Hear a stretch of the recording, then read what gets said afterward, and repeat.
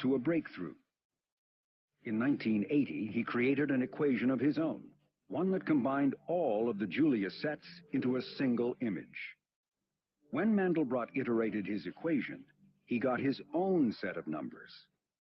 Graphed on a computer, it was a kind of roadmap of all the Julius sets, and quickly became famous as the emblem of fractal geometry. The Mandelbrot set. It's not easy to describe the Mandelbrot set visually. It looks like a man, it looks like a cat, it looks like a cactus, it looks like a cockroach. It's got little bits and pieces that remind us of almost anything that you can see out in the real world, particularly living things. So it has a character that reminds us of a lot of things, and yet it itself is unique and new. The Mandelbrot set is real, an absolute thing, no question whatsoever. Any mathematician or any computer scientist or student in a school can study it and find the same, describe the same thing. It's a common experience. And so such things that can be magnified forever and have infinite precision do exist, but they're not touchable. It's a geometrical shape, an icon, if you wish, which somehow embodies as an example a very important aspect of how the world works. Somebody recently actually called this set the thumbprint of God. With this mysterious image, Mandelbrot was issuing a bold challenge to long-standing ideas about the limits of mathematics. The blinders came off, and people could see forms that were always there, but formerly were invisible. The Mandelbrot set was a great example of what you could do in fractal geometry, just as the archetypical example of classical geometry is the circle.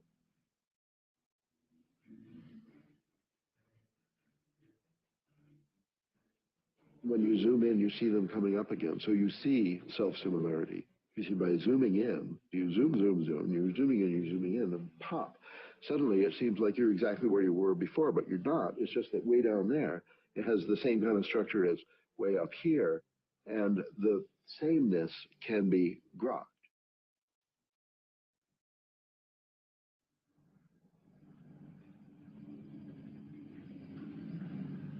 Now we'll begin our serious exploration of the Mandelbrot set, a voyage which, in fact, could last forever and ever, much longer than the lifetime of the universe. I have here the full set, about 6 inches across. Now, if I blow this up, I'll increase the magnification now 13 times, and you see more and more detail is appearing. And the interesting thing is you see mini Mandelbrots, replicas, almost identical, yet perhaps subtly different, of the original set. And I can go on doing this.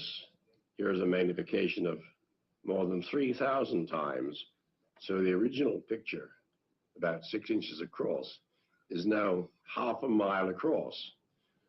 And no matter how much we magnified it, a million times, a billion times, until the original set was bigger than the entire universe, we would still see new patterns, new images emerging, because the frontier, the M set, is infinitely complex. And when I say infinitely, I really mean that. Most people, when they say infinitely, they mean only rather big. But this is really infinite.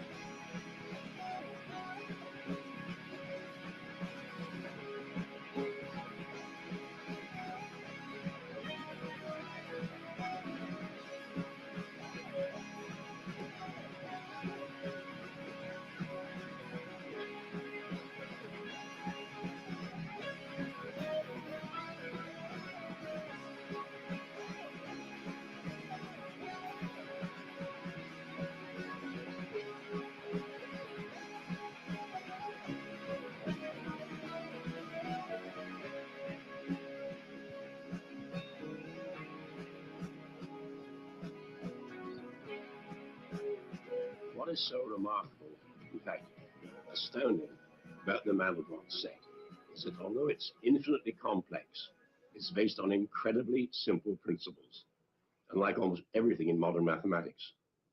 In fact, anybody who can add and multiply can understand the principles on which it's based. You don't even have to subtract or divide, still less use logarithms or trigonometrical functions to comprehend how the Mandelbrot set is created. In fact, in principle, it could have been discovered any time in human history and not merely in 1980. But the problem is this: although it's only based on adding and multiplying, you have to carry out those operations millions, billions of times to create a complete set. And that's why it was not discovered until the era of modern computers.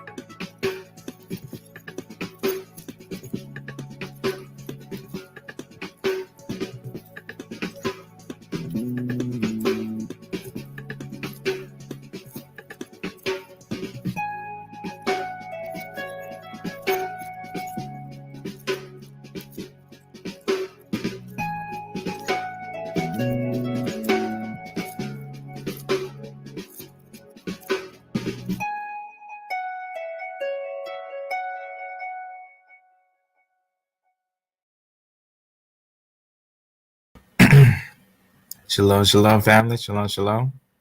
As always, at the 10-minute mark, we're going to say the Lord's Prayer. So today we're going to say the Lord's Prayer. Our Father in heaven, honor be thy name. May thy kingdom come. May thy will be done on earth as it is in heaven. Give us each day our daily bread, and forgive us of our trespasses as forgive those who trespass against us. And lead us in the righteous path and guard us from the evil one. In your name we pray. Amen. All right, shalom, family. So truth as always, we're going to bring truth out. Now, I want to show you something as I want to start this with a simple understanding. So last year, I realized something. Upon examining information in genetics, I realized that actually, if you was to look at it very carefully, genetics has a very simple principle when you think about haplogroupings. I'm just going to make a simple concept and then I'm going to dive in. So I'm just going to make a little line here, just 3 lines. And I'm going to talk about something. So in school, you know, in American schools, there's something called report cards, right? And sometimes when you get report cards, you get these little letters, right? You get different little letters that have different meanings and stuff. Let's say on one thing, you end up getting, you know, knowing the American schools, you will get a A in something, right? Now, whether you get a A and you get a plus, right? Does that change the A and does that change what the A is, right? If whether it's a plus or if it's a minus, right? Does that change what the A is if the A is a plus or a minus? The A is still an A. It's not a B yet, right? So the reason why I'm telling you this is because what we're going to look at today is in genetics. Basically, the lineage that I'm going to show you today is that every lineage under it, you can count it as if you was to take an A and you was to constantly add minuses to it. You understand what I'm saying? That's what I'm going to show you today, is that there's a lineage and it goes by this. It's not talked about a lot. It's F-M89. The reason why, because not a lot of people have the lineage, because it's an ancient lineage. Why is that important? Because we can find it in ancient times. I'm going to start off first off of showing something of the oldest F group, where it's found. Now, the oldest F is 45,000 years ago. Now, I'm going to show you this. There's a couple different ones in this location and things like that. But I'm going to go to this F right here. Now, the reason why is because we want to note where it's found and the time that it's found. So now this is a long, long time ago, right? Now, in fossils, they would say it's 45,000 years ago. That's very important. The reason why we're going to get into details onto that. So that's going to be like Paleolithic time, ancient times, right? Very, very long time ago, right? That's very, very long time ago. And now that place, they'll say a lot of how you say their name, Slavs. They say a lot of Slavs came from that area, right? And you know, I'm just gonna show a little quick example, and we're gonna get talking about it a little bit. Right, so we've arrived at F. This is the ancestor of 90% of males outside of Africa. And as you can see here, it's given rise to rather a lot of different haplogroups. The first lineage to split off is G, then H splits off, and then IJK, and IJ to the west and K to the east split off further. Now, the basal clades of F today are not very common. They mostly exist in South Asia, Sri Lanka particularly, like the deepest rooted clades H, which is largely found in Dravidians. It was formerly found throughout the Indian subcontinent in large quantities. Now it predominates in Dravidians, and it's at lower quantities elsewhere in India. H is also the most prevalent paternity among the Gypsies, alongside other Indian groups like R1A and, according to some reports, R2. I think it varies dependent on the group, and then a few paternities they've picked up during their travels. Okay, so here you can see the other offshoot, G, the other early offshoot, because these are the two offshoots that split before IJK. Pay attention. What did it just say? This is super important. Why? Because I'm going to show you, if you can do this, you can understand what's going on. Watch what happens here. I'm going to show you what this little picture we had. Now, I told you we was going to save this and we're going to look back at it later. Now, we're going to look at F. Now, F makes other lineages. It makes F1, F2, and F3. But F also does something very important. It does something unlike any other group of many other groups. F makes GHIJK. Now, some of you may be thinking, if you're not familiar with how we went over how A and B groups is, I'll put a video in the description of how A and B groups is. A and B groups are different than D and E groups and CF groups. That's very important. They're going to be different groups. So I'm not going to go over them. I'm just going to be blunt today. So F makes all these lineages. Why is that important? Because if we're talking biblical narrative, if we got 1, 2, 3, 4, 5, 6, 7, 8 direct, distinct lineages coming from one father, one direct father, that means that one direct father is the father of all those lineages. That means biblically, we have to establish the law biblically. What I mean by the law, right? If you open up the Bible, right? And let's say you don't even have to do that. You can just go and type down family tree of Noah. And it doesn't matter if you're well versed in the Bible. It doesn't matter how much you know in the Bible, but this is just something that's important to know. Many people know it just by reading the Bible. But notice how if you look at the family trees in the Bible, they're all separated from each other. What does that mean if they're separated, right? If now let's look at a family of Japheth. Now, if Japheth's family are all linked together from one father, but they all spread out in their own ways. But notice that they all come from Noah. But notice that the branches underneath the father line, they are going to be separate. Notice how this line right here doesn't touch this line, right? These two lines are separate, right? This makes it actually important to understand. In genetics, this will be called a monophyletic group, right? If I only pick Meshach and Tubal, that would make it basically phylactic, not monophyletic. It would just make it you're picking something underneath it. You're not picking the roots. So we're gonna be talking monophyletic. What is gonna be one tribe, right? Monophyletic comes from the word one, mono, and phylactic, basically tribe. It comes from the Greek word one tribe, right? That's very important. So one tribe we're going to be seeing here. Now we got to ask ourselves, are we looking at Japheth? Are we looking at Shem? Or are we looking at Ham? All we have to do is look at the root. Now, how do we also know that F is not Noah? That's the thing about it. Can F be Noah and then leading up to Adam? F is not Noah. How do we know that F is not Noah? Because we already did a video on breaking down what is a monophyletic group. And that's what we're going to talk about today. We're going to also talk about what is a monophyletic group, which F makes a monophyletic group. That's what's going to be talked about today.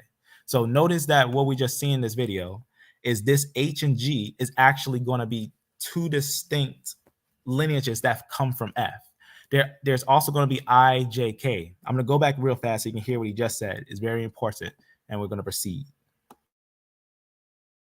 Bit before IJK, and the interest is these are the two offshoots that split before IJK, and okay, so here you can see the other offshoot, G, the other early offshoot, because these are the two offshoots that split before IJK, and the interesting thing here is that you can see there's an area in South Iran, what was formerly Elam, where G is significant. It's 25 to 50% in that small coastal area, and there is an Elamo-Dravidian hypothesis that suggests that the Elamic and Dravidian languages came from the same place, which is very interesting given that G and H, are both deep-rooted clades of F.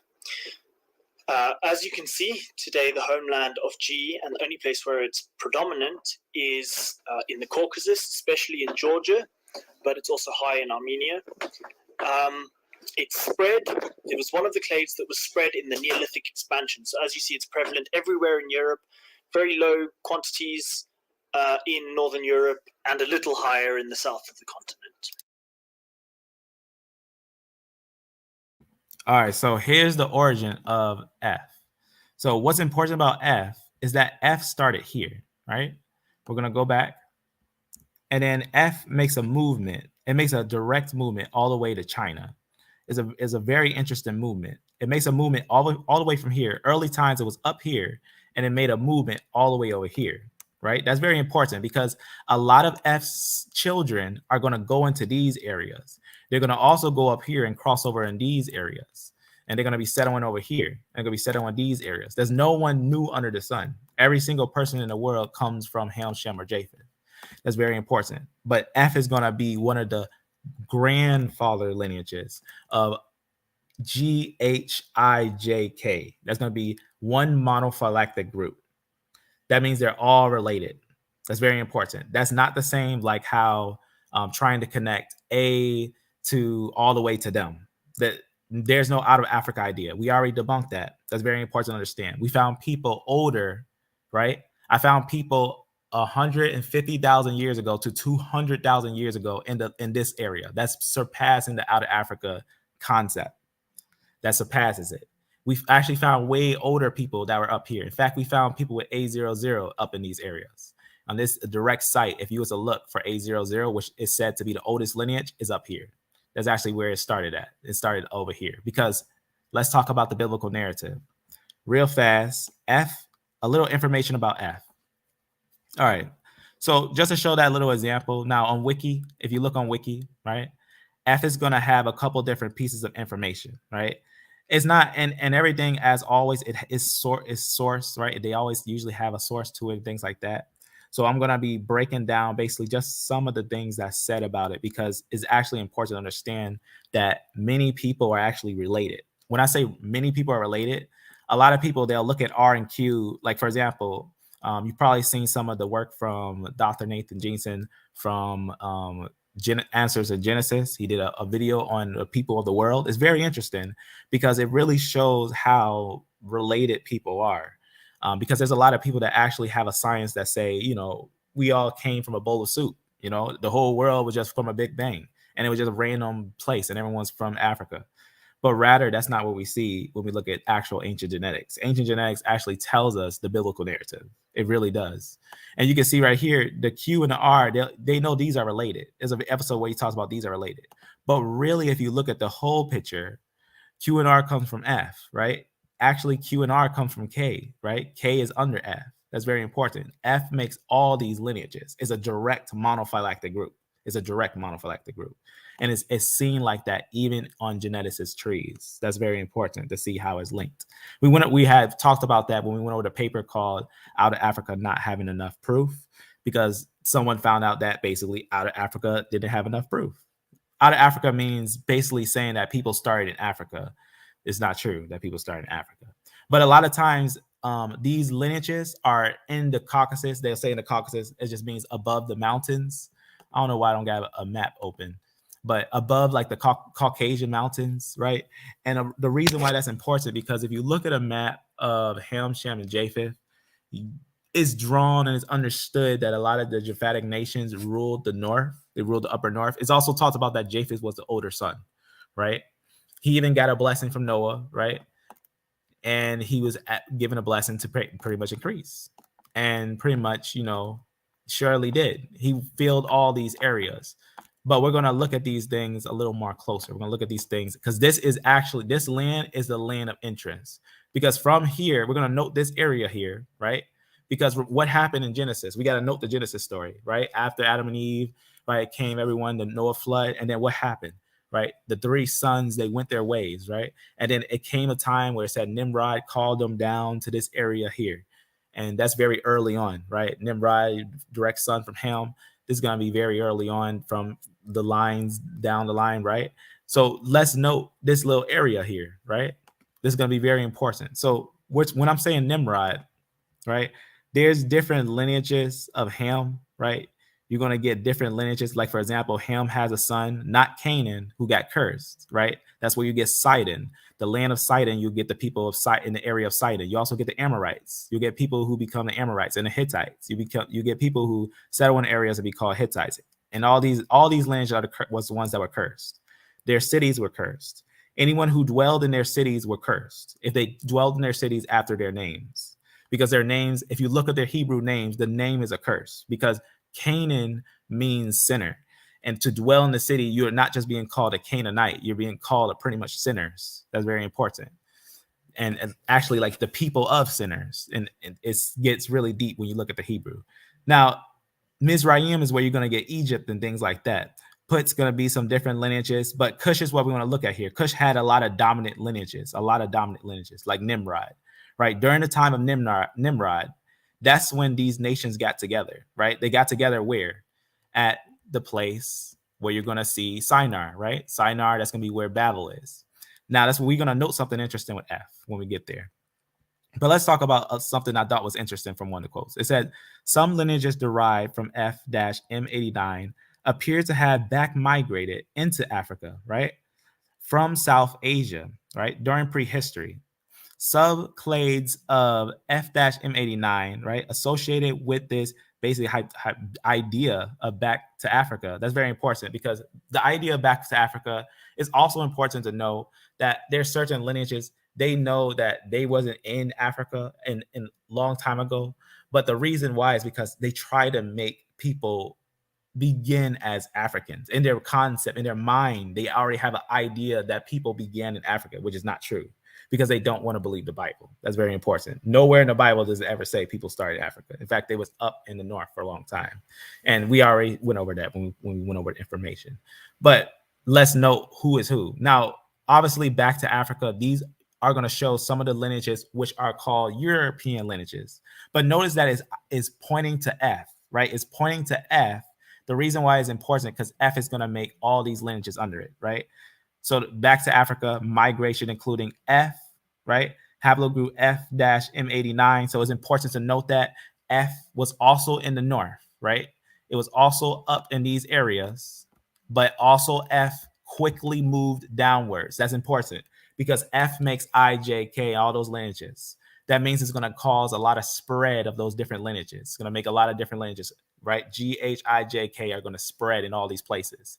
But we got to remember who's F, right? And who's all these lineages. And these are going to be very important to note because these are actually going to be Japhetic lineages. Why?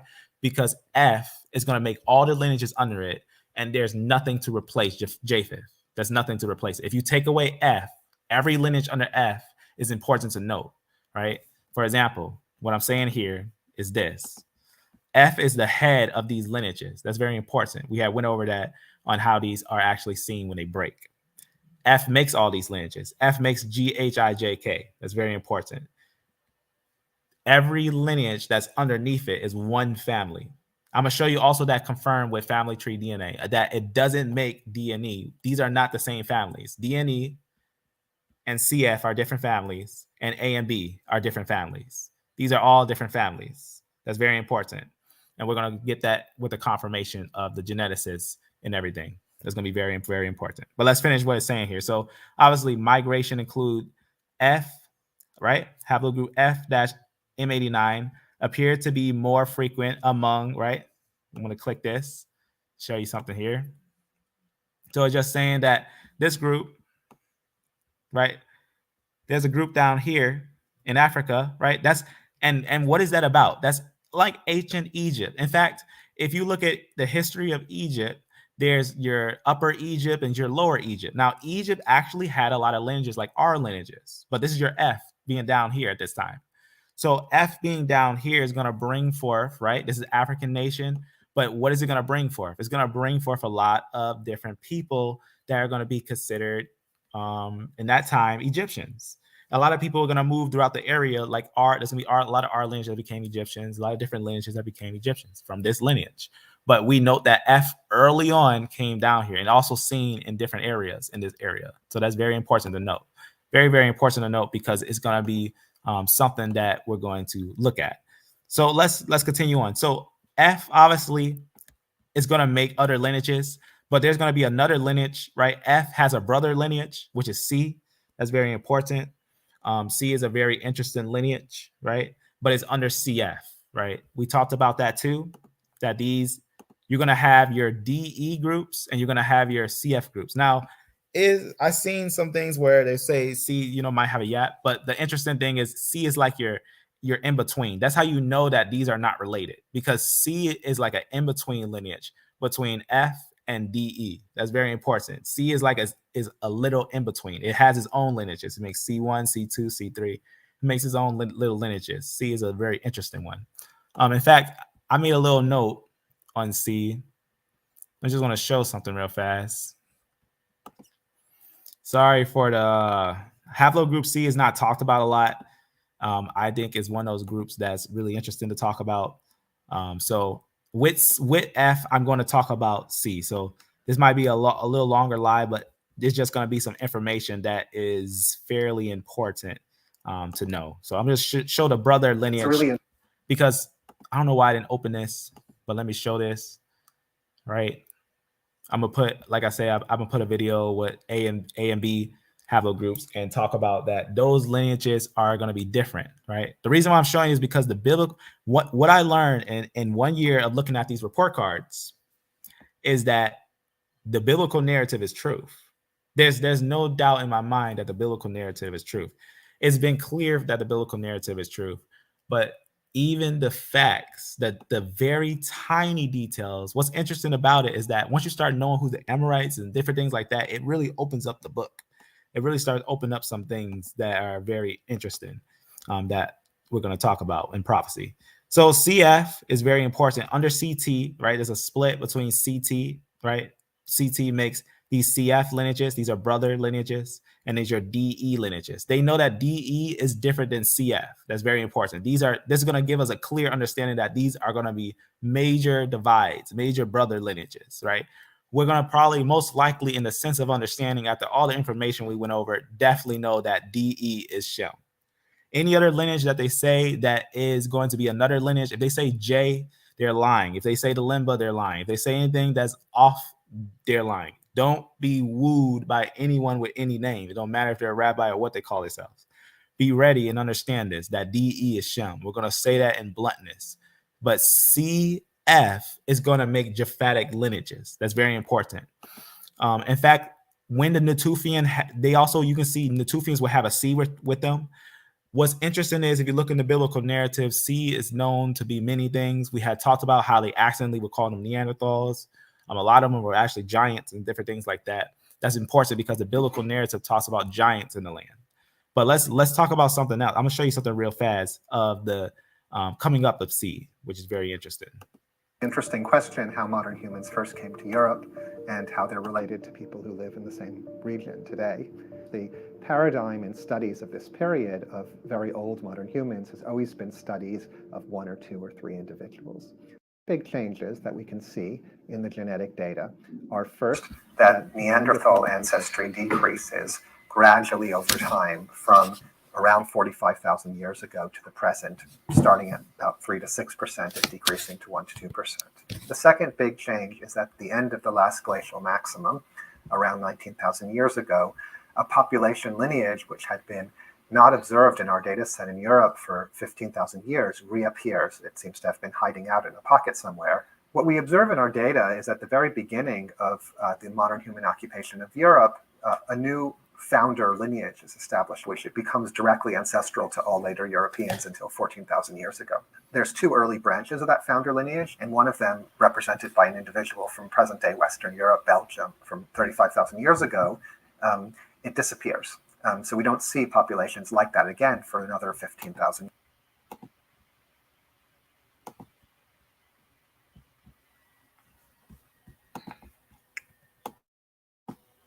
All right, so why did this one disappear? If you know, we had talked a little bit about basically haplogroup T and what happened with T. Why is that important?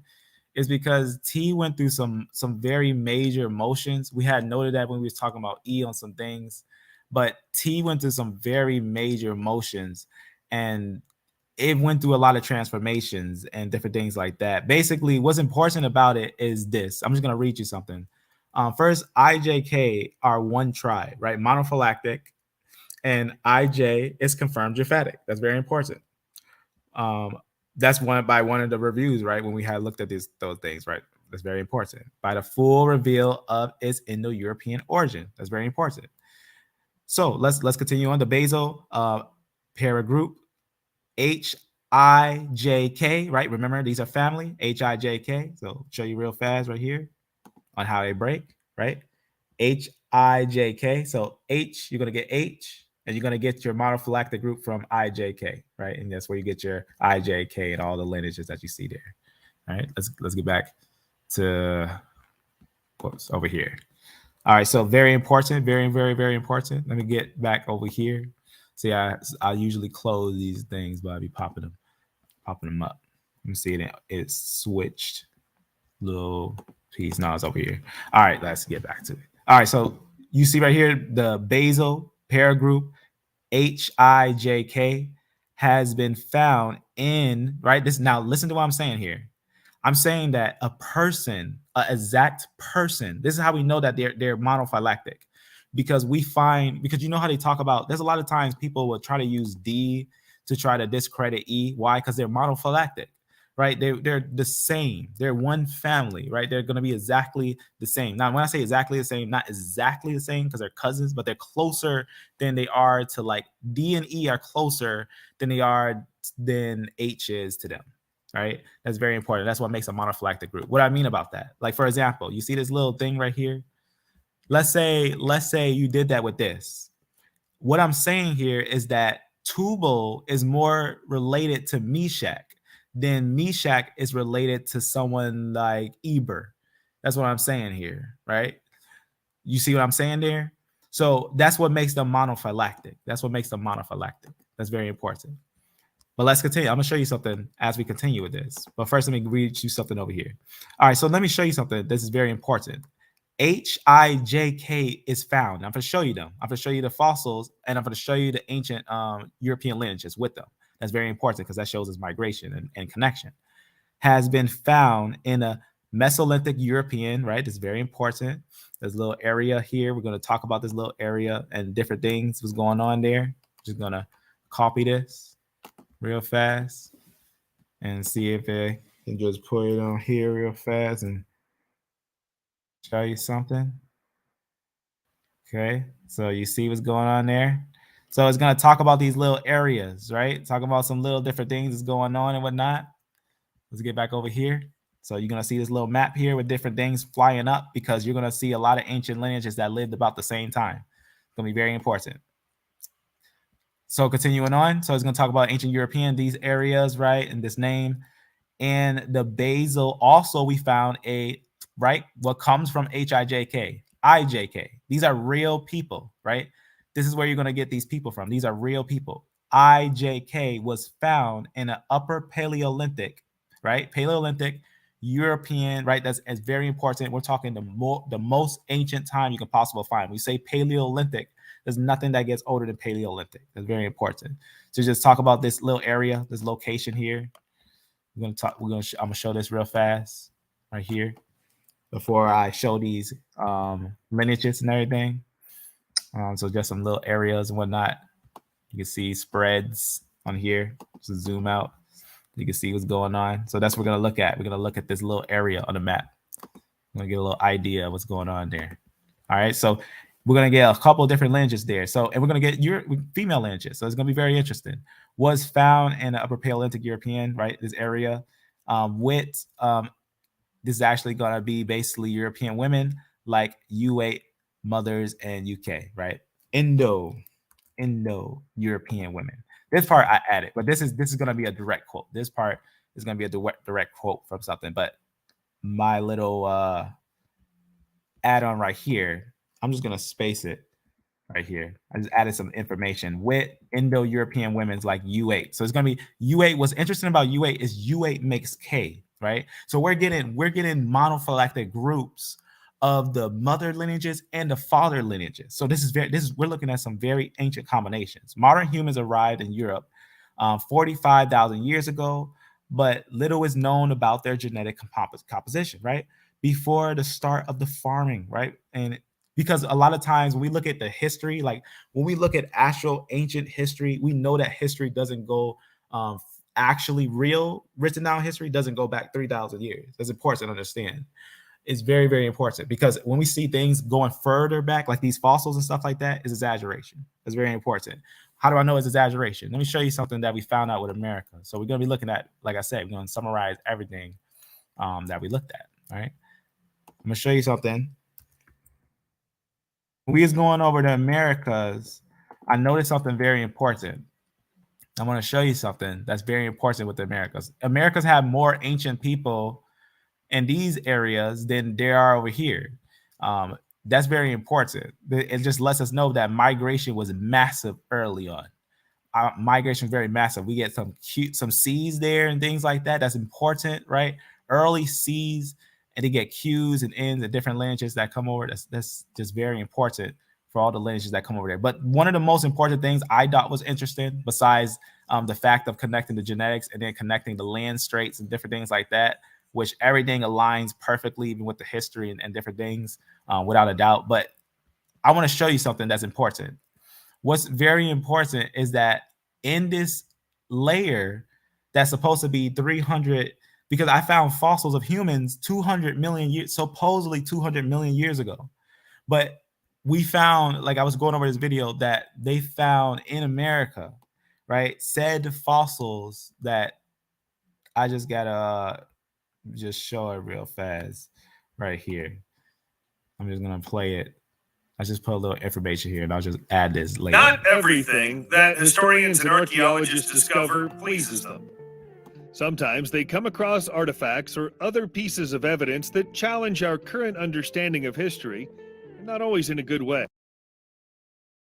To especially apparent similarities between the Sumerian cuneiform and the cuneiform on the Fuente Magna, and that presents a substantial historical problem. Some discoveries seem too implausible to be true, and yet when they happen, we have to give them our full consideration. Take, for example, the discovery of a carved bell inside a seam of 300-million-year-old coal by a 10-year-old boy called Newton Anderson in 1944. The bell, which was found in Upshur County, West Virginia, is made of brass and came complete with an iron clapper. It was, however, firmly embedded in coal that formed during 1944. The bell, which was found in Upshur County, West Virginia, is made of brass and came complete with an iron clapper. It was, however, firmly embedded in coal that formed during the Carboniferous period on Earth.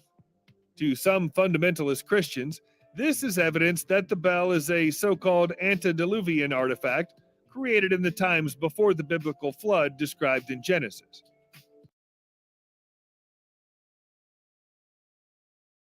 What did it say early in Genesis? Didn't it say that the people filled the whole earth, but then they got wicked? If they filled the whole earth and America was still part of the whole earth, and it's also possible that all the lands were one land, right? It'd be easy to fill the earth if all the lands were one land at that time, wouldn't it? That's very important. So a lot of times when you see these dates and these things, know that it's exaggeration. The reason why I say it's exaggeration is because if you look at the biblical narrative, that's your truth. The biblical narrative is your truth. What you're seeing here is because of the fact of what the flood did. The flood caused all types of changes with all the people that would have been of ancient times. People of ancient times, like for example, what's important is that the groups that you sometimes see, think about it. Japheth. Was Japheth older than Shem? How old was Shem when the time that Noah finished the ark? Shem was 100 years old. Shem, he was the middle son. He was 100 years old when the ark was finished. If Japheth was older than Shem, what if Japheth had children before the flood? What if those children before the flood was put underneath the pressures of the flood, all the layerment and all those layers from all that water, causing people to look at those things and date things to an astronomical level. In fact, a lot of these things are dated because of the levels that they're found in, the soil level. That's very important. But a lot of times it's not dated exactly as it should be dated, right? Biblically, right? That's very important because they don't believe the biblical narrative. But the biblical narrative brings us the truth, especially when we look at these things that don't match their narrative. That's very important. So modern humans, it just talks about modern humans arriving in Europe, right, about this time and whatnot. And it's gonna and what's interesting about it when I talk about when they talk about they don't know much because the recordings aren't there and everything, they don't know.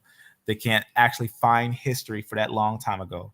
We analyze genome-wide data from 51. You're going to see a lot of genetics real fast. 51 Eurasians, right, from 45,000 years ago till 7,000 years ago. Over this time, right, you're going to see a proportion, right, of the so-called Neanderthal DNA. I'm going to show you what they call Neanderthal DNA, because I went over this before when I talked about that they were saying that the C group was Neanderthals, right? I had went over this when we went over basically some of the E groups. Let me just show that real fast when I went over that real fast.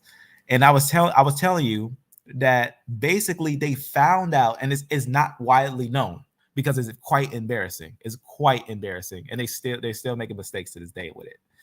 It's widely known that they were mistakenly making C, the C group, Neanderthal. They were making a Neanderthal, and they didn't want to admit it, but it's known that it was being called Neanderthal. That's very important. And we was talking about that when we was talking about T. In fact, it's not on this. It's on this. It was on this because we end up talking about how T basically we found the ancient lineages upper, some of them in the area of, you know, Romania and Russia, and things like that. But we talked about basically a little bit. I'm gonna go down to it a little bit on. I'm gonna go to one of these real fast. Matter of fact, I'll type it down to find it easier.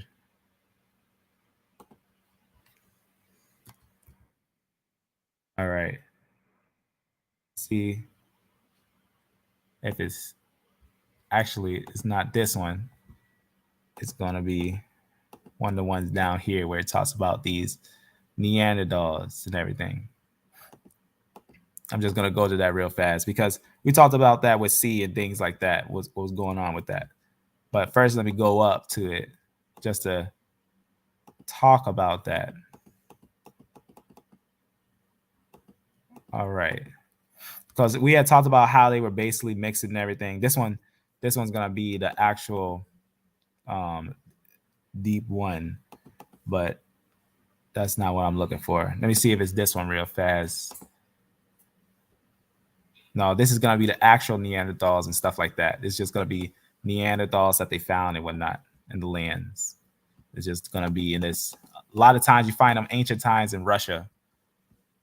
I'm gonna go back over here and go up or to the next one. I want to show you this one because this one was an interesting little paper. In fact, I think I passed that. It's at the bottom. I'm gonna grab it real fast. The reason why I want to remind on that is because it's quite here. It's quite interesting. It's quite interesting because when you're noting things like when people say Neanderthals and you find out certain things where they say, well, it might not actually be that much Neanderthal and things like that. It's quite interesting on those things. Maybe I should maybe I'll timestamp it on the video we did. I'll timestamp it and probably put it at the bottom of this thing because I'm looking for that little note. I don't want to take too long trying to grab it. But I just thought about it real fast and I thought I should show it. I should show what we're talking about with everything. Let's talk about Isham and everything might be from here. All right. We just talk about how this ancient individual, which is an individual from F and everything, call him Isham. He has K, haplogroup K. This is very important. All right. K2. Right. Very, very, very important. But this is not the one. But I'm going to see one more. If not, I'll just make sure I add it to the thing. All right. I add it to the thing later. I'm not going to keep looking for it. I'm just going to click one more just to see. But the reason why I wanted to show it is because we had went over it that basically they were calling some of the groups, right, Neanderthals, and they were actually C's. They were actually C's, but they were called the Neanderthals, not this one. I forget what exactly one it is. There's a lot of notes with a lot of little things. I'll grab that a little later and I'll put it in the description. I might just grab the actual little page and just put it in the description and talk about how they were accidentally calling C Neanderthals. It's really interesting how they were doing that. So just to get that little reminder on that I'll put that later. I'll put it on here a little later. I'm not gonna look too much for it. All right, go back up. Now I'm going to show you. Now I'm going to show you his genetics because we're going to see C. We're gonna see it. Let's see it because it talks about the Neanderthal DNA decreased. That's important to understand. That's what we were just hearing on this little video. It will talk about the Neanderthal DNA decreased over time, right? It decreased from 3-6% to around 2%, right?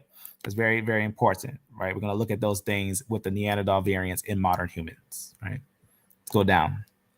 So obviously, we know that the biblical narrative is true. We know that, you can't go past that, right? That's very important. I'm going to copy this. And I'm going to go to what I'm clicking here. I'm going to show you this paper real fast. All right, so it's going to show us the genetic history of the Ice Age of Europe. That's very important. So it's going to show us the genetic history of the Ice Age of Europe. I'm going to search something real fast. All right, so this is what's going to be in the study. Everything that you're seeing here is going to be things in the study. I wanted to just have a PDF because it looks different on this than it is on the phone. But let's see. Should be fine. Yes. All right. All right, so this is what I want to show you. But this little thing is kind of like, you see the little mash there. I don't really like that. I'm going to just grab the little PDF real fast. So we go over here. All right. Just going to go down to this little thing down here. All right. So 51 ancient modern humans analyzed in this study. Right. That's very, very important. We'll come back to that real fast. We're just going to scroll. So we're going to see these ancient genetics of these ancient peoples. But first, I want to show you some highlights from it, some very important highlights that I thought was very important and was very interesting, which is going to be a little bit from here. So let me show you something. So what you usually see, I love to find these finds. Why? Because it shows the Y DNA with the female DNA. It's kind of like a report card, going back to over here, right? A report card. So in here, if you find any of the G, right, the GH, I, J, and K, they're related, right? As soon as you see that, you're like, oh, those are going to be related. This is going to make all those lineages. That's very important, all right? FM89 makes all these lineages. That's very important. But why I like finding the female lineages is because when you link the female lineages to here, to FM89, the very first lineages, it let us know the roots of peoples. That's very important, right? It gives us some understandings to who people, how they originated. Because the thing about the biblical narrative, we also got to understand that Ham, Shem, and Japheth also had their wives, right? But what's important is none of those women, the original women from Ham, Shem, and Japheth, they are not going to be Ham, Shem, and Japheth, right? You can't call a woman Ham, Shem, or Japheth. You hear what I'm saying? But rather, they are all women that will come from Noah and back. That's very important. They're going to be women from Noah and back. Remember that when you think of the women. That's important because when you think of Messiah, right, he came through Mary. But ask yourself this question. What did it say a long time ago about Sarah? Sarah will what? Have a son. Did Sarah have a direct daughter, though? Ask yourself that. Did Sarah have a direct daughter? Did Rebecca have a direct daughter? We know that when Joseph, right, when we get the time when Joseph's there, right, from his father, right, Israel, Jacob, we know that he has a sister, right, Diana. We're now seeing a sister, right? So who is she from? Leah, right? Leah has a daughter, right? That's very important. That's very, very important because that's the line where David comes from, right? The line of David comes from Leah. That's very important because that's where Judah comes from, right? Now, what's deep about that is that if we take Leah, right, who did Leah come from, right? From what mother did Leah come from, right? Why is that important? Because she's not the direct, right? She's not the direct daughter of Sarah. That's very important. Remember, Abraham went and got his wife. Then came the time that we seen that his son, right, Isaac, went and got his wife, right, Rebecca. Then came the time that we get a time where we get Jacob, Israel. He goes to get his wife, and he gets 2 wives, and you know how that goes, the whole situation where if you don't know, you know, he gets 2 wives.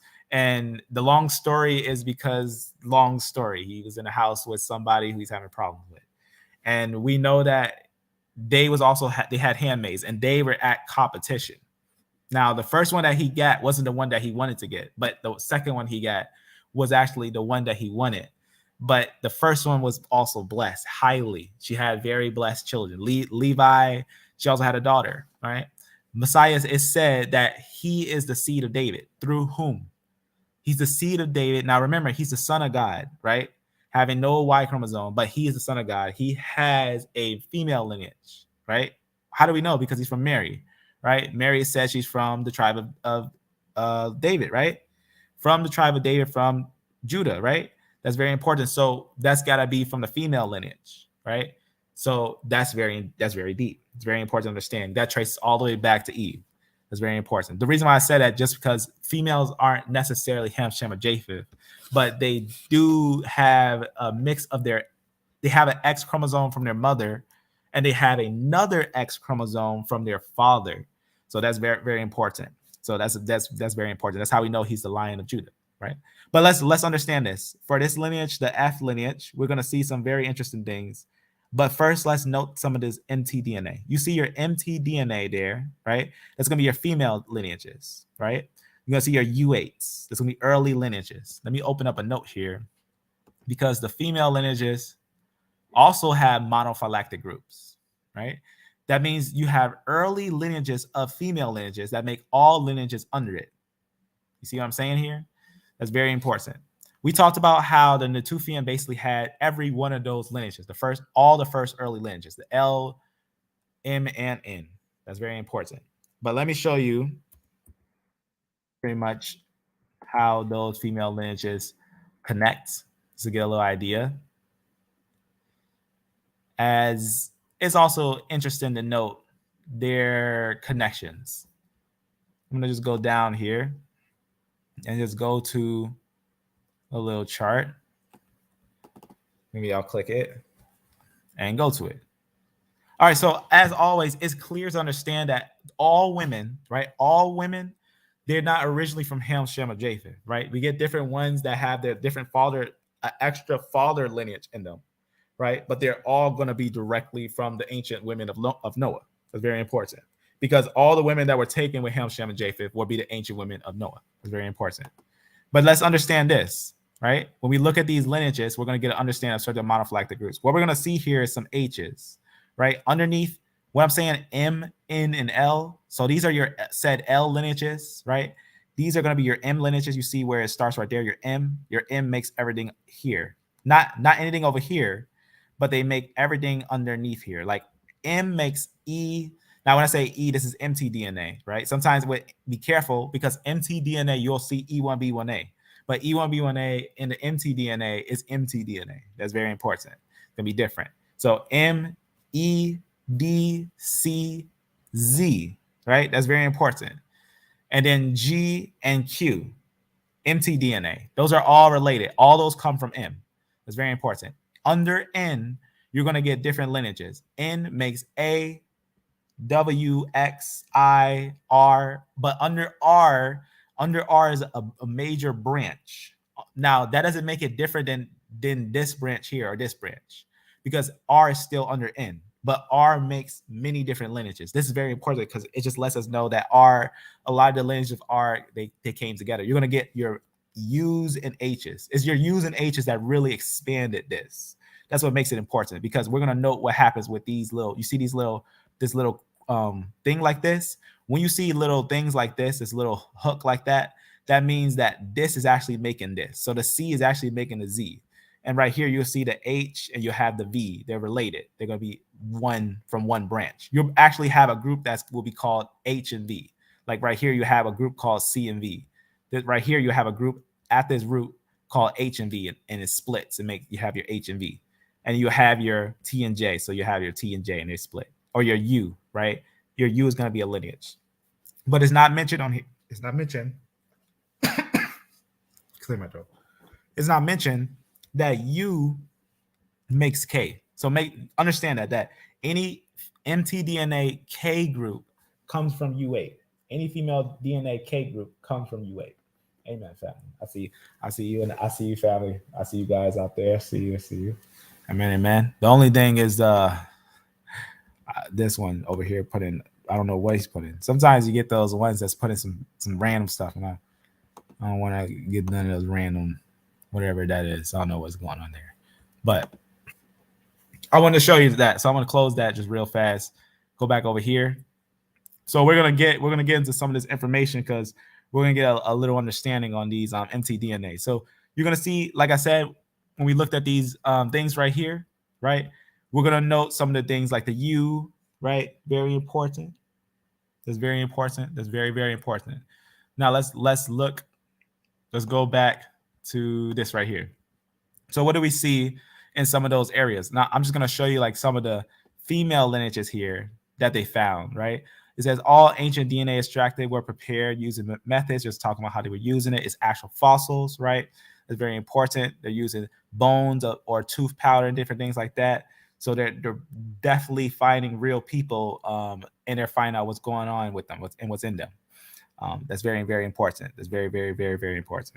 But notice what you see. You get your U8s, right? Very, very early U lineages. A lot of U's. That's one family. That's like a one monophyletic family. But you also see your M's. But notice that that's a major M, just an M. So we're gonna see something that's gonna be very important. You see your M's right here. So there's gonna be one family. They have different lineages underneath it, but it's gonna be your M that makes all these underneath it. So it's gonna be your M here, and you're gonna also see your U's there. So you're gonna see some of those that come from the N. So U's are you gonna find there, and you're gonna see some H's. So we're gonna note some H's in this little area. That's very important. The reason why we're gonna look at the men when we go to this, and we're gonna get an idea on the men. You see that R1b?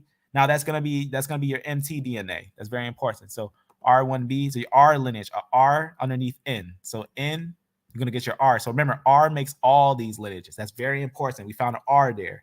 So we found the R that makes U.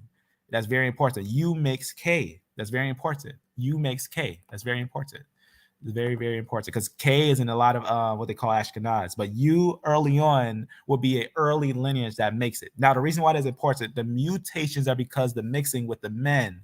That's very important. The mixing with the men, getting the extra X chromosome, getting all those basically combinations going on, and they're basically have these on there to document those changes, right? Sometimes you get what they call ancestral states where they'll still have, their ancient ancestral state, or they'll have a derived state, right? A change state, right?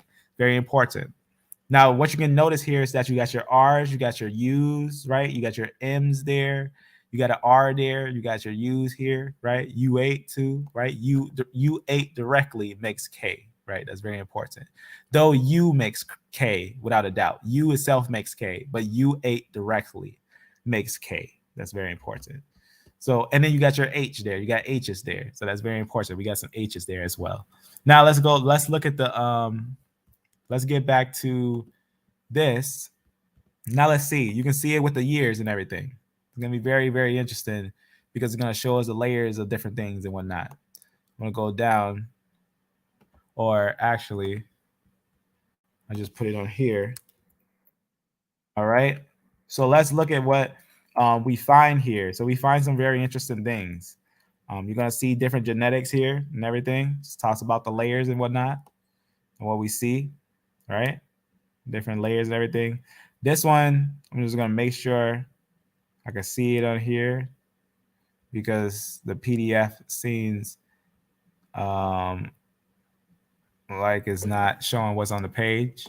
Let me actually go to what's on the page. Go down real fast to that over here. So we're gonna like I said, we're gonna look at this thing for the root, and it's a lot of families that are related. I don't know why I went over here. It's actually over here, right here. All right. So all these are one family. Remember, we're seeing major monophyletic groups, right? We're getting groups that are all related. They're gonna be one family. It's gonna give us a good understanding of what we're seeing here and what's all this about, right? Very, very important on what we're seeing. See if I can find this thing on here real fast. Show you something. All right, so I showed you this with the female lineages and everything right here. I'm gonna go down because now I remember I had took a few screenshots already. I'm gonna just show you those little screenshots. So these gonna be the female lineages. I'm gonna go down. So this just a little more, those female lineages, the U8s, right? U5s and everything, M's and everything. Very, very important. All right. So that's just very important. So this little PDF, we're going to talk about some things. So note, right? IJK is a person, right? I'm going to show you IJK as a person that makes T, right? K makes T, and it makes all other lineages, but not DE Yap tribes, right? Who are all one, right? Yet of CT, right? A and B is not of CT. That's very important. D and E, especially when we think of the E, they actually replace a lot of the A and B places. That's very important. But the IJK lineages that come from F, they're one family. And you're going to note IJK is a person. That's very important. So we're going to note that real fast on what's going on here. So I'm just zoom in and see if this is blurry or not. It's okay. It works. It works. It works for what I want. But I might go to the thing just for a clearer picture. Maybe it'll look more blurry on the after the live. So I'll go to it on here so that we can actually see it. Let me make sure I go to it on this. In fact, on this. All right. I'm gonna go down to get a clearer picture. All right, here they are. I'm gonna zoom in a little bit. If I could. I just don't know how you zoom in this. All right, there it is. All right. All right, so let me show you basically what we're looking at. So remember I was telling you about those C's? I'll find this little paper and I'll show you C was actually the one that they were calling Neanderthal. C was the one that they actually were calling Neanderthal. That's very important. So C is an extremely early lineage. That's very important. We're going to note that what we see a lot of C's and everything. We see what's going on there. It's going to zoom out a little bit, right? Remember, these are ancient, extremely ancient times, right? This is like the earliest times. It shows us all the mutations. It shows us all the mutations, right? This is coming from CT, right? DE also comes from CT, but CT makes different lineages, right? You hear what I'm saying? Going back to here real fast. CT makes DE, which is one family, and it makes your GHIJK, which comes from F, right? It makes CT makes C, and it makes your F, what I'm saying. So that's very important. So CT makes C and F. That's very important. They're going to be one family. Everything under F is one. That's very important because we're not going to have multiple people. We're going to have individuals from Ham, Shem, or Japheth. But if we note the original splits, right? CT is a split. CT is going to be a split that makes all these lineages. CT is going to be like your early lineage. A lot of people having still like Noah's haplogroup and everything, whatnot, because CT is Noah's haplogroup. CT is actually the earliest lineage. It's going to be your earliest split, right? So when you start seeing CT and C, these are your early lineages. That's very important. There's going to be some very, very early lineages. All right, so you see your CT. Now note what you see here. IJ, this is a real, what you're seeing here, this is a real lineage. This is what you're seeing here. They got the real lineage here. And IJK, that's a real person. IJK, these are going to be real people. So it's very important to just talk about those Y chromosomes of these individuals there. So IJK is a person, one person. They're going to be all one family. It's very important. So you can see what they got there. They got your Fs. They got BT. BT makes some different lineages, right? You're going to get different things like A and B lineages and things like that, right? BT is like an early lineage too. It's an early, very early lineage as well, right? You're going to see your L's and things like that, but that's going to be from like your IJK, right? It's very important, right? It's letting us know what we're finding there, right? It gives us the haplogroup, the direct haplogroup, what it is, and it gives us the SNP, right? The exact breakdown of what it is, right? It's going to let us know what we have there, what we're seeing. All right, it's going to give us very early lineages, very, very early lineages, right? You're obviously going to get your early Fs, right? That's very important. Fs, they're splitting. They're going to be all in the place of Europe, right? What else you're going to get? Of course, you're going to get your I's that come from there, I groups, right? That's very important. And then what do you get? You get your HIJK, right? That's an actual HIJK lineage. So that's very important. It's going to be HIJK. It's very important. And then you get your R lineages, right? And then your IJK. Now, on this one, now it may not look so fancy because they don't put the things side by side and everything, which also is important to understand that they're talking the female lineages in the sense that they're related with these ones. So that's very important when you look at these things. So this is going to have that information on there of those lineages. It talks about who they are. It talks about these are real fossils, right? These are going to be fossils, not modern people. These are ancient people, and it's showing you the way that they grew up, right? You're watching the family tree real fast. You're watching people grow up and split and make a bunch of different family lineages, right? Because a lot of times people look at those single lineages like your J's and your T's, and they'll say, oh, these are Jews, these are that, this and that. But if we note the father lineage, we'll see what's going on. We'll see the full picture of what's actually going on. So the reason why I'm going to show you that is because I'm going to go down, right?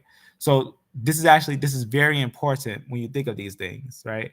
That this is actually going to be peoples that makes peoples, right? Those are going to be peoples that makes peoples.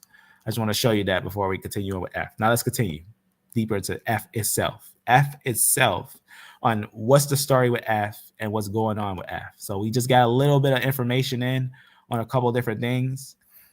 His FM89, a little information. I think I already showed this just to make sure. Yeah. So you see this little picture here. We're going to talk a little bit about this picture. Just want to leave that there. So we talked a little bit about F, right? We just talked about some things. Is migration, right? It appears to be more frequent among these little groups, which I actually believe that open right here that we talked about. You can see that you'll see some T groups, your different types of groups that also came down there. That's very important. That started way down there. That's very, very important. That's why you see later European groups that actually start to appear in the lower area. So if F started up there and got down here, you should also note that some of its children are going to be in these areas, right? Crossing those areas because people are going to be basically, what's the word I'm saying? Migrating, right? Having a migration all in these different areas, going to different areas, but starting off in the upper area, right? That's very important. Start up here and these upper areas. You also find later F's here, settling in these areas, and a major part of them is here, with your H's, right? H's, a lot of Indians, your early Indians, right? They're H's, right? H groups, right? We talked about that your H groups are going to be your early Indian groups.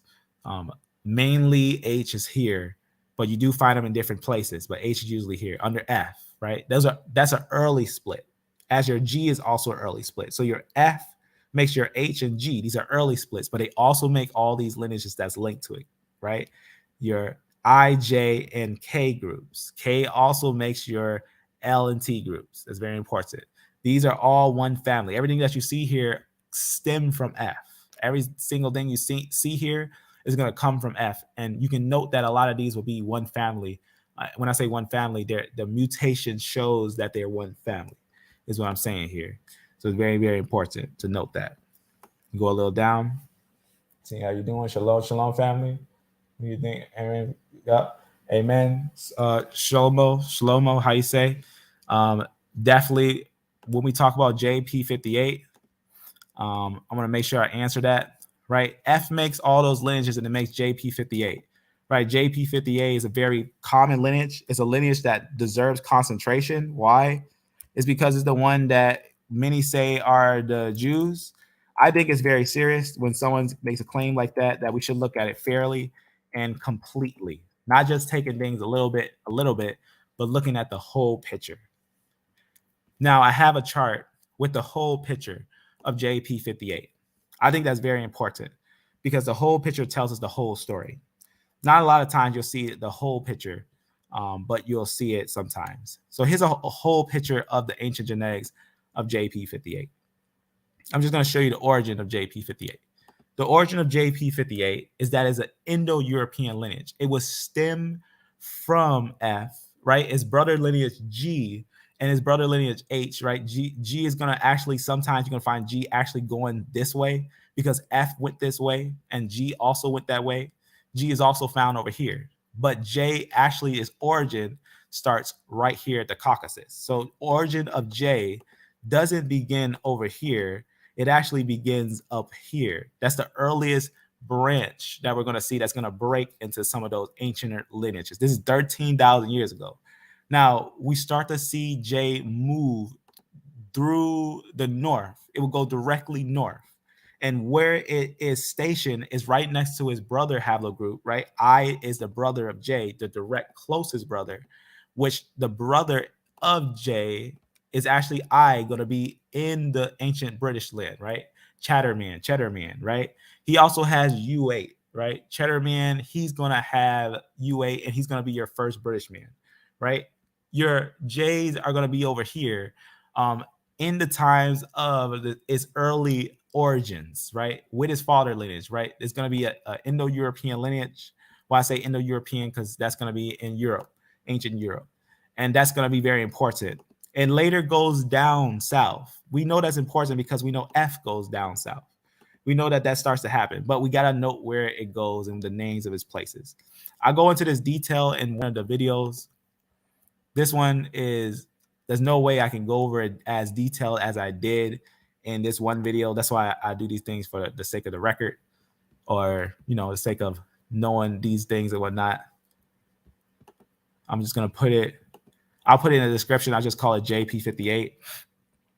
But we did go over it, and where it's the most detailed is right here.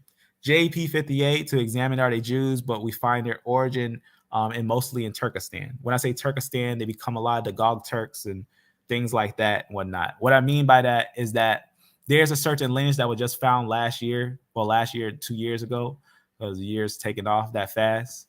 But there's a lineage that was found all the way over here, and it's going to be exactly JP58. Why is that important? Because it's in the Bronze Age, in the time that it said the sole lineage of the, how you say, the Jews came out. But we know that if this was the line of Aaron, there's no way that Aaron himself or any of his descendants being in this place would walk all the way over here and get over in these areas. That's very important.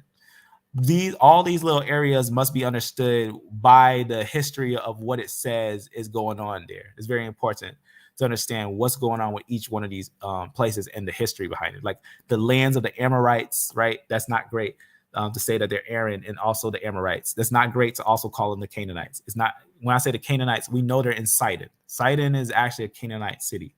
It's a city that we know the biblical narrative said that the Israelites didn't take, but a majority of the J is there. This is all, and we're talking times before they got there. No, the reason why I'm showing you this because we find JP58 in these places. That means it will definitely be from his father lineage, F-M89, and is without a doubt Indo-European lineage, because we find these ancient lineages lingering in large numbers in these areas. So it's very important for a long time. But these ancient lineages, like this one from 3,000 years ago, later on they sweep down. They'll sweep down. That's the Seljuk Turks and some of the Khazarian lineages and things like that. And don't think I'm only saying that the J was over here. J has all his brother lineages with him, all the brother lineages, except for the interesting E that left his homeland, right? E's homeland is actually going to be in the Natufian homeland. That's very important. And then they come out and they spread throughout the whole places, in different places. Just like how F goes down, E goes down, right? When did F go down? Very early on. So E also does, right? That's very important. That's very important. But we know E's homeland is here. But that's going to be your information to know that ancient E is going to be over here. Ancient J is going to be over here, and with its parent lineages and its brother lineages. That's going to be very important.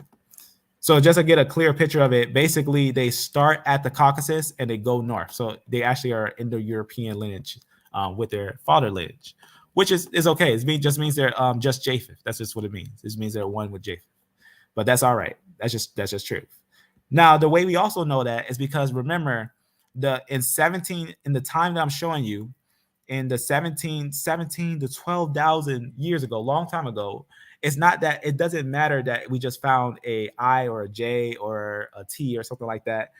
We found a lineage that is all those lineages combined. We found a person that is all those. We don't find nothing like that. Like you can't find a male with an E and a J and a K combined. You can't find that. You can't find a male with an A and a B and a E combined. You cannot link E and A and B that way. You can't link them that way because they don't link that way. That's very important. But IJK, GHIJK links that way from F, right?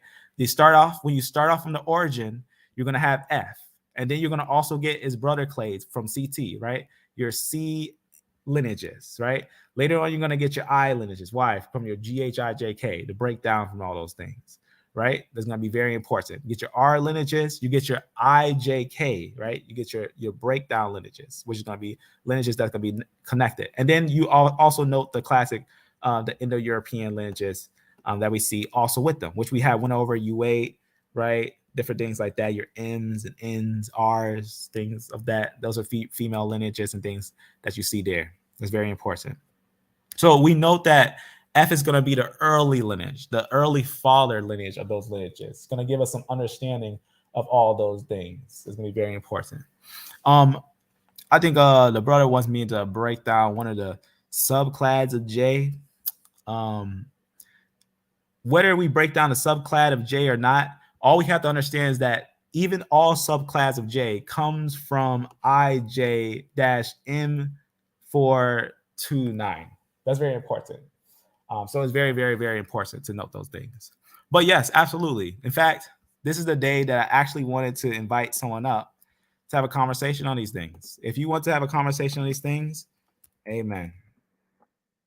I'll put a thing in a chat. You can join and you can show your screen on that.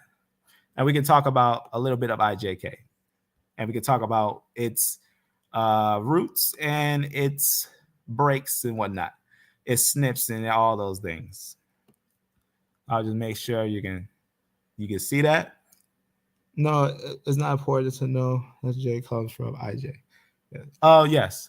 So just for clarity, as I'm going to move on from it once I show there's a geneticist named Dr. Nathan Jeanson. I'll talk about him in a little bit. First, I'll add you to the stream. Shalom, shalom. Hey, am I audible or what? Shalom, shalom. Hey, Lion, how you doing? Shalom, Lion. Hello. How's it going? Yeah. So look, could you explain to me JZ18271, please? Yeah, let's look at that. I may have it on this thing. By the way, this map that you're looking at, I'm pretty sure my friend made this particular map. Maybe. Who knows? I'm not 100% sure who made it, but we can double check all the genetics on it. Yeah. It's firm. But let's type it down. So what is it? J dash. Yeah, if you just paste it from my comments, right? Oh yeah, let me see. You said J dash Z18271. Yeah. And by the way, are you familiar with this branch? I should be. It's one of those ones that I scanned through.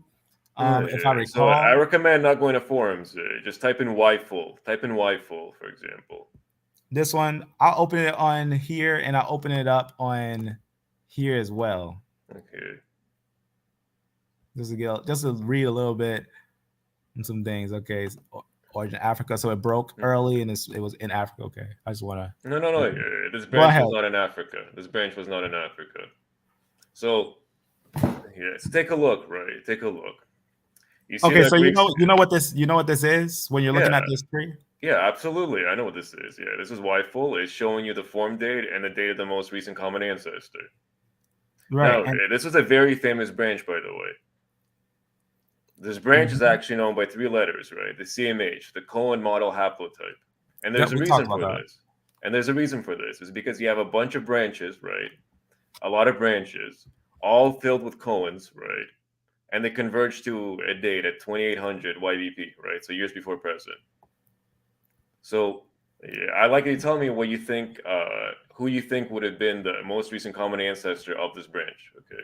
Yeah, let me answer that real fast. So Dr. Nathan Jeanson actually made a video where he broke this down and took all the known ancient and modern J's, and what he came down to understand that I and J is one of the oldest Indo-European lines of many different Indo-European lines. In fact, it's highly in the Turkish lineage.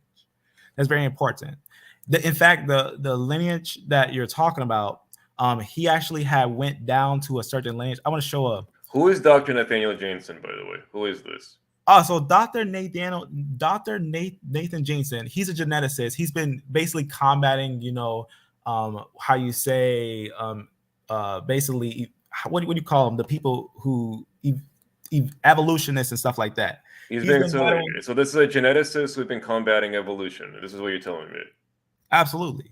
Okay. So this guy is off his rocker, is what you're telling me. You think that evolution is true? Yeah, absolutely.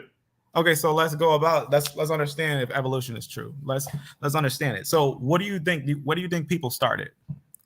Where do I think people started? I think humanity came out of Africa. So who was the first people that came out of Africa? Yeah. What was the oldest lineage out of Africa? The oldest lineage out of Africa? To be honest with you, I've never went that far back. That part doesn't interest me. I'm only interested in clades. I'm only interested in Jewish clades, which are rooted around the Bronze Age, Iron Age, and later. I've never went that far back. But yes, evolution makes perfect sense to me. I have zero issues with evolution. Okay, so let me just confirm to you that the J group goes as far back as said 13 BC, right? I'm saying 13,000 BC. 13,000 BC. That's very important when we talk about it. We can tell actually on YFUL. If you go back to YFUL, right? If you go back to the YFUL tab, right? That's talking about SNPs. This is a page that's showing you SNPs. It's not breaking down. No. But all of those which you're referring to, right? When you say the J group, you are in fact alluding to an SMP, right? You are alluding to a mutation. So if you click, we need to look at the so if you click on J, right, it'll show you the estimated most recent common ancestor date, right? If you notice, there's just J right above, right, in the tree. Right which there. is above, right? If you click on J, it'll also show us the date, right? So 31,600, right? 31,600. Right there. 31,600, right? So I'd like to ask you a question: is why do we care? Why do we care about it going as far back as that long ago? This is before any biblical personality. Because what we're looking at, we understand the years are just saying what's older, what's this or that. But what we understand is that how they connect. Because remember, you're looking at J, but you gotta know J comes from I and J. Is I also Shemites? Both J and I were born before the existence of the Semitic language. So let's make something clear. So let me show you something what Dr. Nathan Jeanson say. I think it's important to look at his work. He actually concludes that I and J are both one, and they are both Indo-European. That's very important. He's wrong. I can tell you that simply because we haven't found a single J1 in the Proto-European homeland. We haven't found any let's samples debunk that right now. Homeland. Look at this. I'm gonna debunk that right now. Here's a J. These are all upper areas in the ancient Indo-European homeland. No, but that's not the ancient Indo-European homeland where you're pointing at. That's not it. These are Italy is not the ancient Indo-European homeland. I understand that Indo-European has the word Europe in it, but the ancient Indo-European homeland is not in Italy. Wait. Do you know how the Indo-European language spread? There is a pretty good idea using clades and linguists reconstructing it. So the Indo-European. So let me just finish the sentence here for a second. Right? I'll let you get back to it. So the Indo-European homeland, right, is thought to be basically in the steppe region, around the whole region of South Russia, right? That is basically, and further into Siberia, South Russia. That is basically in the South Russia area.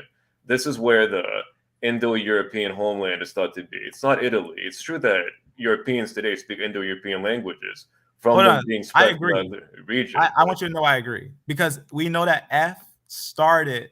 When we think about Europe, we also got to note I have some very old lineages. When I talk about old lineages, I know that ancient K's and T's started in Russia, right? We know that the ancient European lineages, right? When I say European lineages, for example, Isham began in Russia, right, is going to be one of the lineages that breaks and makes many Indo-European lineages, right? When I say Russia, I'm talking ancient Paleolithic Russia. We know that's also all the upper. What's interesting is the biblical narrative says this. This is what the biblical narrative says. I just want to talk about what it says. It says that up here, up in this area, was all Japhetic nations. That's what the biblical narrative is saying. The biblical narrative was saying that basically up in this area, I'm just going to pull up a note here. It's telling us that up in those areas from the north to the west was filled with Japhetic nations. When I say Japhetic, that's what's what the Indo-European nations were. They started up not just in Russia, but all over that area, all over the top area until it was all filled. Even we know that the same lineage in connection, your R and Q lineages went all the way to America before people were even in the lands of Africa. We got lineages in America older than Africa. That's very important. We got lineages lineages in America which are older than lineages in Africa. Okay. Yeah, you want to see some? I can show you some lineages in America older than Africa. If you want to see that, I just played a video. I don't know if you just jumped in or not. No, I just jumped in. Oh, no problem. I just played a video. I'm not gonna play it again, but if you go back and see it later, what's this video about, by the way? Reality correction, Ashkenazi origin. What is this about? Okay, so what I'm gonna show you real fast is that it's not this. It's not this. I want to show you something else. I'm just gonna show you the spread of the ancient Indo-European languages. I found this video. I think it's one of the best videos of showing the spread of ancient Indo-European languages. If you study each one of these linguistics separately, this is actually what you first see. The Proto-Indo-European language, which you see with a lot of the Gutians and how you say the ones from the Zagros Mountains and the Caucasus, their languages spread upwards, right? You think the cuneiform and stuff like that. Zagros is not part of the Proto-Indo-European homeland. Zagros Mountains is going to be these mountains right here. Is what I'm saying is that Zagros is not part of PIE. It's not part of PIE simply. Zagros is not. Okay, so let me show you something real fast. So we do know that it is part of the Indo-European language. The reason why we know is because the Kassites came from the Hurrians. The Hurrians were up in the mountains of the Caucasus Mountain. Those Hurrians are an Indo-European. No, Hurrian language has not been classified whatsoever. Okay, let's look at that. Let's take a look at that. So we're going to look at those languages and we're going to look at those people, right? Because that is a great statement. And we can look at that detailedly. I think we can look at those information detail. I think I gotta open up the notes real fast. I'm gonna show you.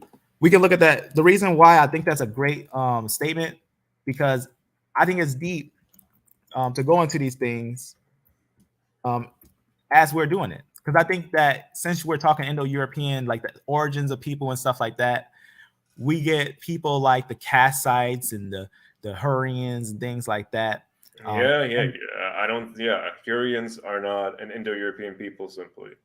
The closest possible connection to Hurrian languages is that of certain North Caucasian languages, but not European ones. Okay, so here's something about the Kassites. I'm going to read you something real fast, what it says about the Kassites, just a little bit of what their language is. So this is what it says about the Kassites. Just talks about their ancient history from Loristan. Loristan's in the Zagros Mountains. The Zagros Mountains has the ancient Kassites. It says, now look at what it says about it. The Kassites, an ancient people who spoke neither an Indo-European nor a Semitic language. Now that's important. Why? Because the Semitic language would be a language that is highly known in biblical times. A lot of people spoke it, mostly Shemites, but we also seen many Hamites and some of the Japhanites, obviously, that came down that way, spoke Shemitic languages. Indo-European is a language that the word Indo, right, means basically to inhabit the area, and then European is going to be up in the area of Europe. Now, what's important is the Zagros Mountains, they have a linguistics that's going to be highly connected to people like the Gutians and stuff like that. And what's interesting, once you start looking at things like the Gutians, right, and their connection, I'm just going to show you something real fast, because you'll get, different little pieces. Let me just make sure, type that again on here, because Yeah, the name Indo-European comes from the reconstruction of the different European languages going back to the ancestral ones. They're not alluding to the fact that these people would have been living in Europe, all the way at those times. That's not what they're saying when they're calling Indo-European. Right. It's simply the way linguists go with backwards reconstruction of ancestral languages. The reason why I was saying that is because this last piece was important. Is when I say the Hurrians connected to the Gutians and stuff like that and things like that. What's important is what I'm explaining here is this. Let me just show you something. What I'm saying here when I say the Indo-European and their connection with these certain things, because when you match, this is why genetics is interesting. When you start matching the genetics with them, the information basically comes together quite harmonically. But let me show you what I mean here. Let me just go down and show you something on this last part on this note right here down on. So it just talks about basically Luristan. It says, watch what it says about that little area. Now, like I said, this little area was actually invaded. I'm going to talk about that quick invasion and then the languages of what's going on there and what it says right here. So it just talks about it was invaded, right, by Iranian Medes in the biblical narrative. Medes, Mahdi, that's going to be Japhetic lineages. That's would be considered Indo-European. And it just talks about how they were taken over in the second millennium. That's 2000 BC, right? It just talks about the Medes absorbed basically the indigenous inhabitants of the region. The Medes are Indo-European, primarily the Kassites. So the Kassites join with the Medes, the Mahdi, right, as well as the Gutians, right? These are all going to be in the Zagros mountain. By the time the area was conquered by the Persians, now the Persians are going to have some Shemites. You might see some E1, B1Bs jump in there, right? In the first millennium BC. So we're talking about 1000 BC, right? We're seeing all these things happen. We're seeing all these things basically merge together. So we're seeing different lineages merge together. That's why you're getting a combination of their linguistics. Their linguistics are not in the midst of Indo-European, nor are they Shemitic. That's very important. Because wait, hold on. Indo-Iranian languages are very much related to Indo-European ones. Okay, and that's why I was getting to this last piece when I was going to match the Horio. Also, when I think Armenian, right? No, Oratrians. So look, part of Armenian foundational mythology. Although by mythology, I'm not going with the connotations of it being fake. I'm simply talking about the denotations of it being, part of the national tale. That their languages and their history does come from the Hurro-Oratrian people. But the language itself, though, modern Armenian, is not sourced to Hurrian. Okay, so let me finish what I'm saying, because what I'm showing you real fast is what it's talking about here when it's talking about the language. Because language, right, genetics and language is different. Linguistics and genetics, we know it's different, but they are connected in a way.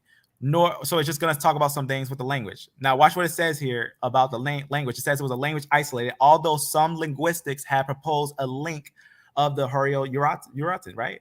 That's very important. Of the languages mixing together of the Asian Minor, from the Asian Minor. But watch what it says. Accordingly to some data, the Kassites were a Hurrian tribe. However, the arrival of the Kassites has been connected to the contemporary migrations of Indo-European peoples. And there's multiple studies that actually connects them, because several Kassite leaders and deities bore Indo-European names. That's very important, because remember we matched them with Mahdi, mixed with Mahdi. It says, and it is possible that they were dominated by an Indo-European elite, similar to the Mitanni, who ruled over the Hurrian, basically the connection of the Hurrians and the connection of what you call the Amorites. That's very important. And when I say Amorites, I'm saying the people who are over here and the Armenians. Yeah. So, Lion, check this out, right? You went over different historical bits in the region and different language switches in that region, right? And consistently, you've mentioned how it's going to be all very important, right? What is this converging to at this point? This is letting you know how things are leading to the biblical narrative, because all these are makers who made Babylon. These are going to be different and all the genetics. There's no one new under the sun. Everyone comes from F. Can you show me one lineage that is going to be a lineage that doesn't come from the lineages that is going to be A, B, D, E, or F? So, Lion, check this out, right? there's going to be one major problem here, right? And it's an unavoidable problem. Is that the Bible here is going to be inconsistent with the DNA evidence. It's simply not going to work together. You won't be able to match everything. Some of it's simply Can I not ask you going a to work. question? Do you believe the Bible? Yeah, me? Yeah, not as a literal document. So why are you trying to teach me about a Levite? Yeah, Levite. So I told you that all of it will not work out, but the more recent you go into the Bible, the more truth you find. I didn't say it's all false. If you got to believe the whole thing, or you can't believe none. That's how it works. Really? Really? So you're telling me if I find, for example, an Amorite account of some history in their region, I have to believe the whole account or none of it? No, the Bible is a different book. It's a prophetic. The Bible. Let me tell you something about the Bible. The Bible is a history book, and it's a prophetic, a book of prophecy. Prophecy is history before it happens. Prophecy is written history before it comes into pass. Everything that the Bible speaks comes to pass. The Bible says that Aaron was a select lineage that went southward and was pulled out of Egypt. They were pulled northward out of Egypt, and they rose up, and they're a direct private lineage. The private lineage of Aaron is going to be a subclass, a private lineage to no one else has that lineage. That's what's important to know about the biblical narrative. Okay, so you're saying I have to believe the whole thing. You're saying I have to believe the whole thing. Okay. So tell me this. What do you make of the lineage that I showed you? What do you make of the CMH? I think it's important to see IJ. Do you know who haplogroup I is? Yeah, who? Yeah, that person would have existed before any written record. It's too old. Right, but do you know that I and J were one? Yeah, it was one person, but again, it would have existed before any written record. So is I Shemites, because we actually find no, impossible. Too old. Impossible. You said it yourself. I is impossible to be Shemites. No, right? but so is this person called IJ too. It's too old. It's way before Semitic languages. Therefore, let's look at a monophyletic group. Let's make sure we understand this, because I can show you Dr. Nathan Jeanson. I already did a video yesterday, and not yesterday, but my last video. I already confirmed that IJ are one. IJ are one. That's important to understand. Yeah, can we be clear here? Because it's not so much that IJ are one. IJ is ancestral to both I and J. That's really the correct statement here. One monophyletic family is IJ. IJ, look, you can even see by the tree, right? IJ is ancestral to both I and J, right? But Absolutely. Then there's a split. Absolutely. And what's their father lineage? F. F makes IJ. J, anything under J, it doesn't matter if it's your subclad or what your subclad is. Understand that J are all one family under IJ. IJ comes from IJK. IJK are one family. IJK is found in ancient Europe. That's what we were talking about. IJ itself, as an individual, was found, and we already displayed it, in ancient Europe, directly IJK. IJK was found 17 to 12,000 years ago in ancient Europe. IJK as one. So one, right? This is before the existence of Semitic languages, right? This is just way far out of anything we're speaking about. This is let's understand what I'm saying here. The biblical narrative is law. Understand what I'm saying. The dates this is why I showed what I showed in America. The dates that they're showing you is exaggerated numbers. That's important. Oh, these are exaggerated numbers. Okay. Absolutely. You know how we know they're exaggerated numbers? Because the numbers don't make sense. When I say they don't make sense, if you look up let me ask you a question. Do you think humans existed 300,000 years ago? I mean 300 million years ago. Yeah, 300 million years ago, no. Yeah. Then why do I find evidence of people 300 million years ago? Yeah, I don't know how you find evidence of people that were old. Yeah, show me. All right, so first let me show you. I'm gonna show you this, and I'm gonna show you something else. First, I'm gonna show you something with E. Let me show you something with E and something about the Middle East. Let me show you something about the Middle East. I already did a video and a note on something, and I found this. This was very important to know about this.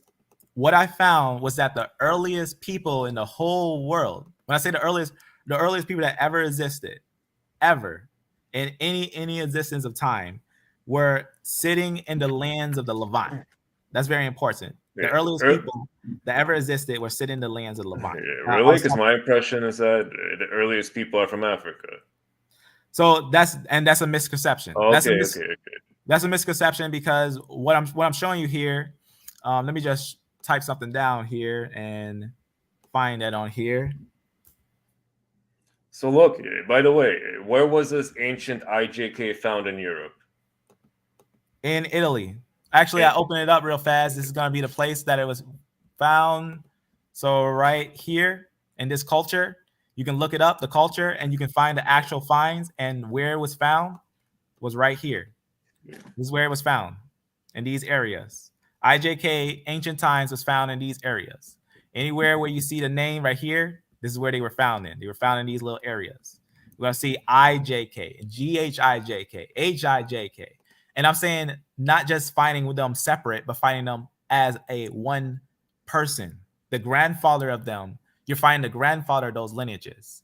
And we can note that even J, we can find they was not born yet. J wasn't born at this time. Then we have J that was going to be born. That's very important because what you were showing on those that Y table you were showing me, those are SNPs.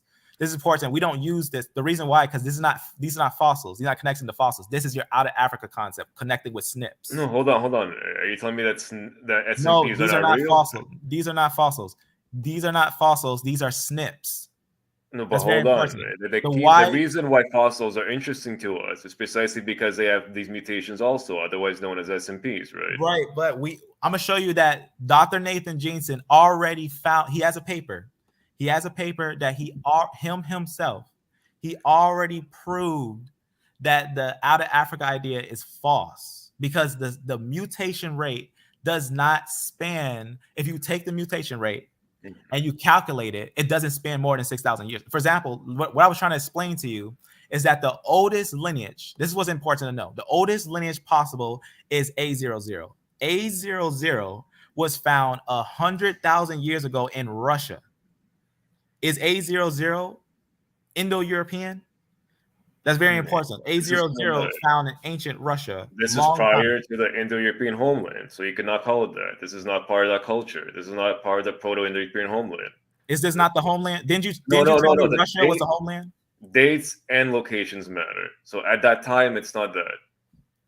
So what would be an acceptable time? 45,000 years ago? 43,000? No, not 45,000 years ago. No. It'll be closer to about 4,000 years ago for the Indo-European homeland. So it'd be about 4 to 5,000 years ago for the Indo-European homeland. So when I say Indo-European, understand what I'm saying. There's biblically, I'm talking Japheth or Ham or Japheth. No, but I'm talking about the actual terms that scientists use for this. Okay, I'll give you that. The term, the word Indo-European started around 4,000 BC. The linguistics, the writing is only at this is how we know history only expands 6,000 years because the biblical narrative is true. No writing you cannot find any writing older than 4,000 years. And understand when you date it, you gotta be careful on those things. Let me show you something real fast. What I was saying here. So you're gonna go against carbon dating now too, because I'm actually looking at samples dated before that time, right?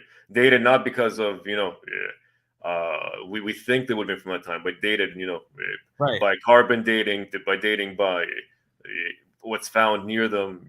So you disagree with all the dating methods then? No, and you're exactly. I'm telling you, you're exactly what I was looking for. You know why I was looking for you? Because you have the perfect mind that I need right now. You know why? Because you have the mind of the world. You have the mind of the world where you already have the out of Africa idea set in motion in your heart. Now, the only reason why is because that's what you was brought up in school. It's not your fault. You was brought up that way in school, right? And that's what you was taught. And you're probably thinking that Africa was a very docile nation that didn't have much going on. But I'm sure you learned about Mansa Musa at some point in time.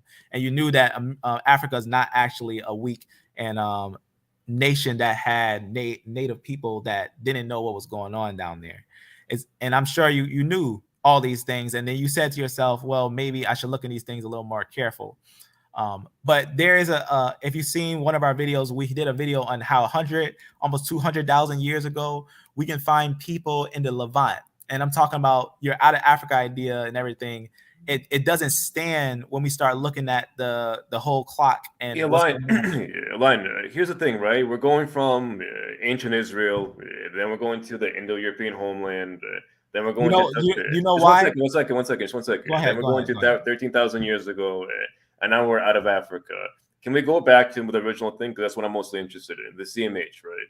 Because I'll tell you why I think the CMH, right, is the best competitor, the best contender, right, for being Aaron's lineage. That if Aaron existed, yeah. One second. That's not the CMH is not 9,500 years ago. The CMH is a particular subclade, the one that I showed you. So I'll tell you why, right? I think that the CMH is the best contender to be Aaron's lineage if Aaron existed, right? I'll tell you the reasons. So one is, I already started to mention, right, that you have a bunch of independent branches, right, with Cohens in it, right, and they all converged 2,800 years ago. That's one reason. The other reason is that a sibling clade also belongs to a Jew, right upstream, a sibling clade also. And finally, the upstream, I think the upstream is, and forgive me if I mess up a letter or a number, is GHIJK, right, has already been found in Bronze Age samples in Israel, right? So therefore, but we're in Israel. You got that's the thing about the mistake of thinking everyone who's found in Israel is a Jew. That's the problem. I didn't say that though. I said all those things put together, right? All those things put together makes it right. The best contender to be Aaron's lineage. You know what pops that bubble? You just said out of your mouth that I cannot be Shemites. If I is a brother to J, direct brother, and I has to be, and J has to have Shemite relatives, you have to understand that you just said yourself that J isn't going to be Shemites because you said that I isn't Shemites. If I said no, but the reason I excluded I though isn't because I have something against I speaking Semitic languages. It's because I itself, because when you say I, I'm thinking about it. I'm thinking about the ancestor I, right? And I realize that's way too old, just as J itself is way too old. Right, but you know these dates are these dates are exaggerated. When I'm talking, look, the CMH lineage was found in Sidon. That's very important. The CMH lineage itself was not found in Sidon. The CMH lineage specifically hasn't been found anywhere. I'm talking about the upstream. I'm talking about JY 3081. The upstream has been found in both southern and northern Levant. It's been found in both. Okay, it's been found in both. It's more than one sample actually had, as I recall, JY 3081. So. Okay, so do you think it's not? Let me just let you know something. I don't think you know that scientists were deeming J-P58. J-P58 was the lineage that they described as being the Jews. No. I understand that way back when the resolution was low and when science reporting was not anywhere near as good. It was simply P58 being reported as that. I understand that happened many years ago. I understand, but today we know the exact subclade. So let's talk about it. So okay, so let me just go scroll up and go to that one more time. Just one more time, just to understand. Let me just make sure you understand this. You just made everyone understand that you just said I is not Shemites, right? Neither is J. It's too old. Okay, wait. So let me get this straight. So you're telling me that the subclade V18271 is a Shemite? Yeah, the one that I told you. Yeah. And and then you're telling me other J1s and other J2s are not Shemites. Yeah, other J1s likely were not part of the spread of the Proto-Semitic of the Semitic language, and of J2s. By the way, if we're talking about the spread, right? We're not talking about them later becoming Semitic speaking. Yeah. When I spoke to the guy who made the very map that you're looking at, right? He actually recommended to me two best competing lineages of J2, which could have spread the Semitic language. But no, there's no reason to expect that most of J2 would have been there with the spread of Semitic languages, right? And as far as E goes, right? As far as E goes, it would have been a couple of branches which likely would have joined in of EM34 specifically. A couple branches of EM34, but the best, however, just one second. Go ahead. The best lineage which matches the spread of Semitic languages based on the dates that linguists estimate Semitic languages had their internal splits between, West and East and so forth, right? And the best Y DNA lineages, which have similar dates, right, are inside of JP58. JP58. So that's when you're going to have the spread of Semitic languages. That's where you're going to have Proto-Semitic speakers. So what you're telling me is JP58 itself is the Shemite lineage of J. No. I'm telling you or that you're telling me your subclad is the. I'm telling you different subclades of JP58 would have been responsible for the spread of Semitic but languages. Not other J groups, though they're all J. No, not all other J groups would have been responsible for that. Correct. Yeah. Okay, so you're 100% sure that I cannot be Shemites at all. No subclad of I can be Shemites, Yeah, right? 100% sure. No. I can only make a bet today that it's very unlikely that any I subclades would have been responsible for the spread of Semitic languages. However, later on, Iron Age and later, I don't see some block against why they couldn't have joined in and become Semitic speakers. Okay, so I'm not talking speaking Semitic. I'm talking about if their bloodline is Shemites. Well, that's the thing. I don't believe in a biblical narrative. Yeah, I don't. The idea of there being a biblical person named Shem, and then all Semites, all people who spoke the Semitic language originally coming from him, I see no reason to believe that. And that's the problem. You know why that's the problem? Because if you look at the lineage on the biblical narrative, if you're saying that someone is Levi, you're not just saying that they're Levi. You're saying that they're blood descendants of Eber, blood descendants of the line of Abraham, of the Shemites. That's very important. So if you confirm that I is not a Shemite, cannot be a Shemite, and if you say that other J's are most likely not Shemite, but they picked up the Shemitic language, that means they have a Shemitic language by linguistics, but genetics say that they're not who they are. That's great, because Dr. Nathan Jeanson also came to the same conclusion that most of J are actually Indo-European, and I is surely Indo-European, found in ancient Cheddar Man, the oldest British person found with U8. That's very important. So all the Shemitic lineages are actually going to be Shemites, but the people that we find actually lead us more to Japhetic lineages. Japhetic lineages are quickly found with J. For example, the Kassites. We find high J's with the Kassites. The Amorites, ancient Amorites before the Israelites even touched those areas, like Ebla and Alaka. Alaka was a city that was never rebuilt. We can find J there. In the land of Levant, which you know that J is found there. In Sidon, BA, Sidon Bronze Age. Sidon is actually an area in the biblical narratives. If you read the book of Judges 1-5 will tell you clearly that Sidon was a city that was inhabited by the Canaanites. They were not removed for that area. Israel put them under tribute, but never removed them from that area. In fact, if you look at a map of Israel, for example, right?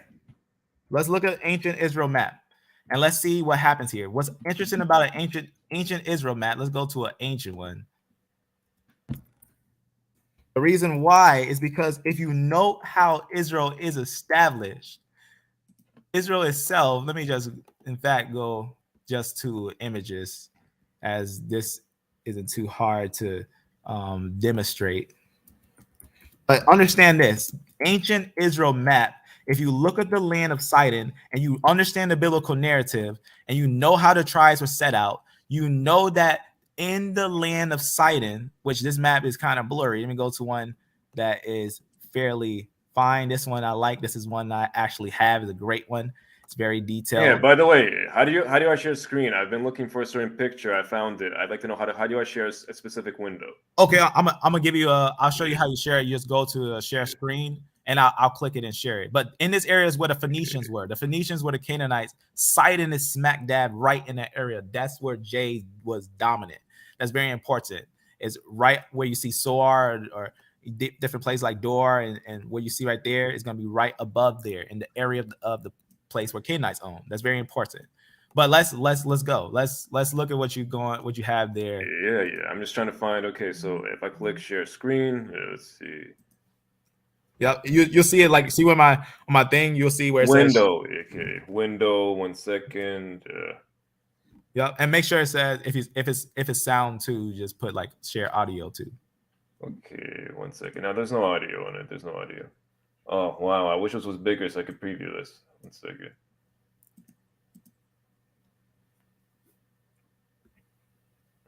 Weird. Okay.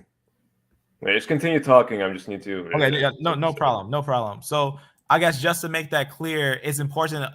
That's why I study ancient genetics, and knowing the biblical narrative helps a lot because it's going to give you some understanding. But since not believing it is going to take away a lot of understanding on you.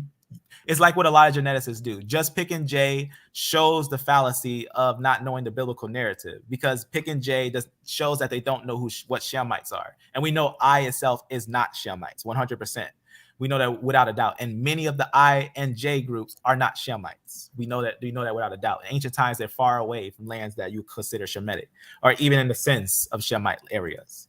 But they themselves actually link to more Indo-European peoples, right? That's just very important. Now, the reason why I say that, because if you look at like for example, an ancient map that's described, or let's say map as known to the Hebrews, and that's one in the 1800s and whatnot. But if you type that down, it'll show you a simple map. So is it sharing right now? Anything or what? Yeah, I'm gonna let you share. I'm gonna finish real fast. Just know that this upper area is where Japheth was.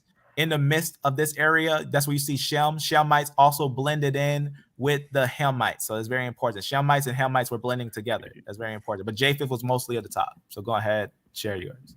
Okay, so Here, I turn your thing on. Okay, cool.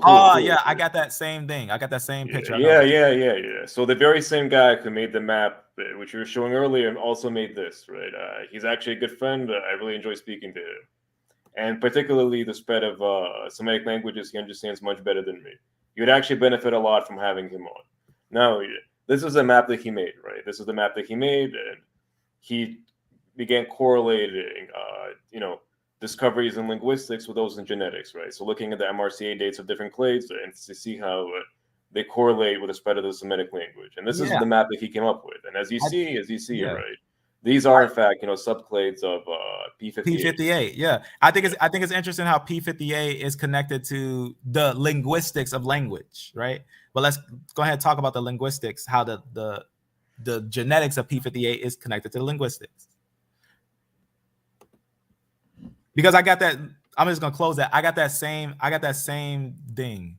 I had that same exact thing because I actually did a large that I'll put in the description. JP58, we went into intensively.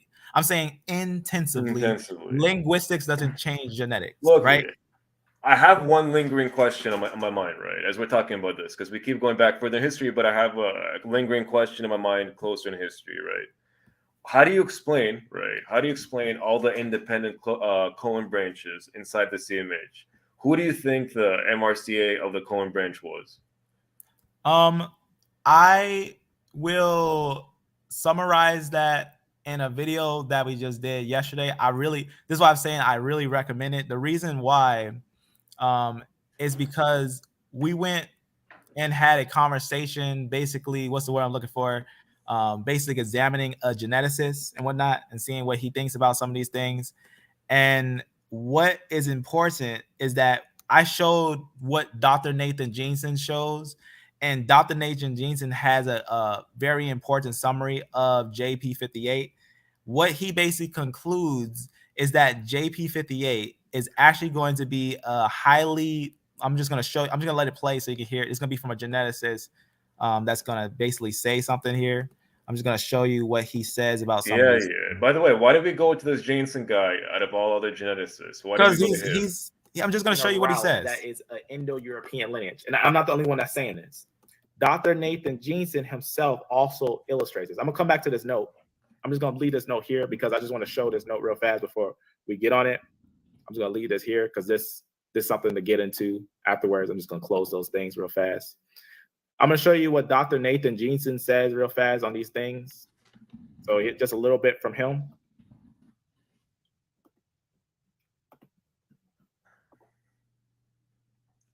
But could there still be an ancient Jewish lineage that we haven't yet discussed or haven't yet discovered? The history of this lineage comes from a study that didn't even sample the Middle East.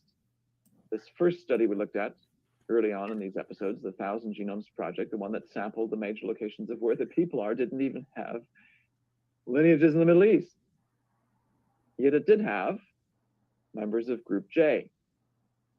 And this was historically in my own study of the Y chromosome, one of the first studies I examined and one of the first puzzles I had trouble solving.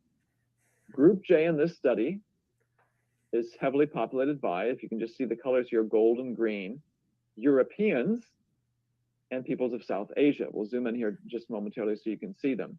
Yes, you have peoples in the Americas, but again, I think this is carryover from Europe. Sadly, most Latin Americans have European ancestors, Turks, which give rise then to the modern Turkish peoples.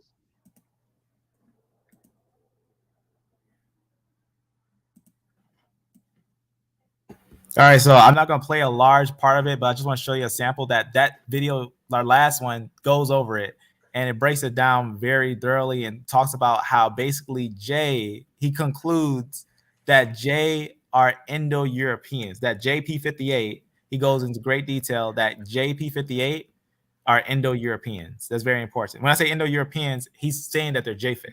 They're saying that they're Japhetic. That in one time, even and what he actually uses, he has a calculator to actually calculate the actual mute. That's why I was telling you that we know that the years are exaggerated. Why? Because they were actually taking the fossils and dating them to an out of Africa scale. They weren't actually dating the fossils, the mutations of the fossils. Oh yeah. So this guy thinks that the mutations of the fossils. Dr. Nathan Jeanson found out that IJK, if you take the mutation of the fossils in 18 BC, we find IJK still together. That's very important. Okay, so Nathan Jeanson thinks that over 80% of Yemenis are Indo-European. Absolutely, because what you need to understand is that many of the Yemenis, a lot of people who are actually now these ethnic groups, they're going to be from the Turkish conquest. Yeah. Do you know about the rise of? Do you know who the Gok Turks are? Yeah. So you're telling me that modern day Yemenites are actually coming from Turks, okay? Do you know who the Gok? Do you know who the Gok Turks are? Yeah. They were a subgroup of the early Turkic splits. No, they weren't a subgroup. They were the head group of the split. The Gok Turks, the Gok Turks, you can look it up. The Gok Turks, G-O, in fact, we'll type it down real fast. G-O-K Turk, right? When we think of the origin of the Turks, right, we're talking about Gog Turks and things like that. Why is that important? Because they were one people and massive. We're talking like Scythian massive, right? Yeah, the Blue Turks. Yeah, the Blue Turks. Okay. So okay, and you think majority, and you think that. So, tell me this. Do you think that also, therefore, tell me this. Do you think that modern day Yemenites are therefore, by autosomal DNA, also majority Turk or no? We're talking about show me a Y DNA. I'm gonna show you who they're connected to, and I'm gonna show you their family. That's what I'm telling you right now. If they are going to be, if you find, for example, I can show you people who are going to be in the land of Yemen, which are Jews. That's going to be your E groups. Your E groups we found to be Jews. We found them to be Jews because the Jews historically documented was said to go in certain places. And I can show you multiple places that the Jews were historically documented and find their genetics in their place. But we need to understand that when the J group came down, it's highly known that those were the Seljuk Turks. The Seljuk Turks, the Gog Turks that I was showing you, you know what the Gog Turks become? They become the Seljuk Turks, which become the Ottomans, and they also become the Khazars, which become the modern Ashkenaz. Because the modern Ashkenaz line farm. Are you aware that Khazar samples have already been found, and it's already been stated by the authors of the papers which found the Khazar samples that Ashkenazi Jews are not descended from Khazars. All right, so I knew you was gonna say that. A lot of people, every time they hear that Khazar thing, the Khazars converted in 700s, right? Yeah, 700s. That's extremely exaggerated, but by any who's been looking at it. For example, Stanford is a good example of a historian who's actually decided to look at it, because for a while historians actually didn't really care much about it. Stanford decided to look at it and realized that it didn't work. And by the way, you think that I'm talking about Stanford? No. I said Stanford. That's the guy's last name. There's a guy named, his last name is Stanford. That's the guy's last name. You're talking about the one at Tel Aviv, right? Yeah. Yeah, I know about him. That's not our only source. And by the way, I understand about the 13 tribe. That we got older sources than that. Let me show you something of the, when you're talking about the history, let me read something so that we can understand these historical documents are sure. Okay, so here's a historical document. This is not going to be from the 12 tribes and all that, or the 13 tribes and whatnot. This is going to be from a conquest of a continent or the expansion of races in America in 1933. It's before that document. It's very important. What is this? What are we looking at? Okay, so we're like I just said, it's gonna be from a content. I'm gonna go down and just open up the piece because it's actually right here. No, this is really interesting that it seems that these Turkic lineages are much more numerous and dense in the Arabian Peninsula. I mean, look at the map. Look at how large they are. No, it's very interesting because it's not in Yemen. Yet Yemen has not only it is in Yemen. It is in Yemen. No, but hold on one second. Yemen doesn't only have a majority of these lineages, but has numerous branches. Whereas, in actual Turkic lands, that's not the case. J1 doesn't dominate Turkic lands, and you don't get it. You don't get a diversity of J1 branches in Turkic lands. You get that in Saudi Arabia, okay, right? You get that in the Arabian Peninsula. You don't get that in Turkic lands. That's a very odd outcome for the idea that this was split, that these lineages in J1, and I assume J2 you're also talking about, the idea that they spread with Turkic speakers. I'm telling you that a geneticist confirmed this. But let me read this from let me read you something from a historical document. Many of the Khazars and their kin, meaning their leaders, were converted by Jewish missionaries, and they formally accepted Judaism in 740 AD. It is doubtful whether there is a single drop of this old Palestinian Semitic speaking, right? Because they picked up the language Hebrew blood amongst these East European Jews. Yeah. So what? So what? Some guy wrote this at that time. Now, could you tell me, please, which Y DNA lineage, do you think is Khazar in origin? And keep in mind, Khazars are not, 13,000 years old, right? Khazars are actually. I know they're from the 700s. Yeah. So which Ashkenazi Y DNA lineages do you think are of Khazar origin? Because I recommend seeing Dr. Nathan Jeanson's video. I'll put it in the description. You can check it out, and he will break it down to you thoroughly that many of the Khazars are highly connected. And in fact, I'll point you to a direct video that will give you a direct historical quote. On our Synthetic Sunday, the first video, I talk nothing but the history. If you want to see how the history of the Khazars and Ashkenaz are related, I can show you that with the first video right here. So let me actually tie in this question to something we spoke about earlier, right? In order not to, spend more of your time here. The CMH, right? The CMH, right? So the CMH, can we say that CMH is Khazar? The CMH group is an Indo-European group.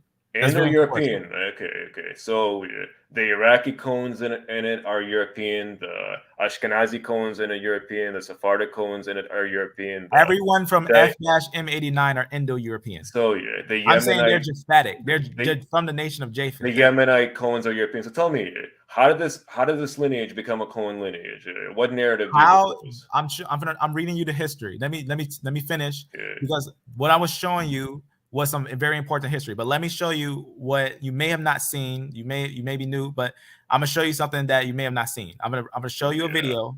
I'm gonna show you a very important video that it's very rare. In fact, I'll just type it down, or I'll just pull it up because it's not hard to pull up real fast. Let me just go to another piece on this thing and actually open it up. In his note, did you know they actually genetically confirmed that Ashkenazis are Khazars? No, in fact, I'm aware of the complete opposite. Yeah, I'm sure because what they were putting out in public was that the people weren't related. And what was that? 2013 when they were? No. I can tell you this. For those people who firmly stuck to it, that paper came out just recently. The chief author, I think, was Tatarinova. Where they actually found Khazar samples and they sampled them and they found that they're similar to modern Turkic peoples and not that's great. That's great. They're close to Turkish people. That makes sense because as I read, and I actually found out from geneticists that Assyrians, Jews, Turks are related. That they're actually related, going to be the really, same. really, Yeah. because every study, well, no, look, the genetic consensus on Ashkenazi Jews is that they fit into the Eastern Mediterranean, be it autosomally or by Y-DNA, and actually you see this from public data sets too, right? This is why in PCAs, Ashkenazi Jews end up falling intermediate in between South European and Levantine populations, right? Right. And what we need to understand is when you're saying Levantine, we need to understand that none of the ancient J's are Levantine. Oh, right. So origin 9,000 years ago was not in the Levant. 6,000 years ago, they was not in the Levant. So okay. So let me. I think I know where you're going. Are you going to tell me that the modern Lebanese are also Turks? So what you need to understand, do you know about the Turkification of the Levant? The history of the Turkification of the Levant. I know that the Ottomans ruled the Levant. I didn't know it was completely Turkified, though. No, it was completely Turkified. If you want to get a chance to see, that's a video. I'm just going to point this out. If you get a chance, go and watch a video that I did. It got a video of Diddy, pretty much, but it's about pretty much your E1B1B. Not all E1B1B are Ishmaelites, but it does say right on it, right here, E1B1B are Israelites. It will show you the complete history on how the E1B1B were pushed out of Arabia by the J group, and they were actually the Seljuk Turks that pushed them out.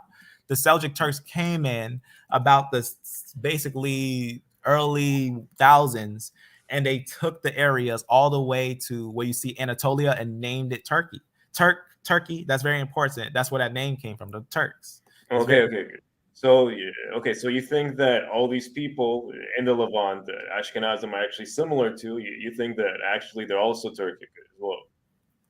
I don't think that I know that genetically. You know that genetically. Okay. How about the study then, which came out on comparing Canaanites to Lebanese? I found that Christian Lebanese are, because they were comparing Sidon BA. Sidon are, you know that the what's interesting that you need to understand that the land of Sidon was invaded by Indo-European nations. The land of Sidon had sea peoples in it. That's important. The sea people was an invasion from the north. The Philistines and the people who you call Phoenicians who settled in the land of Sidon, these were not Canaanites. That's important to know. Okay. So, I mean, these were not Israelites, but they were what you call Canaanites. So, Lion, let me ask you a question then, right? If you will not allow ancient Sidonians, right, to be used, right, to compare to modern Lebanese. Wait. What do you mean, ancient Sidonians?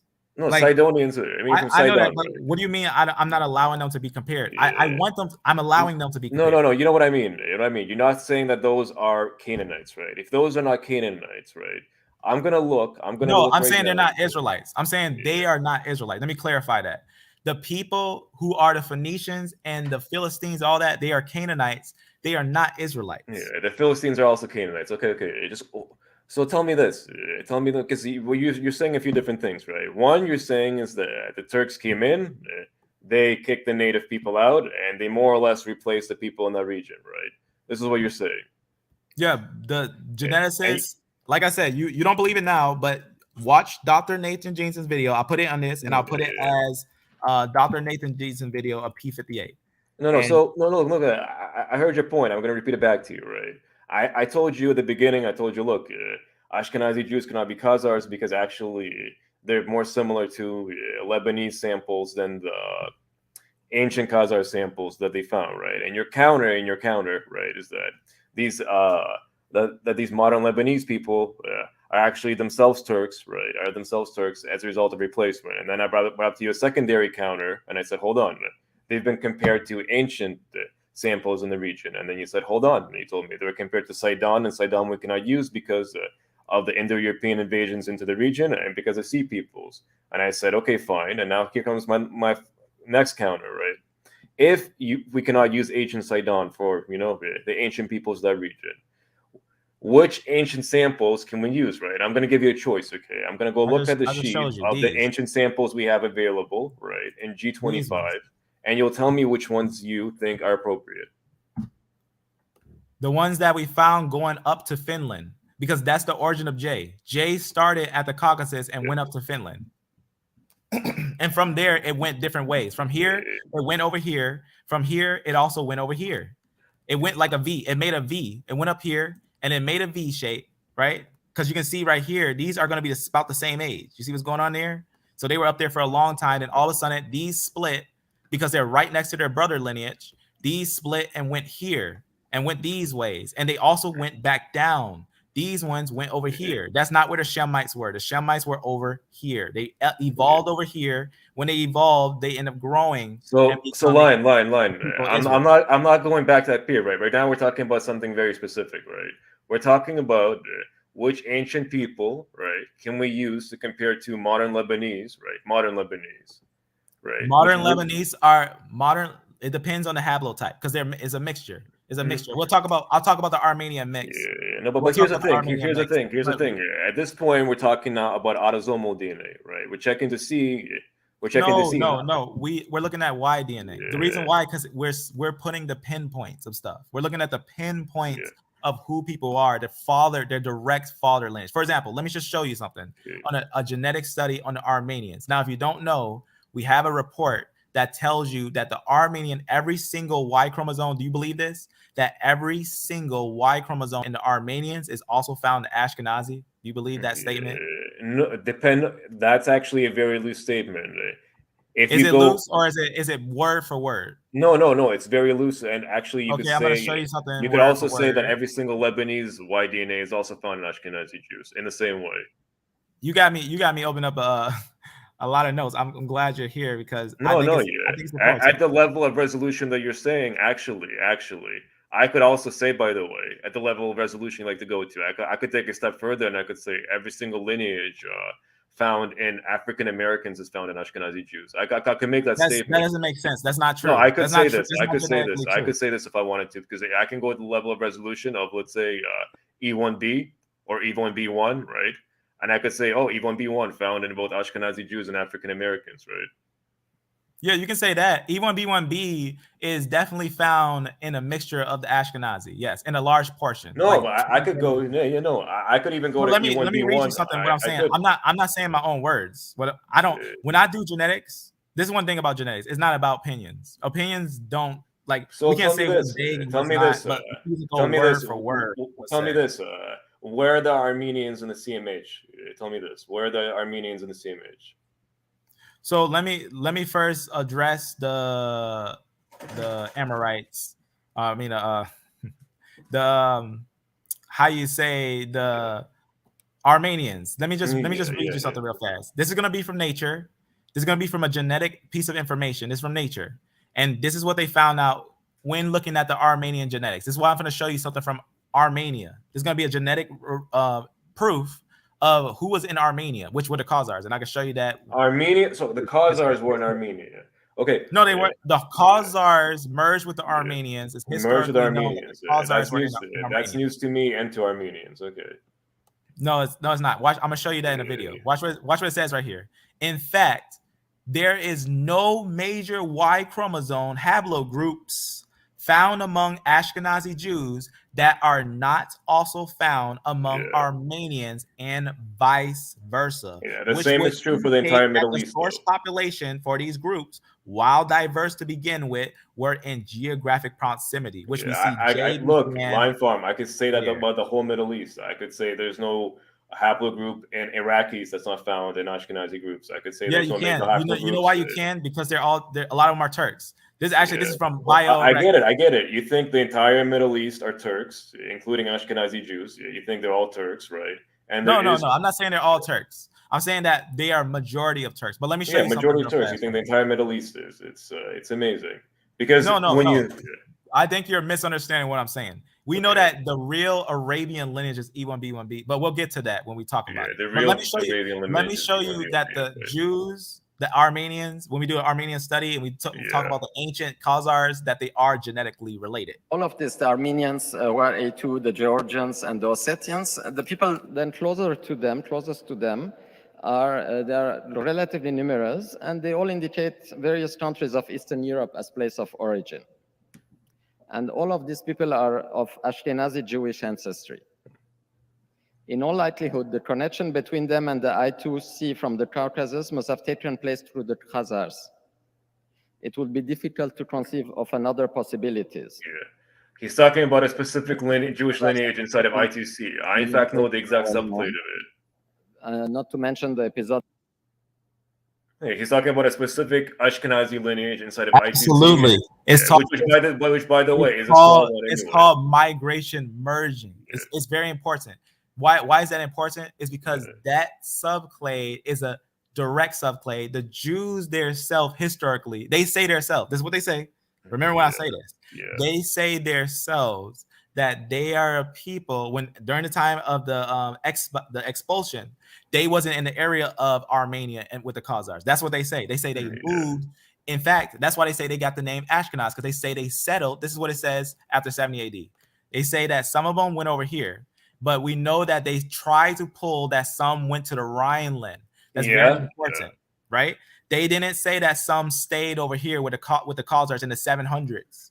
That's very important. But yet their genetics mixed with the people of the Khazars in this area. That's very important because that lets us know that they themselves were the people of the Khazars. They were all a mingled group together. So look, in fact, the Khazars, not just you're making a few things, right? It's hard to keep up because there's claims on top of claims, right? So it's hard to keep up because there's new ones dropping in, right? So if you mind, notice they're saying I'm going to go to another piece. Yeah. We're going to go to another piece. Before, that's the whole problem, right? Before you go to another piece, if you don't mind letting me catch up a little bit. Go ahead, catch up. Okay. So as far as Ashkenaz, right? That was the reference to the Jews who lived in the Rhineland, right? And there's a reason for that. Because the people there at the time, the Gentiles at the time in that region, they refer to themselves as the descendants of the Scythians, right? And to rabbis who were not the best at geography. And by the way, I can show you 20 other geographical mistakes that rabbis made at the time. This is not well, I have a map by Herodotus of the place of the Scythians, but go ahead. Yeah, but these rabbis were not Herodotus, okay? These rabbis lived after Herodotus. They were not Herodotus, okay? They made 20 mistakes. They thought that Canaan was in Eastern Europe, okay? They thought that Sepharad was in Iberia. They probably wasn't the original people. They probably wasn't the original people. No, they just people back then, especially rabbis, were just not good at geography, even though they gave it a shot. It's that simple. So anyway, all the reason all these errors were made was because of similar, sounding names. Okay, the Gentiles of that region refer to themselves as Scythians. Okay, as a result, one second. Let me just finish it for a second, right? So they refer to as themselves as Scythians, and therefore that land was at that time referred by rabbis as the land of the Scythians, and because Scythians, it sounded to them a bit like Ashkenaz, they refer to it as the land of Ashkenaz, and therefore the Jews who lived in that land. Wait. One second. Let me just. But you're making false claims. No, can you show that? Can you show that in the source? Can you show? Can you pull up the exact source? I don't have on me. I don't have on me. You can't make a claim like that. You know how I know that claim is false?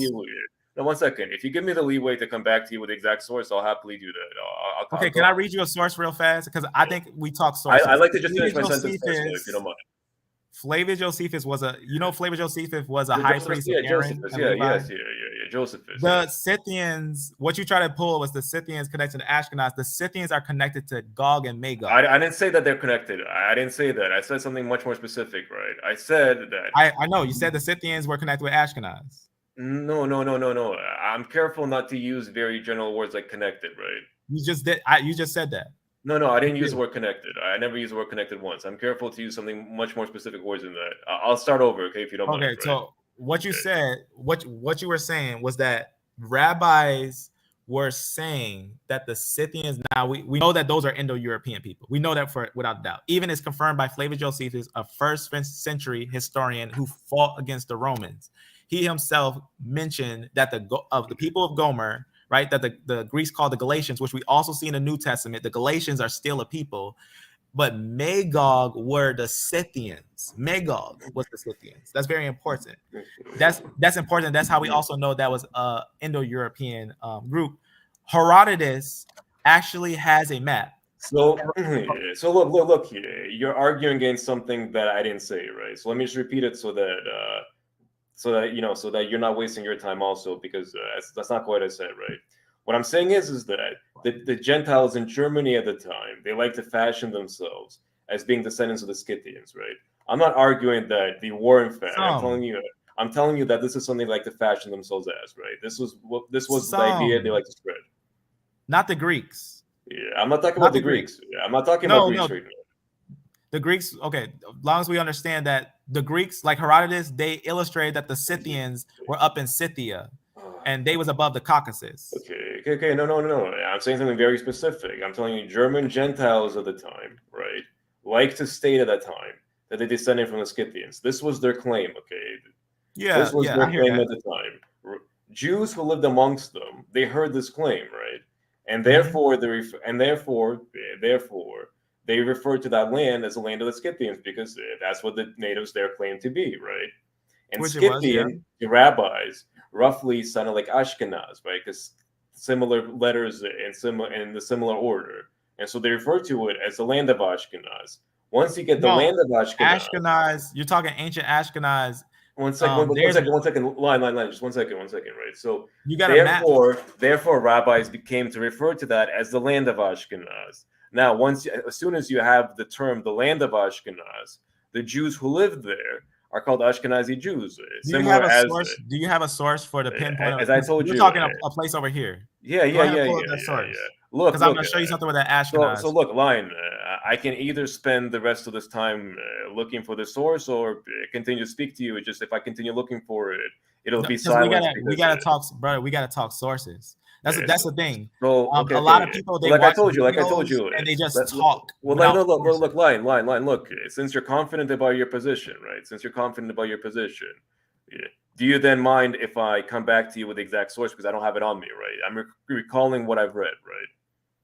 Yeah, okay, I don't say these things. I also want you to know that when they talk about the Germans, right? I know that the Germans were called Ashkenaz, but to connect the Germans, Ashkenaz, and the Scythians is a major stretch. But this I agree it's a major stretch, but this stretch was made by the rabbis who, basically. Which rabbis? What year? This would have been in the. This would have been between.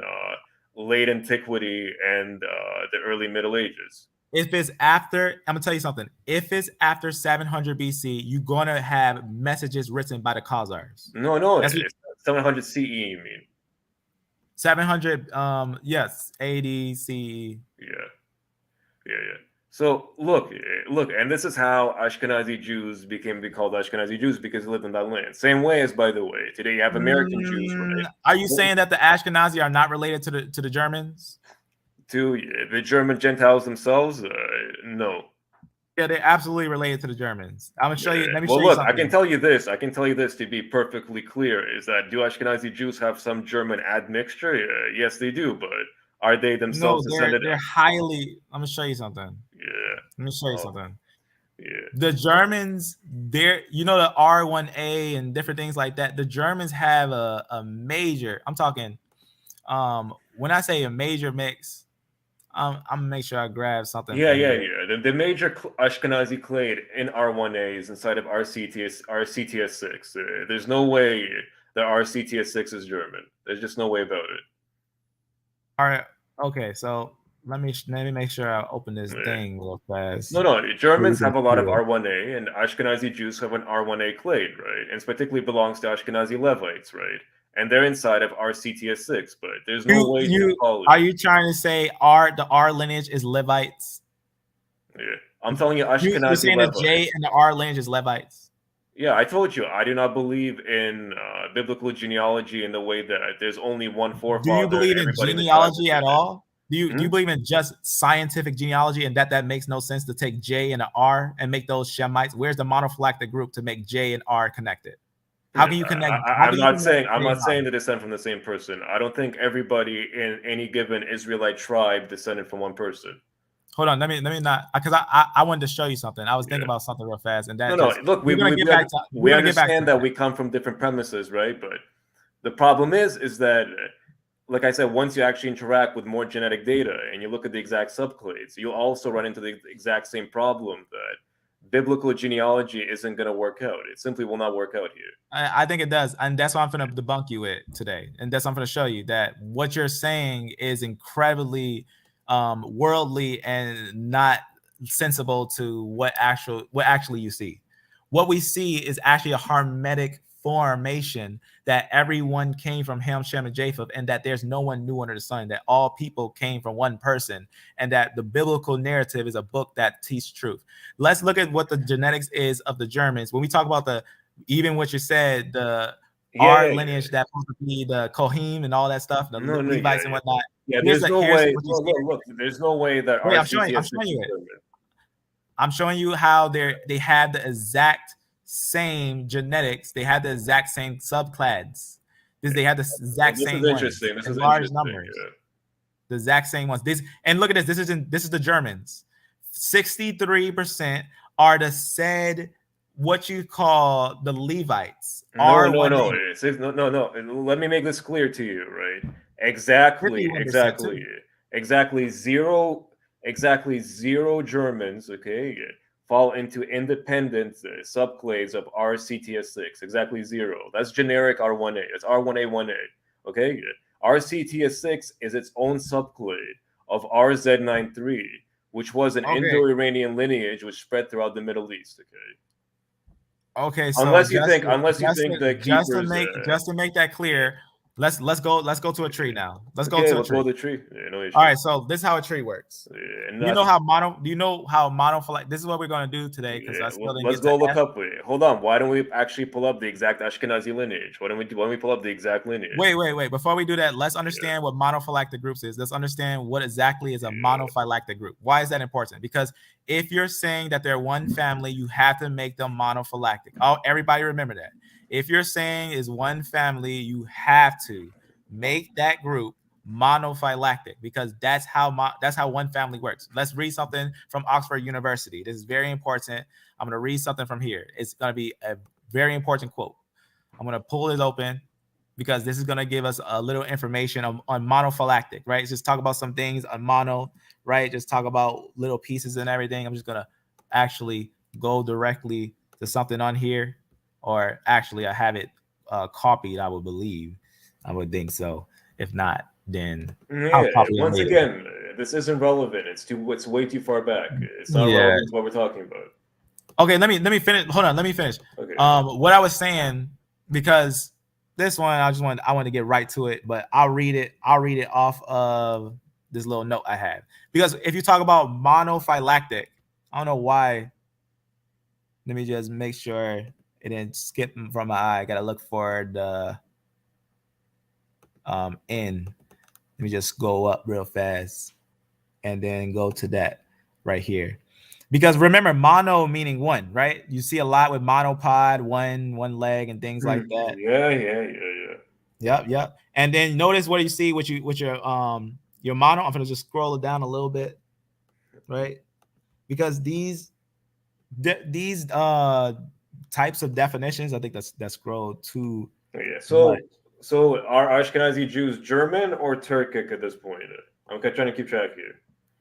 Okay, so we're gonna get to that because understand when I say Ashkenaz, they're Ashkenaz. You know what I'm saying? They're Ashkenaz. Is what I'm saying. Yeah. So what you're seeing, I don't know why this thing keeps bouncing down. Well, look. I don't think you're losing much here because we're talking about an Iron Age lineage, effectively, when we talk about RCTS6, right? So yeah. All right, there we go.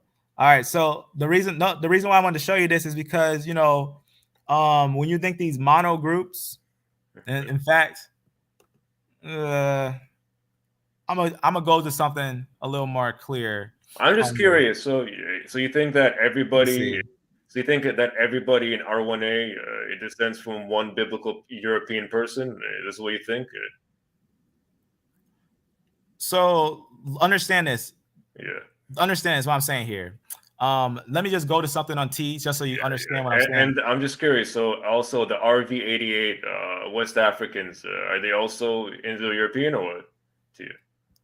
Yeah, let's make sure we understand. Anyone from F-M89 are one family, one direct family. That's very important. I don't mind calling them a family, but it's not useful in the exact context we're describing because the splits are way okay. But before you know that. Do you understand? See, you don't know the biblical narrative. Aaron is one family from Shem. No, I agree that I agreed. I told you. I do not think that in any given Israelite tribe, right, you had all people come from one person, right? I'm telling you that I don't agree with the premise already. Okay, you don't believe what the Bible says. Yeah. You can't tell me who's a Levite. If you don't believe the Bible, then you don't understand what a Levite is. You don't know. I understand what a Levite is, but I can tell you this. I am making a specific claim, right? Well, I'm making the claim that if we were to travel back in time, right, and we were to find ancient Cohens, right, some of them would definitely belong to the CMH, right? But none of them, I suspect, let me finish the sentence. None of them, I suspect, would belong to the lineage which you would suggest. And in fact, I'd actually like to ask you, right, which specific lineage do you think that ancient Cohens belong to? Okay, so I'm gonna get to that. I'm gonna point to that real fast. I'm just gonna point to it, and I'm gonna show you something real fast. Is it the yellow? Do you think they belong to E1B1A or what? Absolutely. But first, let me tell you something real fast. F makes all these lineages. IJ. If you wanna connect R and J, if you want to say that these are Levites, you got to connect IJK. IJK are one people. Do you think that all these are Shemites? We already went over this. I told you any of these lineages are way too old to be Semitic. Same with E1B1. These are not Shemite lineages. There's no lineage at that point in time which can be called a Semitic lineage. Absolutely. Then what you don't understand is that the biblical narrative is truth, but you yourself, you're dwelling in lies and in confusion. I'm telling you that right now. Because every lineage that you see here fits the biblical narrative. I'm telling you, Dr. Nathan Jeanson already had broke down the mutation rate. He's a geneticist, and he himself already confirmed that the mutation rate supports the biblical narrative. So you have to debate with geneticists. Lion, I then have the following question, right? So let's say, for a second, right, that we threw the dates out, right? Let's say we threw the dates out, and let's say we only kept the mutations, right? We only kept the splits, and we threw out all the dates. Does it at that point actually fit the biblical narrative? Are there as many? Are there not more splits than there exist biblical personalities in the tree? Okay, I'm trying to tell you that the oldest Eve, they know that the mutation rate is 6,000 years. Yeah. We can't look, even if you throw the years out, I'm telling you that the reason why we can understand these years is because we know that when you find one older than the other, it just means that it's older. That's all that it means. Yeah. The time frame is out of Africa. The out of Africa concept is debunked. The reason why it's debunked is I just showed you A00 outside of Africa. A00 starts everyone's lineage. If A00 was out of Africa, everyone's out of Africa. If A00 was found in ancient, I'm talking ancient 100,000 years ago, if A00 in the fossil record was found 100,000 years ago in Russia, A00 is not out of Africa. That's important to understand. So tell me this. I'm saying is, let's say we listen to Jeanson, right, and we throw out all the dates. We throw out all the dates that currently are there, and we throw them out, right? And we just look at the splits, right? So we just look at to see how many distinct ancestors there are, right, on any given line, right? At that point, does it actually make sense with the Bible? Are there not more splits than if there exists people? That's a great question. You know why it's a great question? Because the biblical narrative says everyone started Ham, Shem, and Japheth. From Ham, Shem, and Japheth came all people. So that means that we have to find a parental lineage that you're going to get all people coming from. That's why you look at F. F is a Japhetic lineage that brings forth all lineages from it. The date that you see there, that 50, 100,000, 200,000 years ago, that is exaggeration. How do we know that's exaggeration? Because they're trying to fit the out of Africa scale. I can, in fact, type it down, out of Africa, not having enough. So, okay, so you're saying F is Japheth, right? You're saying F is Japheth. F is Japhetic without a doubt. Yeah. Now let me show you the reason why I'm showing you that. But one second. I want to hang on to this idea. If F is Japheth, who's directly below him? Who's that guy? F is Japheth. All his children are Japhetic. No, but the one that you had circled directly below him, who is that in the Bible? Okay, so let me show you something. Everything under here is Japheth. Everything underneath CF, all these lineages are Japheth. These are Japhetic lineages. But who is Japheth in the tree though? Which one is he? On the biblical tree? On this tree, who is Japheth? Exactly. Japheth is CF right here. Coming from CT, you're gonna have a different lineage because this is a different lineage. DE is a different lineage. No. So family. Tell me this: is Japheth CT here? Is that Japheth CT? CT is Noah. CF, and you want me to show you how they split? So CF. Okay, so CF is Japheth. Okay. CF is Noah. Just to make that clear. Yeah. Just said that already. CT is Noah. CF comes from Noah, and it makes your CF lineages. Right? That's very important. Very, very important. But let me show you how it breaks. Let me just show you how it breaks because you probably don't believe it. Let me show you something. Matter of fact, I'll type it down. I'll type it down. Out of Africa, right? This is a real paper. Not having enough proof. Type that down. You find this PDF and you'll find different genetic papers. Multiple genetic papers already brought this out. You can see it by academia. You can see it by ResearchGate. You can see it by multiple different genetic places. And what they'll break down to you and show you is that if you look at the tree and the way that it's actually designed, they have an actual break of the tree and how it's actually designed. And they know that this is CT and this is BT. CT and BT are the oldest lineages. That's very important, that they themselves are going to be the splits. That's where you get your splits at BT and CT. And they go over that. They tell you that A and B doesn't make CT groups. In fact, here's a tree of A and B groups, and they tell you themselves that A and B groups don't make CT groups. It'll let you know that CT groups are different groups. Everything under CT are different groups. That's very important. They're not the same like your A and B groups. A and B are different families, but CT, everything under CT is one family. But all these are splitting. The way that you have to note the split, because if you've seen this paper, they talk about the way that it's split, and they talk about pretty much what you need to understand. Let me just show you actually right here. CT makes all these lineages that you see here, and BT makes A lineages. That's very important.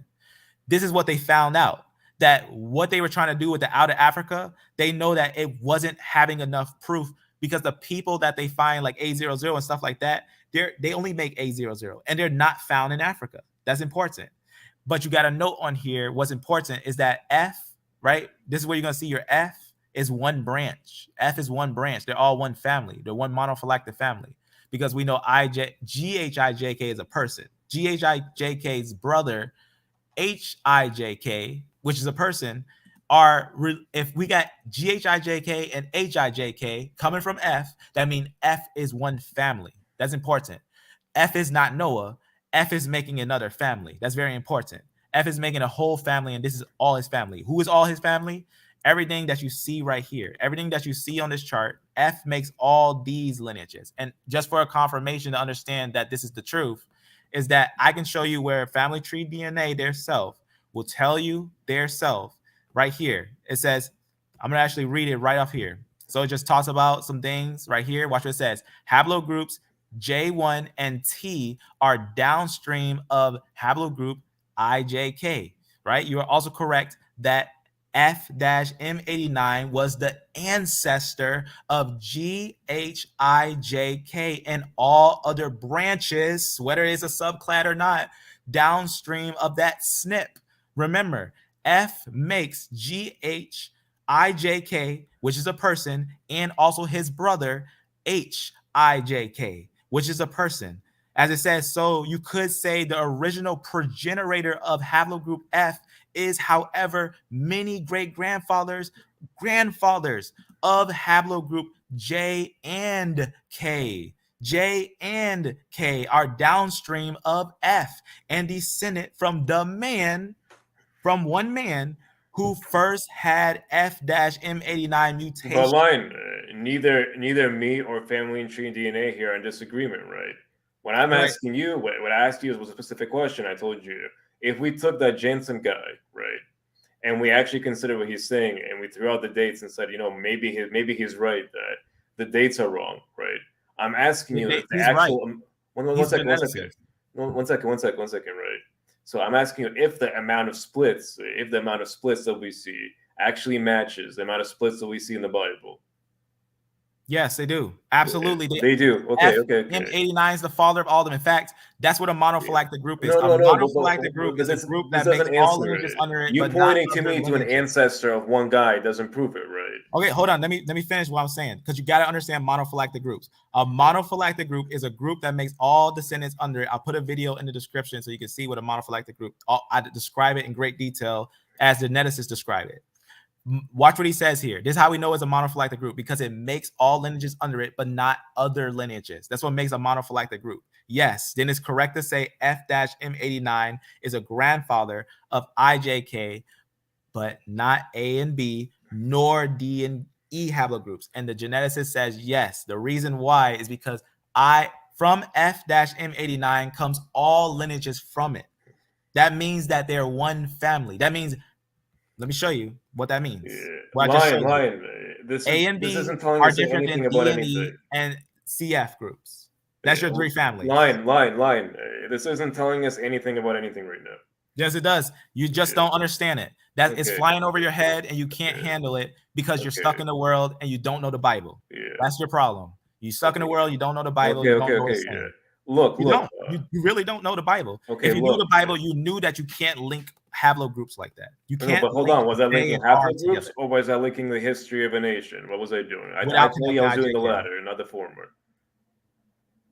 Okay. I wasn't telling you that both the Levim in our CTS6, right, and the Cohens in that JP58 subclade descended from the same person. I didn't tell you this. I didn't say this. I said both of them were part of the same tribe. I said, and more so, I actually said it very clearly. Say that one more time. Say that one more time, because this. Yeah. Where is he? This person's switching accounts and putting some weird. I don't know what he's putting. I know.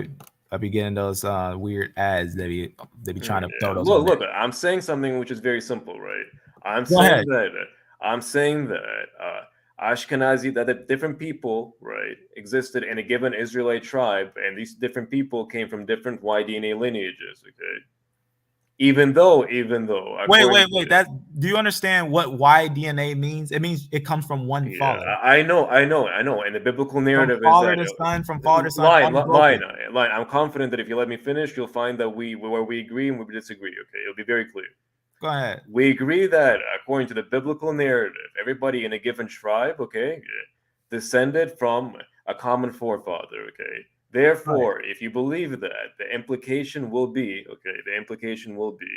that these people will share the exact same Y DNA, and therefore two people in the Levi tribe cannot have, for example, one is J1 and the other one's R1A.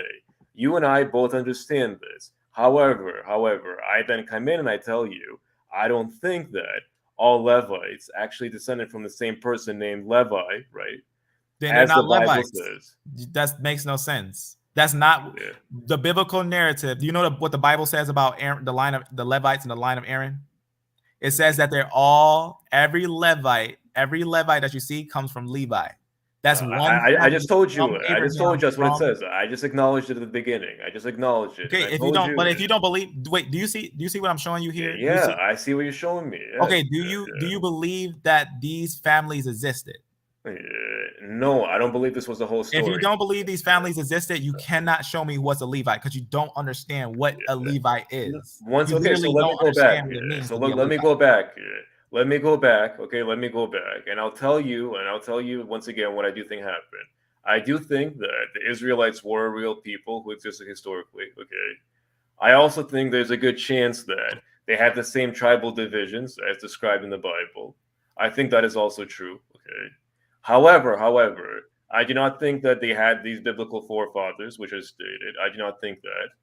I'm gonna tell you something for real. Abraham, Isaac, and Jacob existed. There's no doubt about their existence. You know how we know there's no doubt? Because their existence historically is traced to now. Even the Edomites, who we know even as they constantly grow up, the Israelites and the Edomites, which we know Herod The oldest Herodian standing structure right now is the Cave of the Patriarchs. It's the oldest standing Herodian made by Edomites. Is the Cave of the Patriarchs. Is a cave over the patriarchs, over the descendants. I mean, not descendants, but the ancestors of Edom and the Arabians and the Israelites.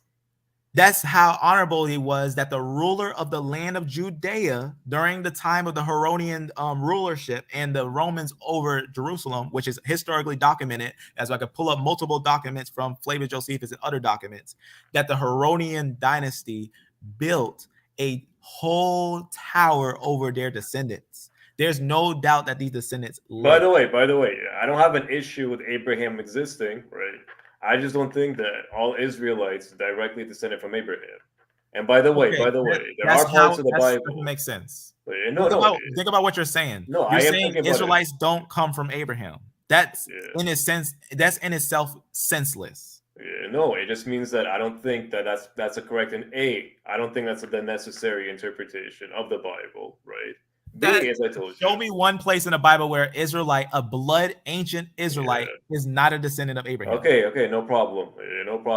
Them coming out a mixed multitude out of Egypt.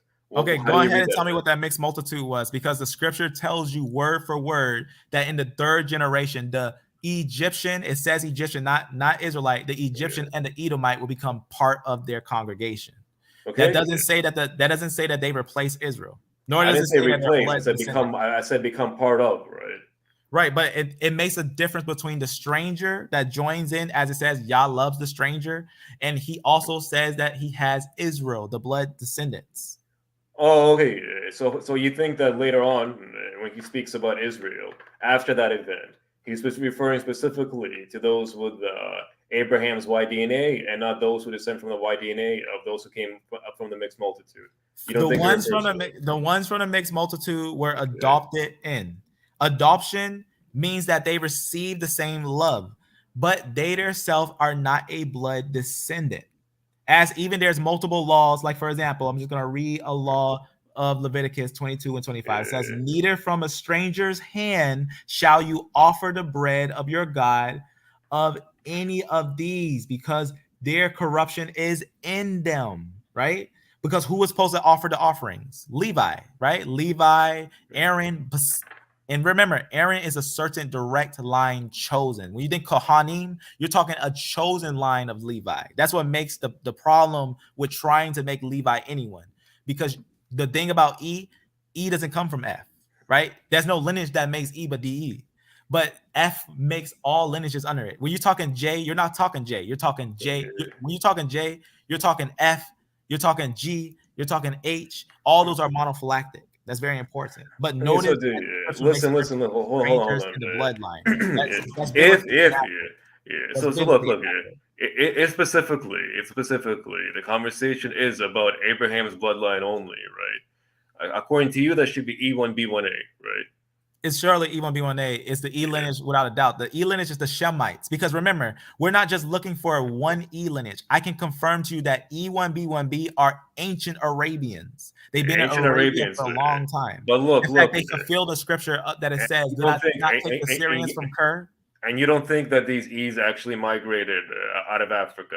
Absolutely not, because I found them outside of Africa before they were in Africa. In fact, I can show you E in Europe before they were in Africa. I can show you E groups. I can show you E groups that were in the Levant mixing with said Neanderthals in the Levant before. And if you haven't seen my review of Ben Yah's video, Ben Yah already confirmed that the Israelites are E1B1A. Besides that, hold on. I'd like to hear it. I'd like to understand that. I want you to see the review on Ben Yah's video. Line. I'm actually very interested to hear how the Israelites are confirmed to be E1B1A. Go watch. Let me show you something, because it's gonna be. It's one of those things that we can look into and find out what's actually. I'm just gonna pause it. There's a lineage. There's a genetic person to follow called Mota. Mota is E1B1. E1B1 is also found in the ancient Levant. E1B1 before E1B1A is even existing. E1B1 is the lineage that becomes E1B1A. I confirmed it with Mota. No. E1B1. There's no argument. E38. E1A descends from E1B1, but.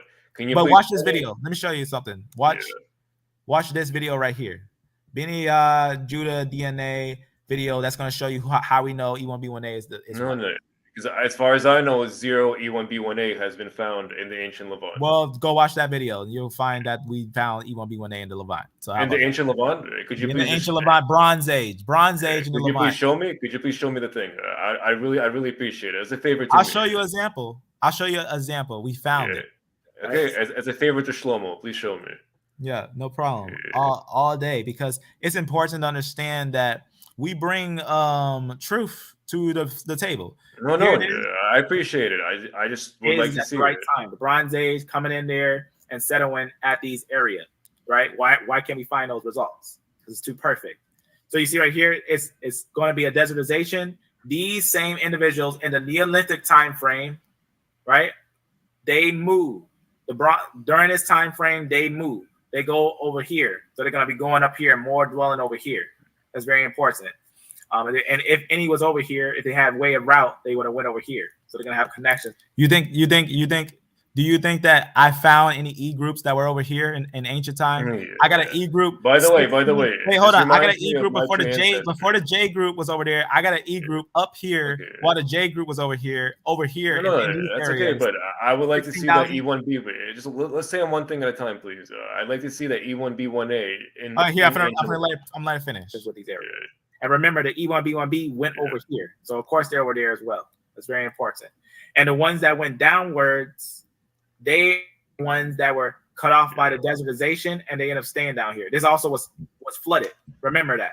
This was also flooded. So, flooded and desertization, completely cut off. They were completely cut off, right? Unless they went through the Barren Strait.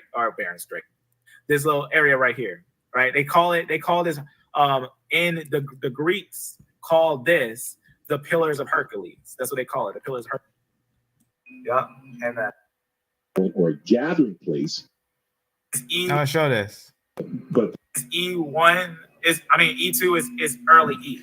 So it's early E again. So it's basically like this. So it splits from E and it goes and makes its own, but it's not E1B1A. But it's still a Shemite. Hold on, I'm gonna show you what here we go. I'm just gonna show the summary at the end so you can see what's the conclusion of this thing. Because the connection, why this is like this. Here it is. As far as our DNA matching archaeological sites. However, when we advance through time, we start seeing matches in Africa, but they're in East Africa, right? Our first matches, according to these old ancient archaeological sites where the DNA from these human remains are being exhumed, we're matching these archaeological sites not in West Africa, but in East Africa. That's important. And you can also see, if you take a look, I know we're zoomed out, but you'll also see matches in Israel and Lebanon as well. Bronze Age, Israel found in the ancient Levant. So that's, if you haven't seen this video. No. They're showing my true ancestry. Hold on. That's my true ancestry. This is my true ancestry. I know what this is. This is my true ancestry. Can you please show me the ancient E1B1A sample in the Levant? That's what I want to see. Yeah, go ask Ben and Yah. He'll give it to you. So go watch that video and But can you actually just scroll in the video towards it? Because look, I'll be very honest. I don't think I'm very confident it does not exist. Okay, well, go watch that video. If you don't believe it, then you can't receive it. You don't know the Bible, so what's the point of you knowing? Hold on. We're not talking about the Bible here, right? We're talking about. But if you don't look, I'm gonna be honest with you. If you don't know the Bible, it doesn't matter who you think Israel is. You better find Christ, because you need to find the Messiah. You are on a road to damnation, and that's all right, dude. But but look, the E1. You said that there was E1B1A found in the ancient Levant, right? So why don't we just forward in his video to where he shows it? Because I think I saw it. Right? He already go watch the video. If in that video that I do that review, go watch that video, because it's too long for me to describe right now. But if you watch that video, you can go to his video and you can see what he's getting his sources from. His sources are accurate. His sources are very accurate. By the way, Lion, look, maybe I was being facetious for a bit, so let me apologize ahead of time. But I've seen the guy's video. Okay, I've seen the guy's video. Amen. And I know what he refers to, okay, as the ancient E1B1A sample. And the guy, he makes a very simple mistake. For example, you can see an example here. If you can stop on this page, you see the sentence right here where it says men originating. Just go back to your thing isn't showing. Right. Your thing no, isn't no, showing. no. I'm talking about yours. On your screen, it was showing something very relevant to what I'm describing here. Okay. What? Yeah, if you go to the previous page, which you were just showing with the whole F, all these things. F, yeah. It was a relevant example of it. It was a relevant example. I'll tell you what kind of mistake you made. Okay. Go ahead. Look, it's a genuine error, but I'll point it out now. So, for example, you see the sentence "men originating in Indonesia have also been reported to carry F, X, blah, blah, blah, blah." You see this, right? Yeah. So you see this X right here before the G, right? Yeah. So that means it's before, because that's F-M89. No. I'll tell you what the X means. I'll tell you what the X means. Go ahead, tell me, because I already know. I already confirmed it with geneticists. What X means it's not in G, right? It's not in H, and it's not in I. No, that's not what it means. Right. Absolutely not. I can confirm to you what a geneticist right now. I can go to Family Tree right now and confirm to you that F, if you see it with a circle like this with X, GHIJK, it can mean either it's excluding those, or it could be that it is the progenitor of all those lineages. That is very important. It's actually, in fact, it says especially, make sure you read it all, especially F-M89. You know what F-M89 is? F-M89 makes all these lineages. No. In fact, this is directly from, this is actually what you're seeing here. Yeah. Let me show you something. But look, let's say we take that, explain my own information. If it meant the progenitor, right? So if it meant an ancestral clade to E1B1A, right? Which, by the way, that's a completely fine interpretation that it's an ancestral clade to E1B1A, right? Because E1B1 and those other clades, which it could have been, would have been an ancestral clade to it, right? But that's still not E1B1A, right? It's still not E1B1A. Right, and that's why in that video I explained why MOTA is E1B1 and E1B1 becomes V38. That's a proven fact that MOTA becomes V38, and no one can say no. And you get multiple different E1B1As from MOTA. Line. There's a massive gap between saying that a sample belonged to a lineage which could become E1B1A and saying that it was E1B1A. That's a massive gap. Wait, hold on. I confirm. Let me show you something, because look, I got timestamps on that video. Go see the timestamps. I have timestamps of MOTA E1B1. We're not gonna go about it. If I already confirmed it, we're focusing on F. I want you to focus. Look, if you don't believe me, email the authors of the paper and ask them. But some aren't, and you said I cannot be Shemites. And then you just try to pick R, but you can't. No. I was very specific about what I said and why I said it. I was very specific about what I said and what I said and why I said it, right? Okay, but you know that your R1A and your J are not Shemites because they come from one father, F-M89, and which make all your Japhetic lineages. In fact, GHIJK and HIJK are before these, and they are one family. Is G now? Tell me something. G and H, are they Indo-European? G, no. G, there hasn't been a single no. Oh, let's go. So you say there's no G in the upper north? I don't remember there being a G or an H found in the PIE. I don't remember. I found G's with Neanderthals. And when I pulled the paper and I had Neanderthals. Lion, you're mixing up dates. The Indo-European homeland isn't just a place, but it's also a time, right? It has to fit the time and the place. I'm gonna show you the time and the place. I'm gonna hit you with a genetic fact. A genetic fact is that the G group long time ago was up in the north.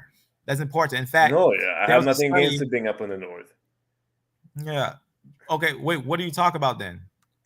Because I'm telling you that G and F G, F, and H are Japhetic. Yeah, that's like saying Q is Indo-European because it was in the north before. I'm telling you that Q is coming from F and Q is actually coming from Japheth. Yeah. Okay. So you think Q is also Indo-European? That's interesting. No, see the word Indo-European. That's why I was showing you that little video. Indo-European is linguistics. That's linguistics. Yeah. So no, we're you not think talking. We're talking genetics. And genetics come from one person. Look at what you're seeing here. What you're seeing here are G and early F groups, right? These early lineages are Indo-European. How do we know? Because what you're actually looking at here, I already talked about it before when I pulled out this little piece of information. It has the oldest E that you've ever seen. That's what this has. It has Look, the oldest look, E, line. I'm Online. I only have a few minutes because look, I unfortunately have work in the morning, right? Go ahead. So if you don't mind me just saying a couple of things, right? One thing that I recommend you do, right? You go back to that Levant paper from which that other guy claims there was an ancient E1B1A sample, and email the authors, right? Ask them what they think about that one. Ask them what they think. Email. Oh yeah, say it one more time about the E1B1A. Yeah. I'm already contacting them. I'm contacting them. Okay. Cool. I'll show you that when we get to those conversations. But it's confirmed. So, just so you know. The other thing that I would like you to look at, because I'd like to speak to you again if you don't mind. So no problem. Yeah. You're definitely welcome to talk about this. I appreciate it. So there's something else I'd like for you to take a look into, right? The main Ashkenazi clade inside of R1A, right? Is inside of RCTS6. What? I don't understand how you keep on going. I don't understand that. How you keep trying to make R Jewish? I'm not saying all of R is Jewish, man. And by the way, how can you take one piece of R and make that Jewish? Do you know? What on this list? What haplogroup do you think I am? What haplogroup you think you are? I'm going to take a guess that you're E1B1A. Oh yeah. So is it because I'm black? Yeah, precisely. So I'm actually R. Okay. So I'm wrong. Yeah, I'm wrong. Big deal. But statistically, I made a good guess though. Yeah, I'm R, and my female lineage is L1. Which R are you, by the way? Which R are you? I'm R-M69. M269. M269. Okay. So your ancestor likely was in the Proto-Indo-European homeland. Yeah. Okay. So anyway, check this, right? Isn't that interesting? Don't you think that's interesting how that works? How that works? That pigmentation is not a representation of peopling. Yeah, that pigmentation is actually eugenics, and that eugenics is actually a false science. No. We all agree eugenics is a false science, but it becomes fairly clear that the most likely reason you have that lineage is most likely because it's picked up in the Americas from somebody who was of European descent, right? No. There's a thing that you don't know. I actually found a R-M269 that mixed with an L3. My wife's L3. That's really interesting. So my sons are actually that same exact lineage. The mixture of that mixture is actually found in ancient Egypt. That's very important. Why? Why? Because they traveled downwards and met them where they were.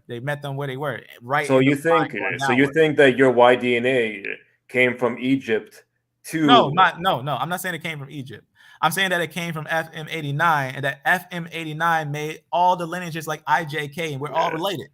I'm saying that GHIJK, HIJK, IJK, as said by geneticists, are related. Yeah, I'm not denying related. You're misusing these terms though. Okay. No. I'm telling you that they're Japhet. I'm telling you that this comes from the line of Japhet. And understand when I say this. Understand when I say this. Look, in the next conversation, I would like to see if the splits actually match up with the biblical splits. But it does. It matches perfectly. But just so I understand clearly, okay? Because I'll give you a narrative, okay? I'll give you what I think is the most plausible narrative for that specific R1A lineage becoming Jewish, okay? I'll give it to you first. What is that? Okay, can I ask you real fast? Do you understand monophyletic groups? Yeah. I like to give you a narrative though for how that lineage became Jewish, right? Show me how they converted. One second. And after I give you that narrative, okay, I would in return like to receive a narrative from you, right? How your lineage, right, didn't come from a European man, okay? I didn't say it didn't come from a European. I said that it came from Japhet. Okay, but didn't you correct me when I told you that it was most likely picked up in the U.S. from a European descended man, though? Yeah, I said that it's not from the U.S. I said it didn't originate in the U.S. is what I'm saying. It wasn't one of those things that it came during the U.S. mixing. That doesn't make no sense. You actually would have that lineage of ancient long ago. That lineage will be with them a long time ago. So that means like wherever R started, the father of R, which being K dash. No. We agree on this. My question, to make it very clear, the first person with this lineage in your family, right? The first person, right? Ever. The first person. Which would be a male, would be Japheth. No, he would all trace down to J. I'll be honest with you. The first, if the R lineage is there, I'm just gonna keep it real with you. The R lineage trace all the way to F. F okay, is the progenitor. This is fine. That's fine. But look, the first non-black person with this lineage in your family, okay? Non-black. Where was he? Where was he? The first. Can I ask you a question? Can I have if let's say for example, can I have a different Y genetic 2,000 years ago? Okay, can you have a different Y 2,000 years ago? I mean, with less mutations, yes.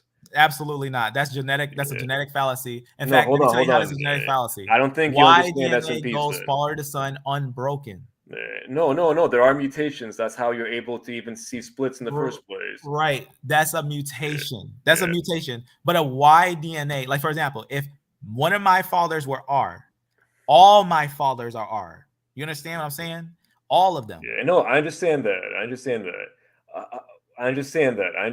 But what do you think was the tell me how your R father, okay, tell me this, got to America, okay? How did he get to America? Yeah. Do you want me to go through the whole colonization of how the Germanics actually took over the lands and how they first started in 1492? Okay, wait. It sounds like we agree then. Look. It sounds like we agree in that line. It sounds like we agree actually then. Okay. Right. So we know that how they got to America, but that doesn't mean R began in the mixing. No. Obviously, look. My question. I think that if you ask your audience, they'll say that my question was pretty clear in this case. But look, I'll give you a narrative. As I promised you, right, for how I think that our 1A lineage became Jewish, right? I'll give you what my bet is, and I might not end up being right, but I'll give you my bet is, and I'll tell you what the other possibilities are as well. Okay. Okay. Before you say that, the Jewish ancestry. In all likelihood, the connection between them and the I2C from the car. Okay, so I was going to show you another piece of that, but let me just before you say that, before you tell me your opinion. Yeah. Can you tell me this? Do you believe that now? Because even if you give your opinion, I just want you to understand this. I just want you to understand this. Do you believe that when you don't believe the Bible, but do you believe that when we're talking these Y chromosomes, right? When we're talking these Y chromosomes, if we are taking one lineage, like for example, a person who's a Levite, do you believe that Levites come from one father? Yeah. I'll tell you exactly what I believe in regards to it. I believe that if you and I were to travel back in time, right, and we saw the tribe of Levites, right, let's say a couple of centuries after they settled in the land of Israel from Egypt, right, after they came out of Egypt, well, we would end up, and we tested them by their Y DNA, we'd find that they came from numerous different forefathers, and they'd be in different haplogroups. So no, I don't think that each person in that tribe would have descended from the original biblical Levi, assuming he existed. Okay, so so assuming he existed, if you understand the Bible, every Levite comes from Levi. Every Levite. I understand. Look, I brought this up before. I understand the biblical narrative. We can skip that. I understand it. Do you? That's the question. I don't think you do. I'm being honest with you. I don't think you know the biblical narrative. But as I told you, I disagree with it. You can't. Even if you agree, doesn't mean you know him. You don't know. I disagree. Okay, you disagree. You disagree with the biblical narrative. Now, if you disagree with the biblical narrative, yet even genetics is confirming it. But understand this, what I'm saying. You cannot have a male from a whole nother family line become a Levite later on. That's impossible. Only by conversion is that possible. It's not possible by genetics. You cannot. If I say that every person comes from, like for example, let's say if this was a Levi, which let's say E1B1A was a Levi, none of these can become Levites. Line. You and I are on the same page. I'm telling you that I don't think the ancient Levites, right, actually stringently followed patrilineal descent, as you claim. I think they converted and accepted many different people. I think they converted too. I agree. I think a lot of people converted. Then we're on the same page. So I'm going to tell you now how I think that our 1A clade got into the Levites. Okay, I think that this is what I'll say. Some of the R lineages did join with Israel, but they were not bloodline Israel. No. Actually, you know what? It sounds like you and I are in agreement here. Yeah, I agree because I found myself that many of the people who converted, a lot of them have R lineages, or they have other E lineages. Because a lot of E lineages are welcome in Israel. Yeah. By the way, based on look, the way that I think of it, I actually think that at the time that the Israelites would have actually started their initial identity, myself not being a literal biblical believer, right? I think that some R lineages would have been already present amongst them, right? And for example, we found, in fact, at least two R lineages in that ancient Levant paper, which came out in 2020. But I'll give you the exact narrative for that R1A clade, which I think is going to be the best bet here. So I think that during the Babylonian exile, a person around the Iran area would have converted to Judaism. Okay, they would have been accepted in, and they would have became, and this is known as the Netanim theory. Okay, I didn't come up with this one. I only read about it. Yeah, I didn't come up with it, and this one, if I had to bet on any one theory, it would be this one. Go ahead. Okay. Yeah, that he converted. Okay, became what's called one of the Netanim, one of the helpers of the Levites, and then with those who returned back into Israel, he returned with them. Okay, and he lived amongst the Levites, and eventually was accepted as a full Levite. So that is how I think that R1A clade got into Ashkenazi Jews. I think this is what I think about that. Ashkenazi Jews popped up around 700 AD, and they had, in fact, many of the Khazars and their kin are going to be the Turkish groups. If you look at the Turkish haplogroups, in fact, have you ever looked at the Turkish haplogroup? I got a picture that I made. Not only have I looked at the Turkish haplogroups, I looked at the haplogroups of the Khazars in the Khazar study. Nice. So what you're seeing here is a group of those Turks. Now remember, Gog Turks make the Seljuk Turks, they make the Ottomans, they make the Khazars, just some of the Turks that they make. But what you're seeing here are the Turkish people. What you're seeing is Turkish people, the how you say that? I keep saying that weird. August Turks. August Turks. And notice what they have with them. They have J1s, they have J2s, they have E1B1B. But look, R1A. They have the same exact thing you see in your Ashkenaz. But they have different subclades that you can find in a Turk, I can find it in the Ashkenaz. But they have different subclades, and this is the key line. No. I broke it down. They're the same exact subclades. So tell me where the Turks are inside of the CMH then. They have the CMH. Turks have JP58. No, JP58 is not the CMH. I told you the CMH is that JZ1 whatever clade. That's the CMH. Okay, so if we type down CMH, what you will find out quickly with the swiftness is that the CMH one comes from M267. M267 has all these subclades. You see these subclades? Until they get to JP58.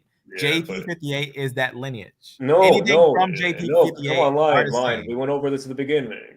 It's one particular subclade that's a CMH, not all of P58. No, because you know how you're wrong? Because if you type down CMH, right? If you type down CMH, this is what they'll show you on Family Tree DNA. Family Tree DNA knows what the CMH is. So it's an outdated page, I'm telling you. Dr. Nathan Jeanson has the exact paper that came out that said what outdated.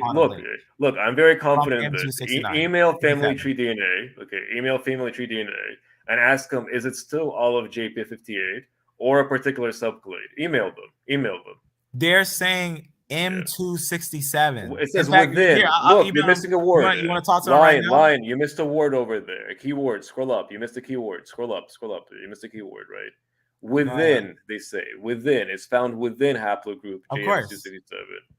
Of course. Within. Not all of it. It's within. And it's also actually within. Wait. Do you know what a parental lineage is when it says within? If I'm your father, every descendant from me are one. You understand? Every descendant from me are one. So when it's saying within, it's saying that this is the father of all those lineages. Within this group. It says that it exists within one. It doesn't even mean father, because it's not even the father of JP58. It's a much older. Wait, are you saying that this is not the father of JP58? Yeah, I'm being very specific. I say it's older than the father of JP58. No. It breaks and it's the direct descendant of JP58. Yeah. Okay, so look, it's very clear. Let's go back to the Weifel page and you'll see it. It's a much older ancestor than the father. Okay, it's something like a great whatever father. That's what it is. No, it's not. It's not a great. It's fairly near. Yeah. How do we know it's fairly near? Because F breaks into all these lineages extremely early.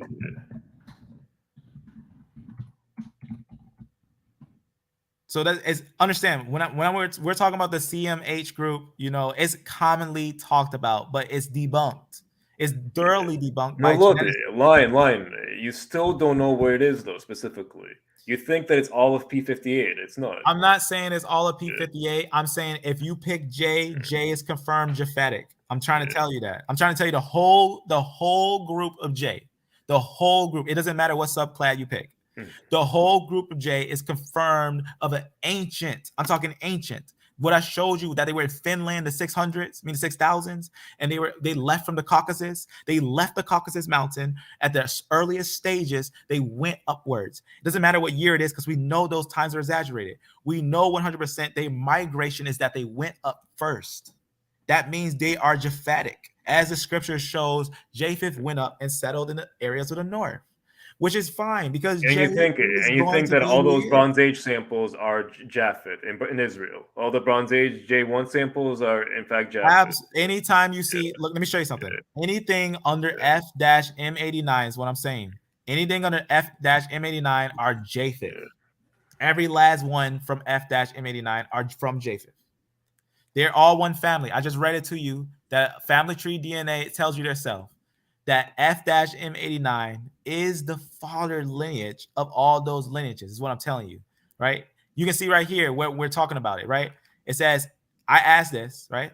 So you can see I'm talking to him about what I have, got the kit, just to let you know. Is Haplogroup F-M89 the ancestor or rather grandfather of J1 and K groups? Here's the father, as they are in a just what this is basically just letting you know, like a triangle. It's all basically monophyletic. It's one family. Yes, you could call F-M89 the ancient grandfather of those haplogroups. That's very important, right? They're very related, just like how you're saying extremely distant related. But how distant is that distance? Not that far. If you actually break it down as Dr. Nathan No. I understand. You're taking family tree DNA where it agrees with you and not when it disagrees with you about the years. I understand. You're picking and choosing. No, it's not picking and choosing. I already have a geneticist. If you want me to show you, I'll put it in the description on how Dr. Nathan Jeanson thoroughly debunks the out of Africa idea and the large years on those people. Yeah, but tell me this. I'll put a playlist on. I'll show you the playlist. No, but hold on. Line. I have a question. Why are you listening to family tree DNA in regards to the branch split? Just so you but when they tell you about the years, when they tell you about the years, you no longer trust connection, right? I'm asking them questions. Like I say, I already said this before. I wouldn't go to family tree DNA for origins because family tree DNA has information that they haven't updated since 2010. I will go to family tree DNA for how people are connected on a monophyletic tree because they have a tree on their site and they are focused on Y DNA. So they are perfect to go to for how people are connected monophylactically, right?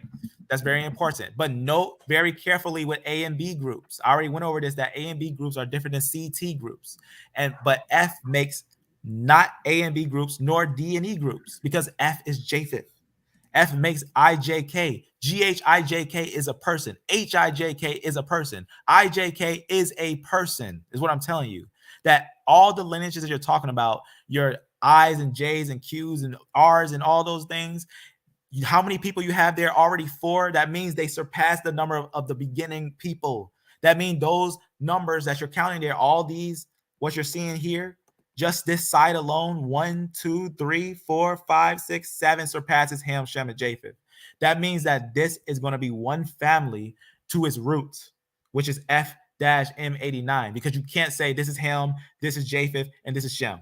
You can't do that because that makes no sense. Even on a monophyletic tree, when you look at how the biblical narrative structures how the descendants of Ham, Shem, and Japheth is.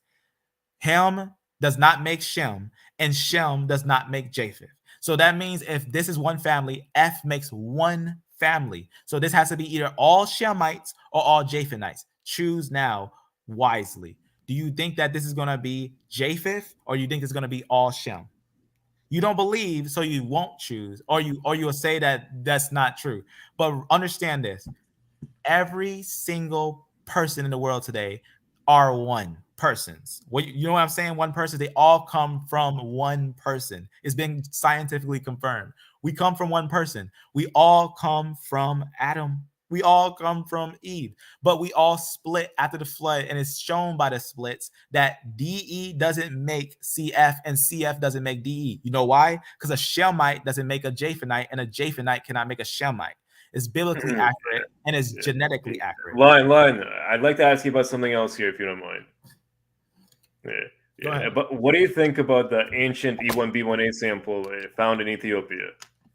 So you got to note migration. The ancient E1B1A sample that was found in Ethiopia is not surpassing the age of the E1B1, the E1B1s that we found outside of it. In fact, that's what we was going over on Mota. Mota actually proves its migration. Mota is the one that was found in Ethiopia, and it has a back migration into Africa because the ancient Mota E1B1 is confirmed found outside of Africa.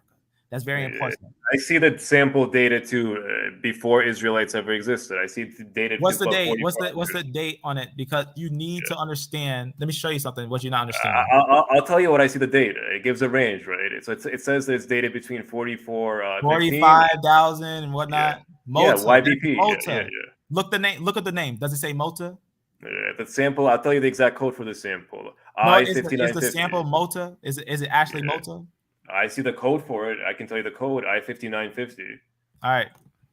Okay.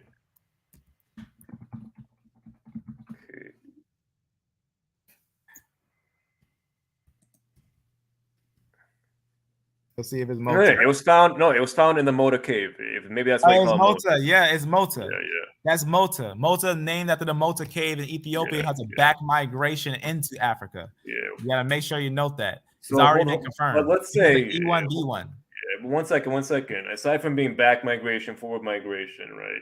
The fact that you end up finding it, right? So you're saying that it originated in the Levant. You're telling me? Right? Yeah, I can show you E1B1 out in the Levant. You want to see E1B1 in the Levant? Yeah. Here's the thing, though. So you're saying that this migrated from the Levant into Ethiopia? Yeah. E1B1A. So therefore, I'm telling you that but here's the thing. All the E lineages are native to the upper areas. Yeah. So I have a question for you then. Can we? Because I thought that you might have subscribed to the following narrative, and if you do not, correct me then. Do you think that E1B1A, that the MRCA of E1B1A was the biblical Jacob? I'm telling you that any lineage from V38 from E1B1A are from Abraham. I'm telling you that V38 is from Abraham. That's what I'm telling you. Okay. I'm telling you that those lineages, and you got to understand what I'm showing you. I'm going to show you something because it's important to know Dr. Nathan Jeanson's work shows you how you convert those years. So one second. So you think that, so was the MRCA of V38 Abraham? Is that fair to say, or you disagree with that? Say what?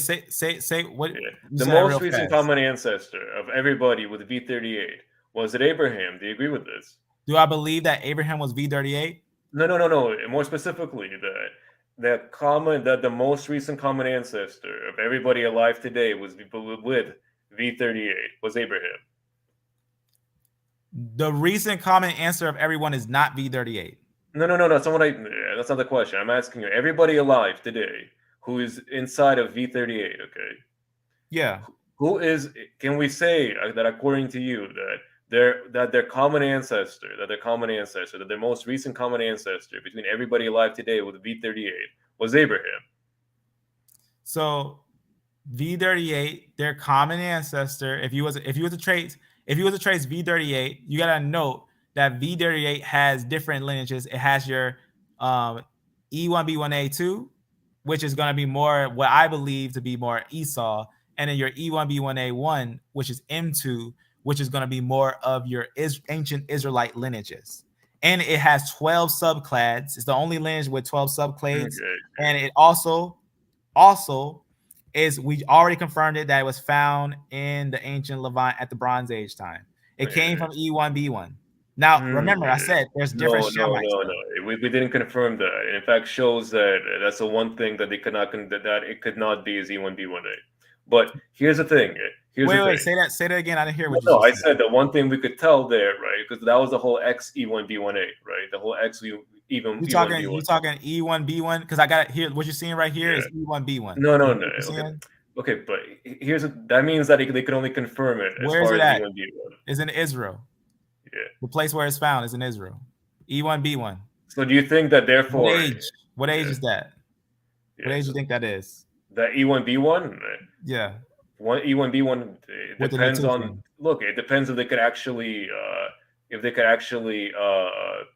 fossil is said 11,000 is 11,000 BC. The fossil is said 11,000 BC. So it got a back migration because let me tell you something about E1B1A. Do you know that E1B1A's recent common ancestor is only 6,000 years old?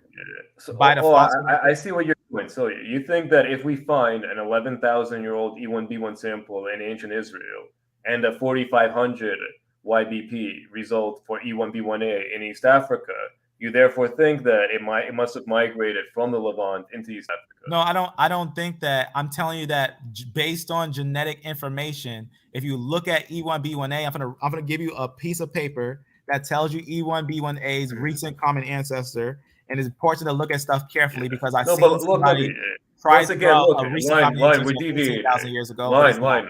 I want to understand. Do you agree that everybody who belongs to EV38 must be a descendant of Abraham? Yes or no?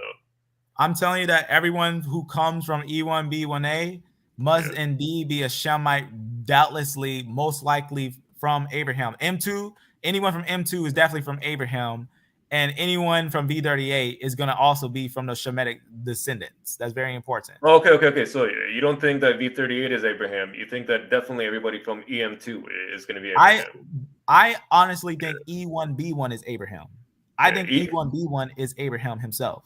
E1B1 is Abraham, right? Well, there's going to be, there's a problem already there, right? And the problem is this, is that Ethiopian sample, right? Go ahead. Tell me about Mota. Yeah, go ahead. Right? It was dated to before when Abraham would have existed, right? Because Abraham 45,000 years ago, right? Yeah. Yeah. Isn't Abraham centuries later? You got to look at Dr. Nathan Jeanson's work on how you convert that. He knows that the world is only 6,000 years old, and many of these fossils are extremely overdated. Okay.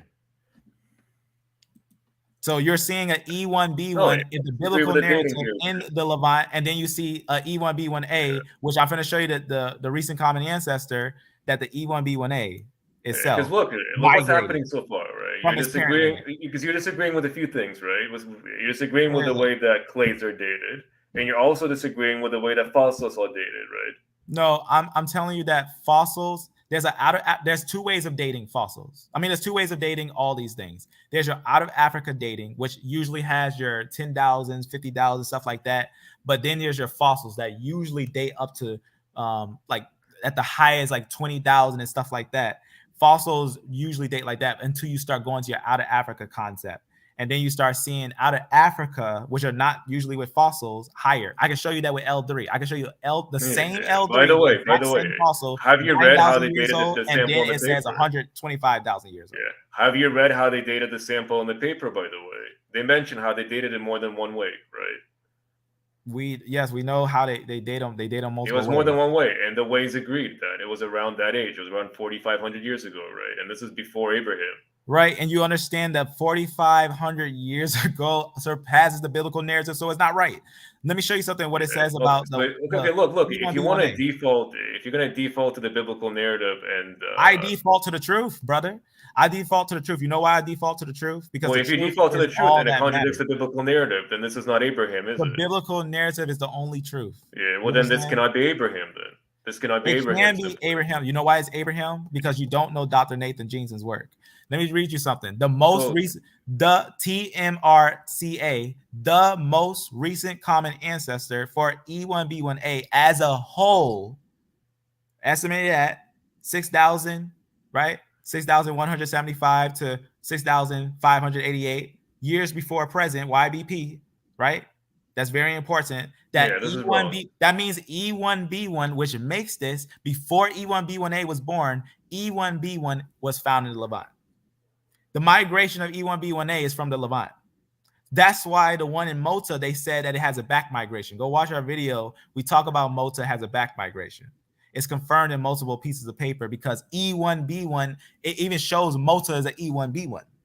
A lot of people don't know that Mota actually was originally E1B1. When they say hold on. use the name There's a few questions here, right? There's a few relevant questions here. There's one, which ISOG is being used here for E1B1A, right? And do you know what ISOG is? Say again. I'm asking you which ISOG is being used here for E1B1A. Go ahead, tell me what. Go ahead. Yeah, so an ISOG. So look, there's two different ways to refer to clades, right? And we've seen this in this conversation, right? Okay, go ahead.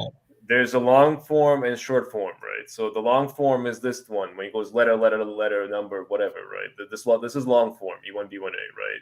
Short form, for example, is EV38. That's a shorthand, right? There's longhand and shorthand. That's what there's different ways to put it. Yeah. EV38 just for that same thing. Yeah.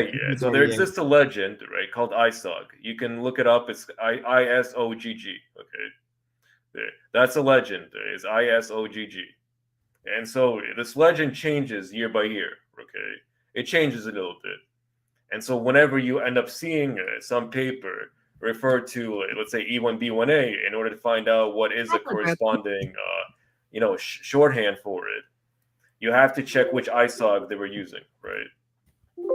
Now. That aside, right? Because that might change everything you just said there about E1B1A.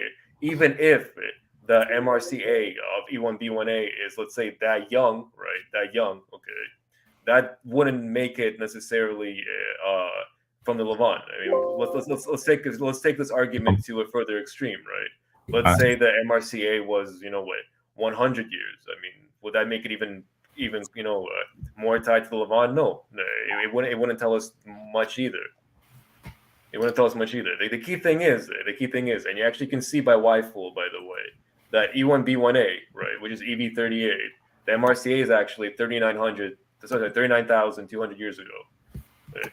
That is the MRCA for EV38. It's 39,200 years ago. Okay. So let's get something straight. So we just seen the recent common ancestor does not reach to the point of E1B1. So that means E1B1, wherever E1B1 is, you got to note that that's where E1B1A comes from. You have to. Wherever you see E1B1, if you find an E1B1 older than E1B1A, then that's the father of E1B1A. E1B1P2 makes E1B1A. But let me show you something with Mota. There's many thousands of years separating E1B1 from E1B1A. Go down a little more. Yeah, there's many thousands of years of separating them. E1B1A could have mutated in a completely different area than E1B1, by the way. Okay, but it's homeland. What's important to understand, because I think you don't understand what I'm saying. You see what all these little timestamps that you see here? These little timestamps, make sure you see these timestamps, and then what you're going to note is that these little timestamps are going to show you Mota. See, Iberasian culture from Morocco, Iberasian. And what it's going to show you is the actual, what you see here, Mota E1B1, you can note its migration, where it's moving about, where it's going before E1B1A exists. Before E1, the first time you see E1B1A is with Mota going down into the Mota cave. Line. I would like to tell you something, which is going to be useful to the stuff that you're doing. So whenever you see an ancient sample where it says E1B1 or anything like this, right, it doesn't necessarily mean, by the way, that it belonged to a basal E1B1 or an E1B1 before E1B1A. I'm telling you that Mota became V38. Line. If I can just finish, please. Yeah. So look, often enough, usually, right? Especially when we're talking about the Bronze Age, because by the time you get to the Bronze Age, there's pretty much nobody's basal to E1B1. Okay, but the reason you see some of the samples simply written as E1B1 is because they weren't able to extract further, further SNPs or further mutations to name it, to tell you exactly where in the tree was. This could be because either A, they didn't care to, right, or B, because the sample wasn't of good enough quality. Okay, so just so you understand what I'm saying here, what I'm trying to express to you is that I can show you Mota, which is E1B1. Whether it becomes E1B1A, it could become E1B1A, and it could become sometimes E1B1B. but Mota E1B1 becomes your V38. V38 makes your E1B1A lineages. From V38 comes your E1B1A lineages. E1B1A, with even his brother, E1B1A's brother, twin brother, was born at the same time of his existence and is found, right, with a back migration. That's very important. When you get a chance to see some of these things, it's important to note that it's noted that it has a back migration because it didn't exist in Africa of old. In fact, it's recorded that when the V38 entered the scene, it replaced the native African lineages. It says right on the site on A00 and on the V38 place, it says it was replacing the previous haplogroup frequencies in these areas with now dominant E1B1A lineages. That's why you see E1B1A down there, because Yah gave him it. He gave him that land of Africa, because you know what Africa means? Africa came from the Arabians. Did you know that? That Flavius Josephus tells you that Africa was taken by the Arabians, the sons of Keturah, and they actually named that area Africa. Traces of earlier inhabitants, however, can be observed today in these regions via of A and B haplogroups. If you notice, though, they're not telling you that E1B1A came from outside of Africa. E1B1A came from outside of Africa. You're correct. No, that's what I'm happened. not saying this. In fact, see, look. Go ahead. This is why, in fact, they think that the possible place of origin, as they say, there is a Horn of Africa, right? No, the place of origin for all people is at the in fact, that's what I was going to show you right here with early F M89. You know where we find a lot of them at some very old places where we find them right here in the land. You can see right here in the land of Ur. You can see them all set in these little areas. Why? Because the invasions and different things was happening. Everyone knows that they was at Shinar. The biblical narrative tells you they was at Shinar. They was all in the area. They call it the Paleolithic paradise because a lot of people are in that area. E's are in that area. A lot of E's are in that area. In fact, Lion, look here. Lion. Homeland is Israel. Lion, look here. It was a pleasure speaking to you. Right, I just need to go to sleep because I work in the morning. Right, it was a pleasure speaking to you. When are you going to be on again streaming? I usually, now the synthetic Sundays I was gonna make this my last one, but y'all willing, maybe I'll do a side thing just to talk on it, because genetics, understand, it's better than eugenics, just talking skin doctrine and whatever. But it's better to talk about these things because it tells us origin. It tells us the root. It's not endless going through name games. It's not endless genealogies looking at names. It's actually looking at the root of who people are and connecting to them. So if you ever want to have a conversation on my page on where it says Holy Conversation, you can join our Holy Conversation and we can have that conversation there. I won't go much on genetics after this. So today I'm going to be going deep on it, but I'm going to, have a place. Maybe you can join our Holy Conversation. We'll go deep onto those things. We can have a voice chat and all that stuff and whatnot. No. So I don't know what this Holy Conversation is, but how about this? And I'll just come on this YouTube channel again, and as you're streaming, and I'll hop on. How about that? Well, I won't talk much on genetics. I'm actually going to get deep into prophecy. I'm going to start getting, I had talked to some brothers because they want me to get more deeper into prophecy. They want, when they talk about the genetics, they're like, we know, everyone knows who Israel is. I just want to make sure it's sure and it's understood who's Israel and who's Japhetic, because these are real peoples, and these are real separations of Ham, Shem, and Japheth. So I just want to make sure it's thoroughly understood that, I'm not boasting and saying I'm better than anyone. I'm not boasting in wisdom or anything, but I had a little potential to go about this carefully, knowing a lot of the history and going about this with the history and connection to the understanding with. I was working with other geneticists. I was working with a geneticist personally on the side with these things, confirming them, cross-confirming them, and also confirming with multiple geneticists. That's what you're seeing here, is that we're actually just putting the summary of the last year.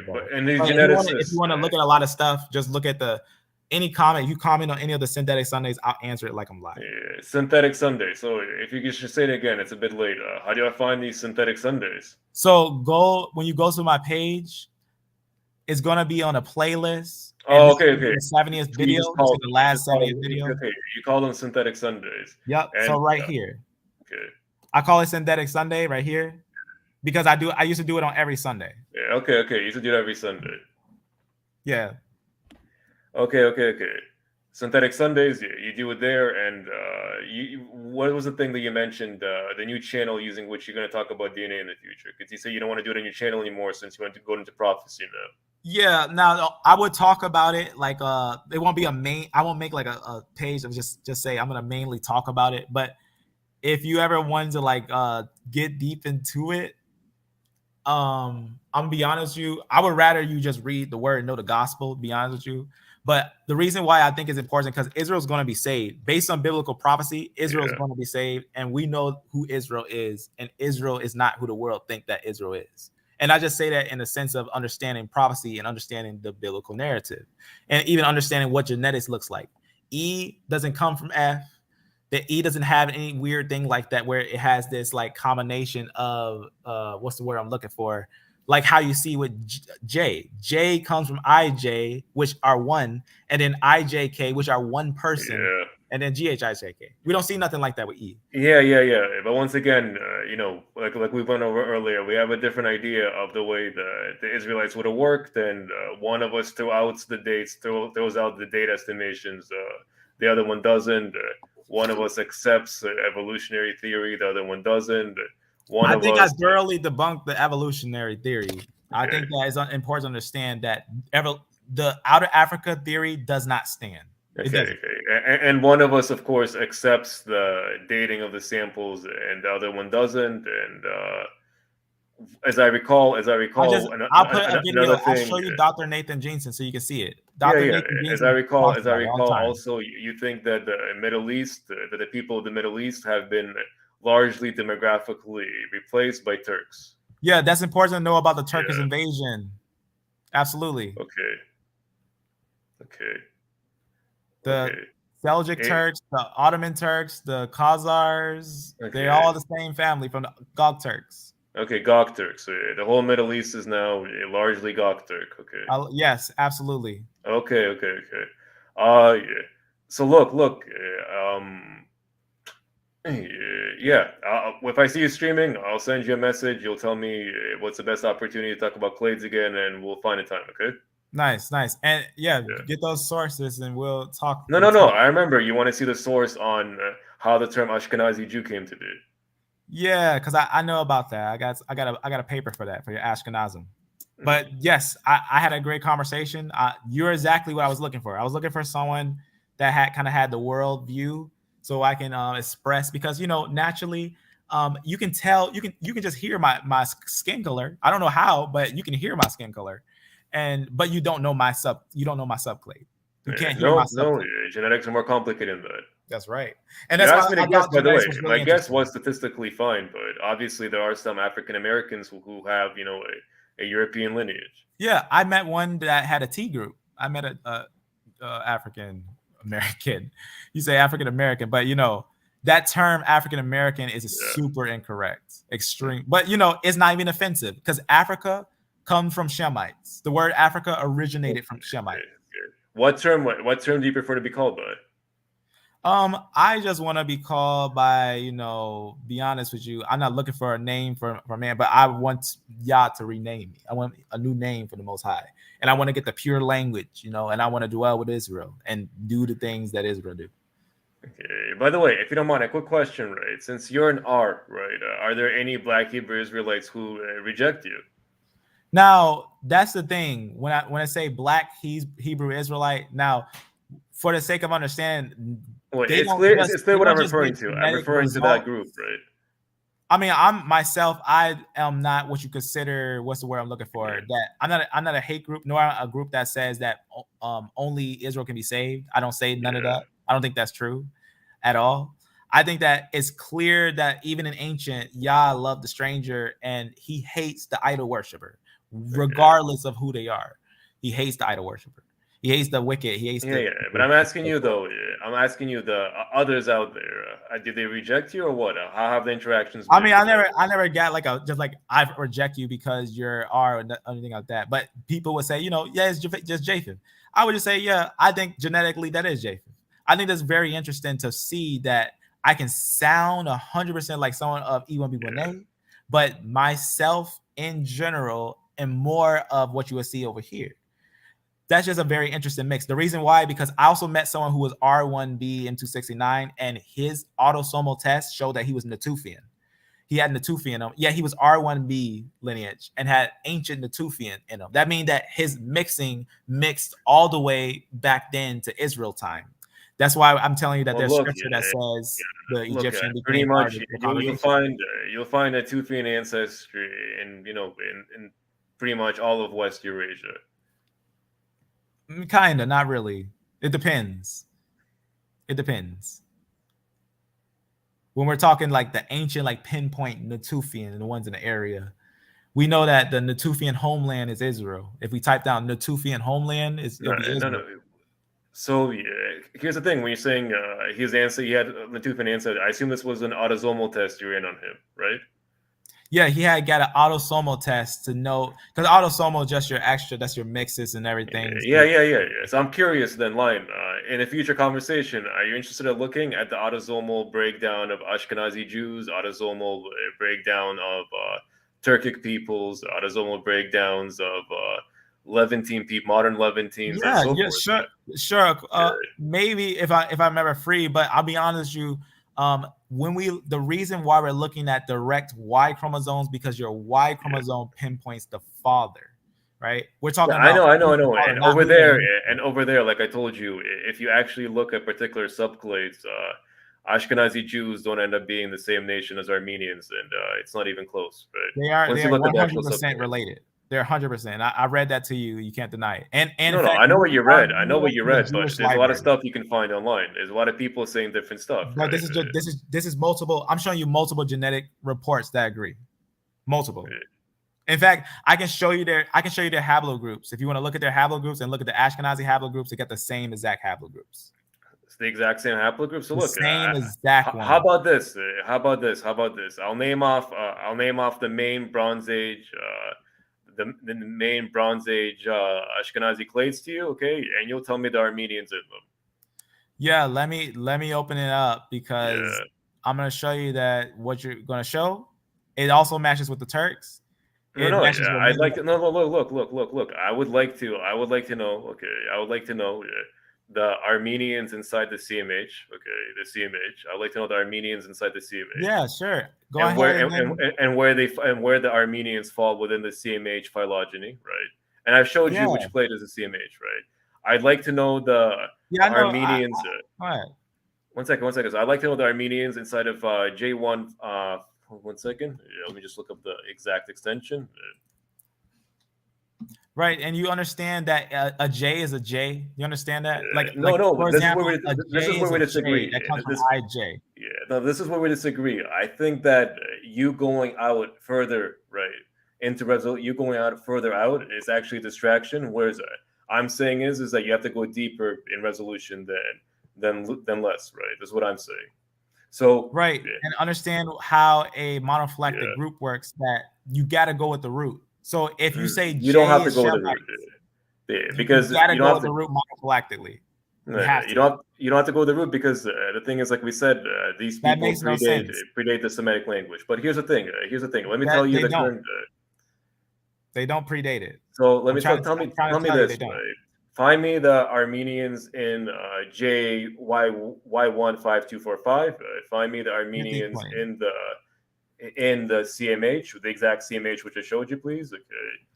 Okay, here, I'll leave it with this. I'll give you a report on what they say about the Armenians and their connection with the look, you can just let me speak. Yeah, I'm gonna play it. Here, I'm gonna play it so you can hear what it says. Look, I have a good idea what this is, right? But way back in DNA of men, for example, this shows you Armenians in red and Assyrians in blue. And when you plot who is A, who is J, who is J2, R1b, you get almost the same distribution, which is mind-blowing and shows you that initially we were the same people who ended up belonging to different religious groups and speaking different languages. Ethnics changed it. They have a very strange but look at what it says right here on this next part. Watch what it says here. They have a very strange distribution, and we need to determine where after this came from. I mentioned earlier that we were very close to the neighboring populations when you look at our overall DNA. But when you plot the Y DNA of men, for example, this shows you Armenians in red. And so you see what's going. This little video, if you haven't seen it, it talks about how the connections are, and it's so much. No, so far I agree that Armenians and Assyrians are very much related. And it talks about, you see these Y chromosomes here. Let me show you something. No, this part I have no issue with, right? But here's the thing. Lion. And I'd like to reiterate this once again, right? Whenever you talk about people having the same Y DNA, you always have to specify what resolution you don't have to specify. You know why you don't have to specify? Of course you do. Because a J is a J and an I is an I. No, all the J are one family. All J's are not created equal, and not all I's are created equal. Yeah, it doesn't work that way. Look. If you don't believe the biblical narrative, you're going to paint a picture of nonsense. If you say that I is not J, nor is M N, nor is O P, nor are they all related, you're actually making a biblical error and a genetic error to say that these are not related by IJK. All IJK is a person. You understand what I'm saying? I'm saying IJK. I'm not saying I, then J, then K. I'm saying IJK is a person. You see that circle? Why I circle IJK? I don't disagree. It's a person, though. But okay, so if they're a person, letting go of IJK a lot of resolution makes all of these. IJK, the man name, the man having IJK makes all of these. That one man having IJK makes all these lineages. That's what I'm telling you. All these lineages come from IJK. One person. One person makes IJK. That means that IJK are family. But once again, he didn't live at the relevant time period that we're speaking about. You keep saying that, but you don't know Dr. Nathan Jeanson. I'm going to give you Dr. Nathan Jeanson's work so you can see that those years are exaggerated. I'm telling you from a geneticist that knows this stuff. He knows that those years are exaggerated. Once again, I asked you, why are we listening to him and not to every other geneticist? Because he's a geneticist and he actually broke down the actual mutation rate. Line. My full he has a whole paper on it. Do you know that he has a published, accepted paper where his paper actually, I'm going to show you a paper, and this is not even by him. It's actually someone else who put that on there about his paper, about how he actually found out the mutation rate and that the said oldest woman is only 6,000 years old at max at the mutation rate. So, Lime, let me make this question extremely practical, okay? Let me make this question extremely practical. I walk into, I go and I survey every single population geneticist at, let's say, Harvard, okay? I do this. I survey every single one, and I ask them, hey, what's this guy's name again? Say it again? Yeah, what's this guy's name again? Who? The scientist that you like, who says that the dates are all off. Yeah. I mean, I'm not saying I like them. I just review them. Okay. Dr. Nathan Jeanson. Dr. Nathaniel Jeanson. Okay, Jeanson. Okay, I go find every single population geneticist in Harvard. Okay, and I ask them, hey, are Jeanson's dates correct? Right? Is Jeanson correct about the dates? Yeah. My question to you is, Lion, how many of them do you think would say yes? So anyone who examines Jeanson's work, who's an honest person who examines his work, when they look at what was published and they look at the stuff that was going on, they will clearly see that Jeanson is correct. Yeah, so I bet you that exactly 0 will say this. I bet you exactly 0. And no, it's not exactly 0 because I got multiple geneticists that agree with Jeanson's work. You want to see some? Yeah, hold on. So they agree that the latest human genomes are. Yes, they agree that the mutation rate the clock of the mutation rate actually shows that it's not millions and billions of years. The world has not been here for millions. And do you believe that? Do you believe the Big Bang Theory? Yeah, yes, I bet you do. Yeah. You know why you believe the Big Bang Theory? Because you don't believe the Bible and you think that people can find out how everything started. Can I ask you something? Yeah. What starts a bang? What starts something to blow up? 2 things. Do you know that 2 things causes a bang? 2 things colliding together causes a bang. What's the problem with a Big Bang? Supposedly everything was singular. If everything was singular, how did you get 2 things to collide with each other to make a bang? Line, the term is figurative. It's not literal. No, can you explain that? Can you explain how 2 the Big Bang? No. Look. When there was nothing. It's a figurative term. Line. The term is figurative. The term, what do you mean figurative? It's not literal. They don't mean it's a literal bang as we know what a bang. It's just the name that scientists came to up to refer to it. Okay, do you understand that it's defined that everything exploded, the universe, in fact, it's even said word for word. Let's go to it. In fact, let's go to the Big Bang since you think it's figurative. Yeah. Because you don't know because understand, I already looked at the W map. I know what the Big Bang is. The Big Bang literally says that in the beginning, right, everything it basically exploded and shot out. All of a sudden, boom, all types of information, all types of things shot out of nowhere. All things just shot out. The universe. Otherwise, if they didn't shoot out, right? If they was at this point of infinity, they would have crushed in one place. If they didn't shoot out, if supposedly the stars didn't shoot out at a rate of speed and a heat, and understand the Big Bang, look it up. It'll tell you that in the beginning, the universe was as hot, or it was hotter than anything that you ever seen today. The whole universe was extremely hot, all of it. That's why they call it the Big Bang. That's what they say. They say it was completely hot and everything from a singularity. That's why they talk about it was a singularity, right? It's actually very important when you look at these things and what they talk about with the Big Bang, right? This little thing is a W map. That's what you're seeing there.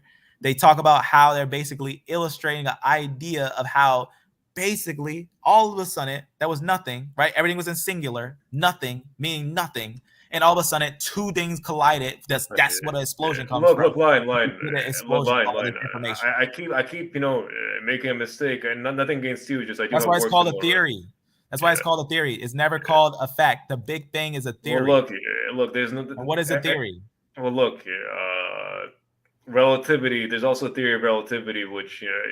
Do you also doubt it? Because there's what theory beside it? I'm talking about origin. We can test look, relativity. the word, we cannot test origin of the Big Bang. So line. I recommend that you actually read that article which you're hovering over. I already did. In fact, I got a greater detail than this. I have an article with greater detail that actually disproves the Big Bang. In fact, it's called. You ever heard of the axis of evil? Yeah, the axis of evil. Yes, I've heard about the axis of evil. What is the axis of evil? Yeah, the axis of evil. So it's the axis of evil with an S. There is. Are you referring to the Bush speech, basically, where he alluded to a force as evil as the Axis in World War II? Yeah. No, see, you don't know what the axis of evil is. Okay. So the axis of evil. Well, yes, I told you Bush, right? First, that's not what I'm talking about. That's not what I'm talking about. I'm talking about in cosmetology. Okay. In cosmetology. In cosmology. Yeah, cosmology. In cosmology, this is completely told about the cosmic waves, the background that's actually found. They call it the axis of evil. Yeah, look. Why do they call it? You know what they call it? The axis of evil. Yeah. Line. If you're okay with it, the Big Bang isn't something that I want to talk to you. I'm not a physicist. All right. Well, okay. I'll give you this. Just understand this: that the Big Bang makes no sense. But we'll move on from that. Okay.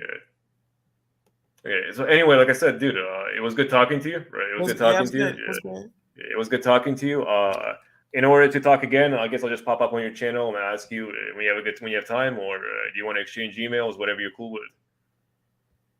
No problem. Shalom, family. It's all. You want to exchange emails? What do you prefer? Oh yeah, just contact me on FB. Because my first account was Flawless Breeds. One second. Give me a second. Let me just pull out a notepad. Okay. What is it? FB, like FB. Facebook, Lion Farm. What comes at FB? Lion Farm. Lion Farm at gmail.com. Okay. And that's for anyone. If you ever want to contact me on anything, just contact me at. Yeah. Okay. I'll contact you. And look, I promised you, I'll get you the source on where the term Ashkenazi comes from. Okay, I'll give you something for that because I know where it comes from. Yeah, no problem. We'll share sources and look at them. Nice. Yeah. All right, Lion Fun. Nice speaking to you, dude, and have a good night, dude. You have a good night. All right. So that was quite interesting. So I have to say this in all understanding. If someone doesn't know the biblical narrative, you don't even try to find Levi. Don't take the world's opinion. You know why he said that? Because the world says Levites, that the Levites are R1A. And if you try to match R1A with your J groups, you got an extremely massive mess of a problem. Because Shemitically, if you want to make them Shemites, if you make a R a Shemite, a bloodline Shemite, and a J a Shemite, you gotta go to where, how do you make this monophyletic? Right here at IJK, and IJK is one person. That means that all these people would be Shemites, but they're not Shemites. We know they're not Shemites because we know I is an ancient Indo-European group of Cheddar men, and all these groups, many of these groups are ancient Indo-European groups. They're European groups, as in groups that came from the Japhetic lineages. That's very important. And even so, F-M89 makes them all. That's very important. So just for the clarity, for some understanding, it's good to have a good dig into these things. But let's talk about some more things on F-M89. So it does make different lineages. I'm just going to shotgun do some of these things. So F1, F2, F3, right? Those are going to come from F-M89, which makes GHIJK. That's very important. Sometimes if you see an F and then you see an X and then you see something under it, there's two meanings to that.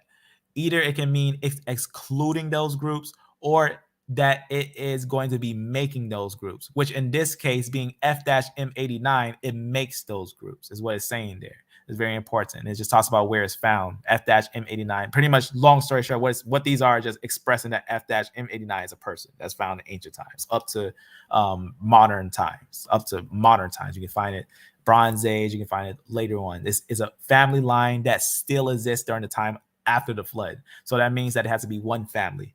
That means F, G, H, right? All these lineages that you see right here, these direct ones, these are all family. They're one family line. That's one family. That's very important, which we had looked at.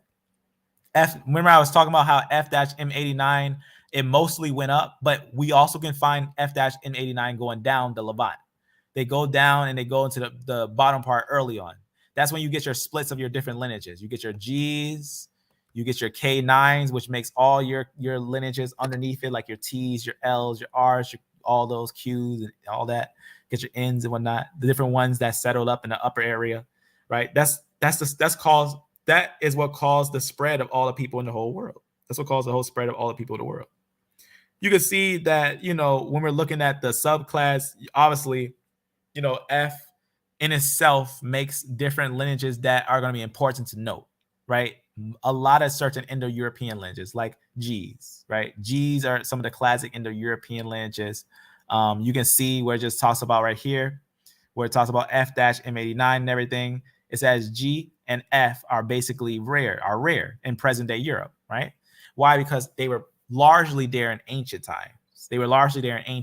But you can't find them a lot up there now, because they moved from over there. But in ancient times, ancient genetics tell us where their origin is. That's very important.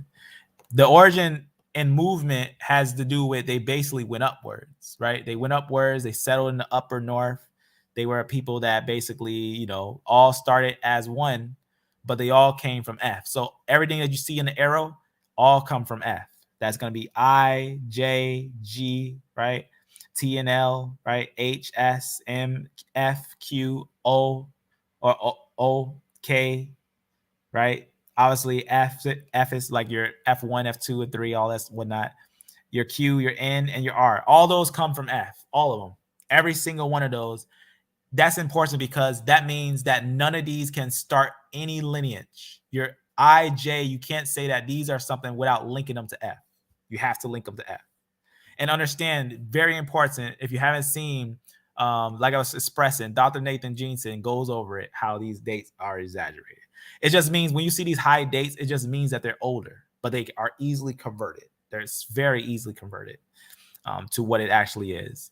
So just little pieces of information, because since I basically touched on a lot of these things in his own little ways, I'm just going to summarize just some of them. Just talk about some of the families, where they're found, where they're at and everything. It just talks about how the Indo-European, the native Indian is H, and how they came from F-M89. And that in ancient times, you can still find that lineage in a lot of these Indian populations. And a lot of these Indian populations, you can note the different groups, right? You can see that sometimes you might see some D's, right? Some of the DE lineages. But what do you see more? F-M89. You can see that in a lot of different areas and whatnot. And then you see H. So a large portion of H you can see in different areas. So a lot of large portion. But you get other lineage because remember, there obviously going to be that mixed company, right? That's very important. Very, very important. And then you going down, you know, this is just some information on pretty much, you know, subclades and how they break and everything in India and whatnot. Just putting those together, the Ds and all the groups that you've seen on here to see them on a tree. It's just basically, you know, what's monophyletic, right? You can see DE, right? See that straight stem, not monophyletic with F-M89. F-M89 makes all these. F makes GHIJK. See what's going on there? And then all the lineages underneath it, right? Those are all going to be related. K makes, you know, L and O and all those things, just showing how it's monophyletic and everything. That's the India. That's a place in India that was found. Also connected to mtDNA. That's very important. You know what the mtDNA is. It's an Indo-European group, right? You can see right here with your M's and your R's and stuff like that. Different things was going on there, right? Just to get a little idea what's going on. This is going to be in the description. This is just going to be some information on F, just to get a little understanding on some of the things that's going on. It's also about autosomal DNA and mixture. It lets us know that when you think Asians and people far away, even people all the way to here, they're all related by F, right? The biblical narrative is true because all these people link to one person. It's not like all of a sudden all these people just popped up out of nowhere and they don't link to nobody, but they do link to one father. And that father makes all the Japhetic lineages. It's not like an odd mix where you just get like people who are you know, this thing or that thing, but you get a very understandable, presentable mix, right? There's some little pieces of information. It's gonna fly through so you can see what basically what all on this. This is just gonna have some information on haplogroups in these areas and whatnot. You can see it right under here. It's gonna show us some of those groups. So C's, right? These are the ones they were calling Neanderthals long ago. They reached over here. They went to America and everything. You can see right there, got some D's in certain areas and certain groups, right? You talking about the people in Japan, right? The first people I knew, they had 87% D, right? Very large part of D, right? Very, very important. You can see it in different people, right? You can see different mixes, right? Japan, large point of D, right? Large point. Japan, right? D is from DE, right? I keep saying this. D is highly Asian, highly Asian. The E group is related with them. D and E were one long ago, but that's very important just to note a little bit of that.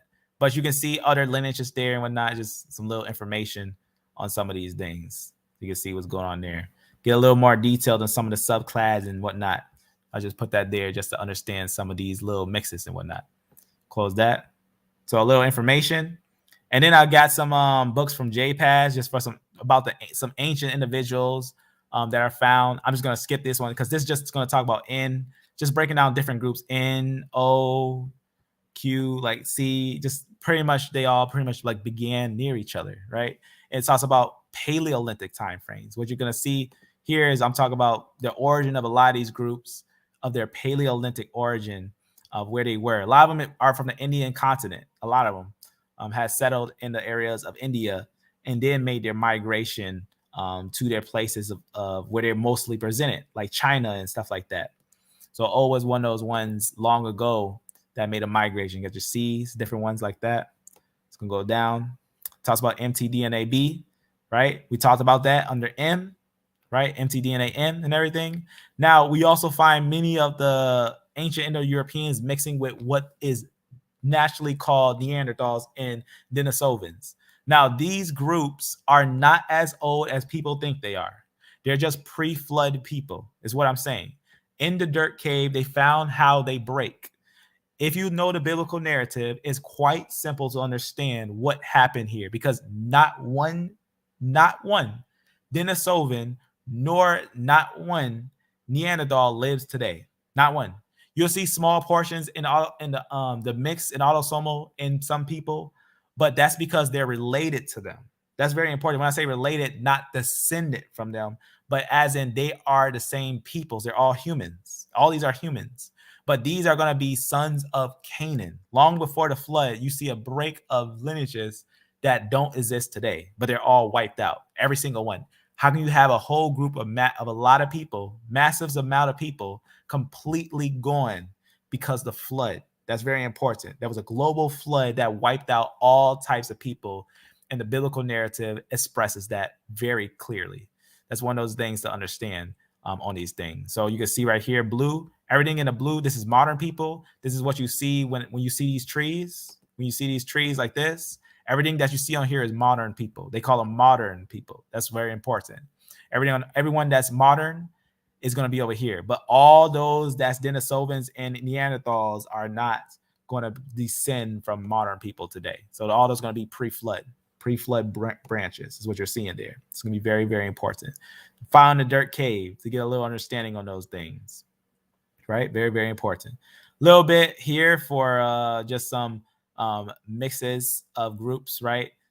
Just talk about K9 and C and basically some of the places of their origin and stuff like that. It's going to skip a little down. Just this one goes, you can see far back, right? It's going to talk about some very old mixes and everything, right? Got some very interesting things. Notably, some authors have argued for a mostly island Southeast Asian, right, origin for a group in Paleolithic times based on basically the female DNA, right, mitochondrial dating, right, and whatnot. You can see what's going on today. So it's important because we can match them with their female lineages, and their female lineages also cause them to be more ancient towards places that are going to be, what's the word I'm looking for, more fitting for Japheth, more fitting places for Japheth than for anyone else. So it's very important. That's why a lot of times they're called Indo-European, because they match Indo-European languages and stuff like that. That's just some very important little pieces of information to know, pretty much. So it just talks about those Eastern, basically. I'll show you what area is actually talking about here. I'll put it on here. And you can see Indonesia, right? It's saying that many of the groups actually started over here. So right over here. So that's very important. Remember I talked about that? F was over here. And then in ancient times, it went all the way over here. It went all the way to this area. And then its descendants broke. And then they went this way. A lot of them have went down and went to these different areas. That's very important. And settled in these areas. So that's just very important to note. And that's also where T began. We talked about that last time. That T began over there. Then it worked its way all the way to basically where you see it in the Levant. But only one was found in Levant, while the rest of them were actually found mostly in upper areas of Indo-European continent. Because T comes from K, K comes from N IJK, all the way to GHIJK to F-M89. Right. And that's what we were talking about, how basically they are related. They are a group that's highly related. They are one monophyletic family. Right. That's very important. That's very, very important to understand that if they're a monophyletic family, they're going to give a clarity to this. Where we start talking monophylactics, the videos where we talk about T groups, we go deep into monophylactics, into those things, and talk about how they're all related. These are from multiple different specialists. These are just confirmations to let you know that F is the father. F is the father of GHIJK. That's very important. F is the father of GHIJK. That's just very important. Very, very important. And since F-M89 is the father, and understanding how even individuals like Dr. Nathan Jeanson understands that these dates are extremely exaggerated, you understand that F is Japhetic. F is just Japhetic lineage that makes all Japhetic lineages. Know about monophylactic groups. This is what a monophylactic group. You have to count the root.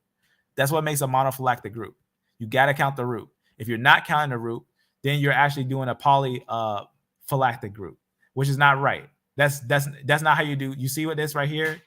That's like saying that this is what some people do. That's like saying that some of these are related, but not all of these are related. So it's like taking a piece here and saying these are related, but not all these are related, but not connecting the roots.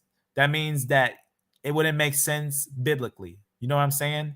Biblically, you have to, anyone who is a son of someone after the flood is going to be a direct descendant of that line.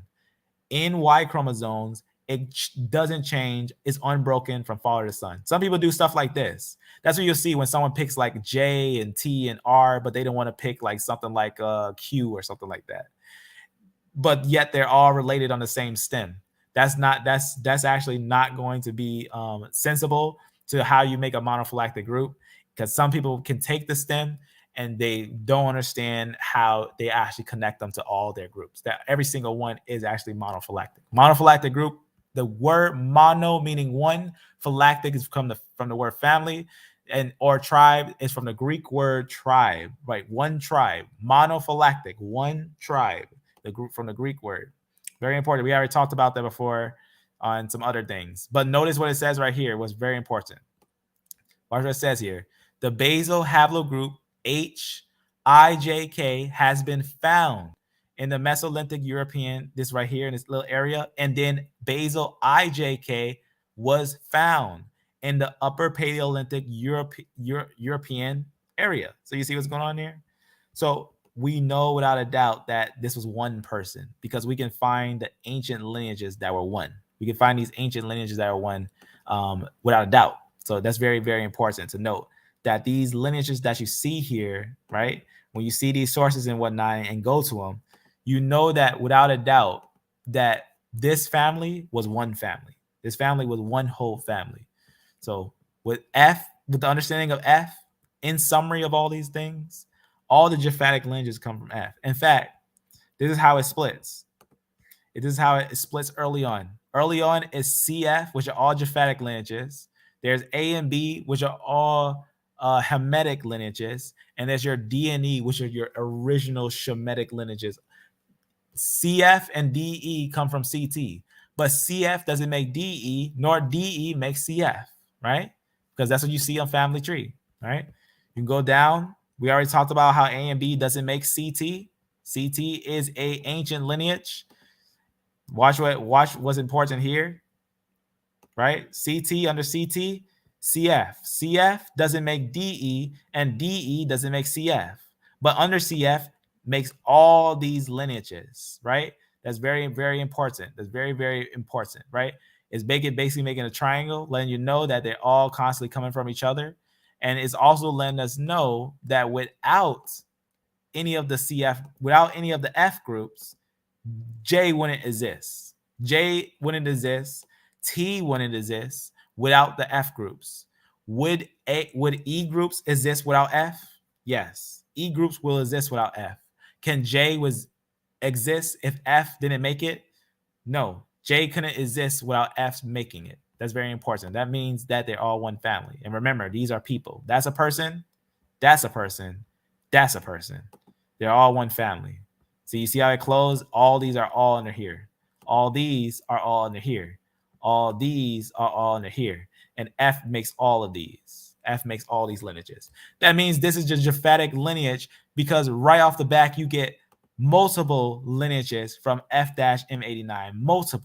Multiple lineages from F-M89 that are many different lineages. That means it's a Japhetic lineage because it's after the flood and it continues on even to the Bronze Age. It's very important. Even further than that, we still see it to this day. Anyone we still see to this day is from Ham, Shem, and Japheth, biblically. And the Bible is the fact. Anyone who doesn't believe that is going to be brought to shame. Understand that. That's going to be a very important fact to understand. That's a very important fact to understand. So now with the sense of understanding this, I'm just going to make sure, I'm just going to close some of these things as, you know, I want to make sure, as you can see, we got a lot of stuff open. I'm going to have to put a bunch of sources in the description. I'm going to close these ones that we don't need. All right. So summary, how are we going to summarize this? We did a lot today, but I'm going to summarize it as much as I can. Okay. The Out of Africa, the Big Bang Theory, the world's ideas are false. A lot of these dating is extremely exaggerated. The biblical narrative is law. You must obey the biblical narrative. If anyone claims that anyone's errand, they have to make a monophyletic group.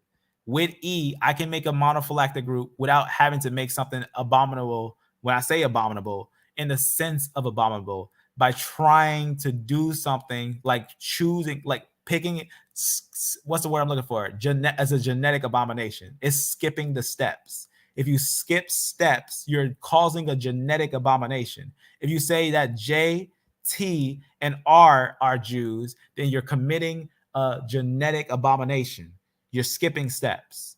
You cannot skip steps. You must go to the root. All genetics go down like this. They don't start right here. That's not how genetics work. You can't say, oh, these are going to be, even though this is 9,000 years BC, I'm just going to take one that's not 9,000 years BC, but it is 9,000 years BC. That's how old J is.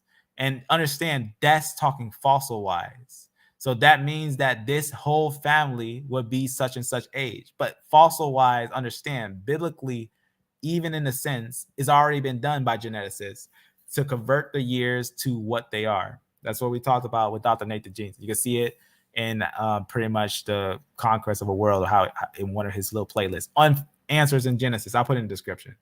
Just talks about how these years are converted. I'll even put this video where he had a whole debate, well, not a debate, but a conversation on how he broke down the whole story, Big Bang, the whole thing, the whole shebang. And he'll show you genetically with all the logic, all the sense. You can look at it and it's pretty solid that there's no way this world's more than 6,000 years. Understand that. It's just not, especially by the mutation rate. The mutation rate shows it. But everyone comes from DE Shemites, A and B Hamites, and CF Japhetites. And your women, what's important about women, any woman comes directly from Noah. When I say Noah, I'm talking like Noah's descendants. And they themselves start mixing with, obviously, the Hamites, Shemites, and Japhetites, because they themselves, when they get their wives, they're getting women who are not first of their self, but they're going to be women who they have, right? That's very important. And then that's when you start to get, people becoming more of what they are, because they're getting the X chromosome from Ham, Shem, and Japheth, right? But women got 2 X chromosomes. So they're going to have their ancient X chromosome that doesn't change, and they're going to have their X chromosome from their father that marks, their father pretty much in them. But a lot of times you don't see that second X. Why? Because a lot of times that second X is got some really interesting stories to it.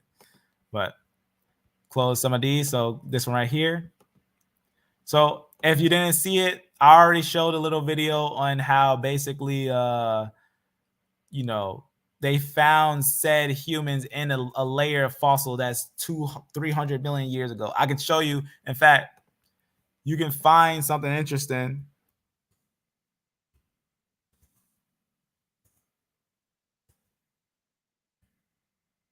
See if I can find it real fast. Here it is. A fossilized human footprint for 500 million years old. You ever seen that? I don't know what they're saying. I don't want your ads.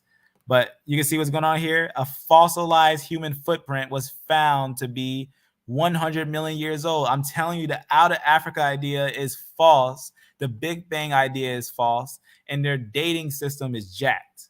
Because supposedly at this time, humans didn't live. And you get examples that destroy their own concept. But what did the Bible say?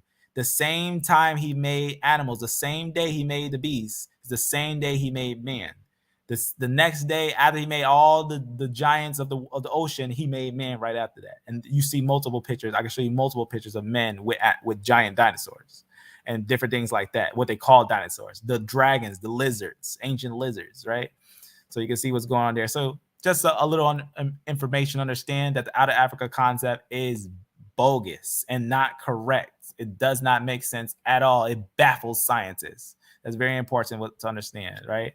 Very important. Know about the axis of evil that destroys the Big Bang theory. It's very important. The cosmetic of the cosmos, right? Talking about those things with a W map and everything. That's very important.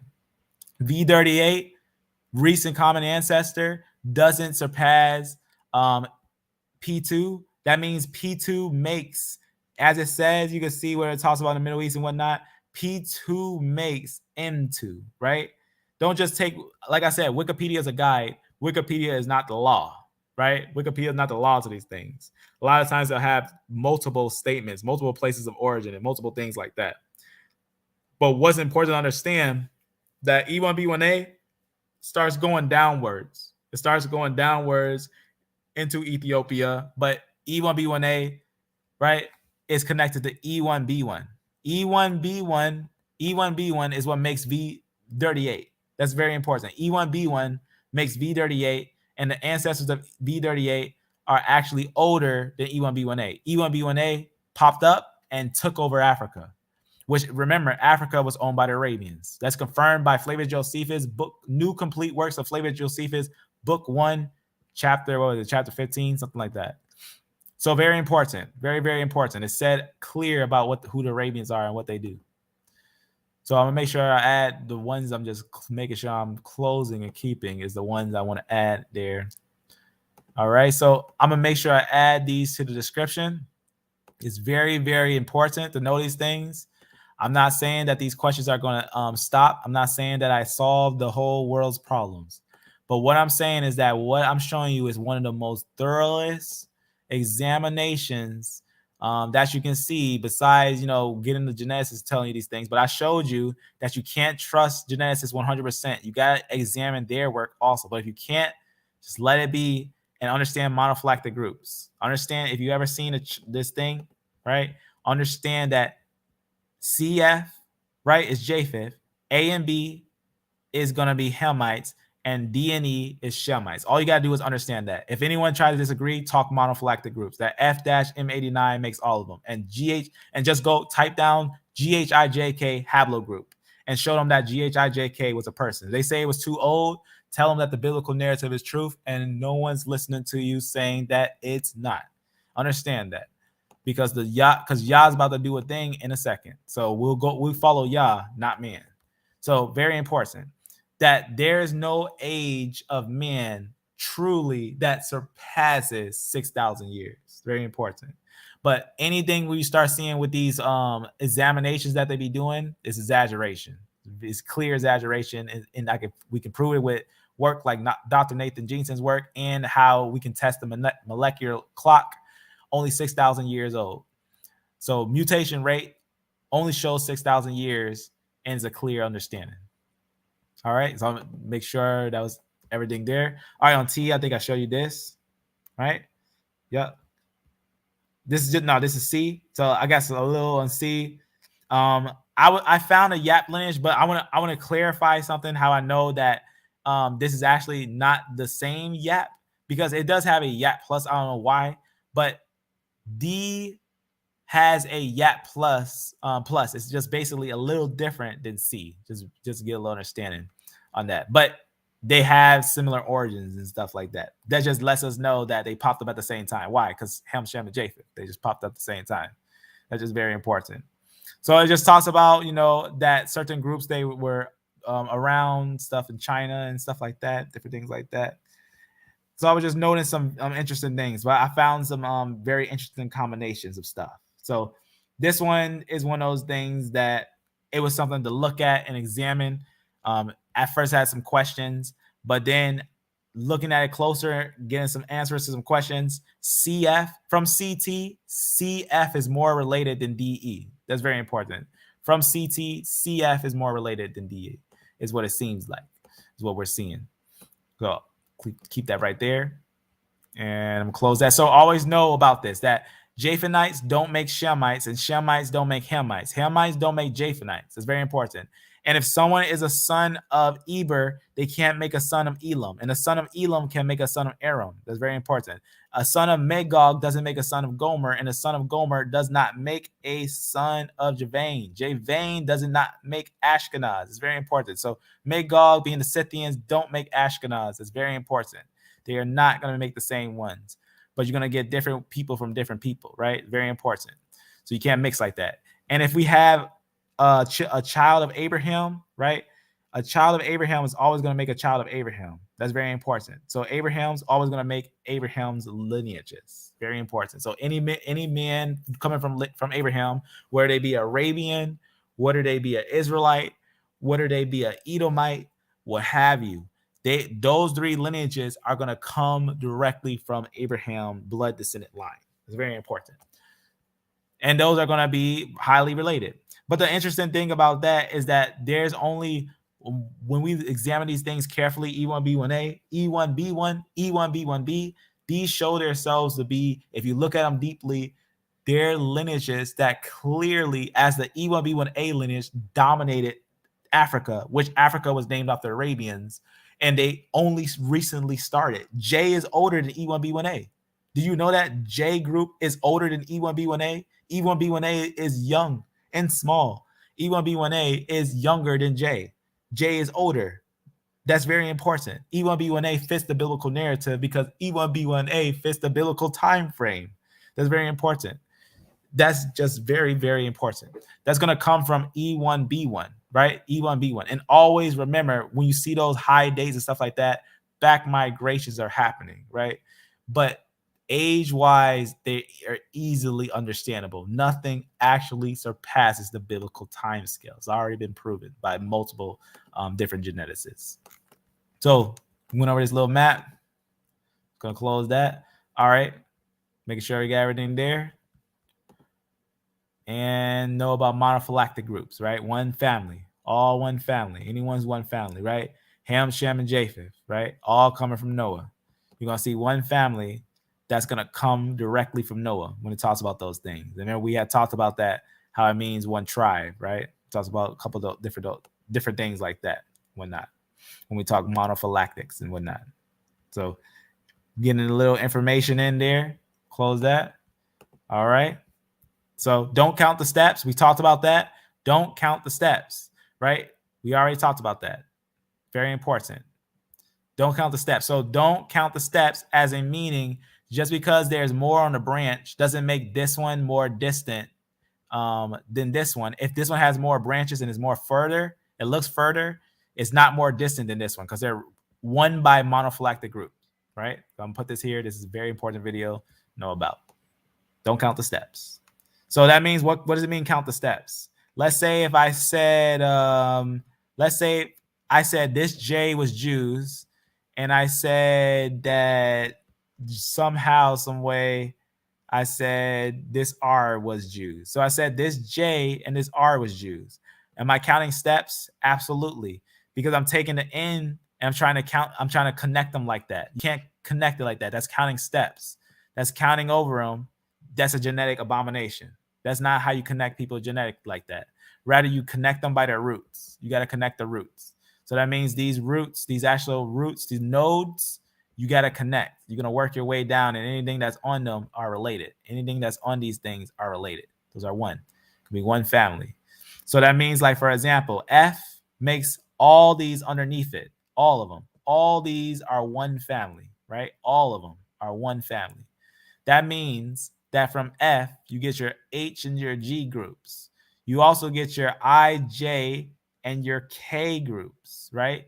Your I, J, and K, your I, J, K, right? K makes your L, right? Things like that. What's going on there, right? L and T, they're all related. And K also makes these lineages, O's and N's and things like that. You can see right there. So that's very, very important to note these connections to these groups. Very, very important. So we already noted a lot of different lineages are going to be ancient Indo-European lineages. That's going to be something very important. But if we note the E lineage, right, the E began, and we can note the migration. See this little picture from 2021? This is something from 2021 of E. And we know that E shows itself to be a Shemitic lineage, right? It's no doubt when we look at these very carefully, the genome history of the Middle East, and we look at some of the lineages that we find there and whatnot, we can note what's going on there. We can know what's actually happening with them. So right here, you can see what's going on. That's very important, right? Just talks about some things you can see, right? That's why that motto went into Africa, because the early E's 30,000 years ago that was found. 30,000 years ago that was found. That's why the origin is over here. E1B1, E1B1A. E1B1B, and even E1B1A. Their origin is over here, and their migration is down here. That's why E1B1A, after its evolution, evolved and is seen over here, because that's the route of the Shemites. They actually coned this area. They coned this area, and they also settled in these areas. It's very important. But a lot of them moved in different areas, which we can note in different times, right? But their original area is over here. That's the origin of people. Then they work their way down. It's very important. So this is going to be a very early paper. You can see 2021, right? So we bringing out, obviously, when it comes to fossils, it doesn't matter the date of the fossil. It doesn't. When I say it doesn't matter, if you start seeing things surpassing 6,000 years, 3,000 years, it's going to be exaggerated. It's going to be exaggerated. But the understanding is that the haplogroup common in Natufians, E1B1B, common doesn't mean only in Natufians, because Natufians also have C groups and it also have E1B1 groups, right? That's very important. E1B1 is going to be your soon E1B1A. That's very important to understand what's going on there, right? Is also frequent in our database with most lineages basically being like 8,000, 7,000, right? Years before present. Though we also found a rare deeply one, right? 39,000, right? See what's going on there? Very, very important to get a little understanding on some of these things. So obviously understanding Ham is not Shem, right? And Japheth itself is not Ham or even in a sense Shem, right? So that's just a sense of understanding biblical narrative, and the biblical understanding is that we all come from Ham, Shem, and Japheth, but we ourselves are going to be in different lines.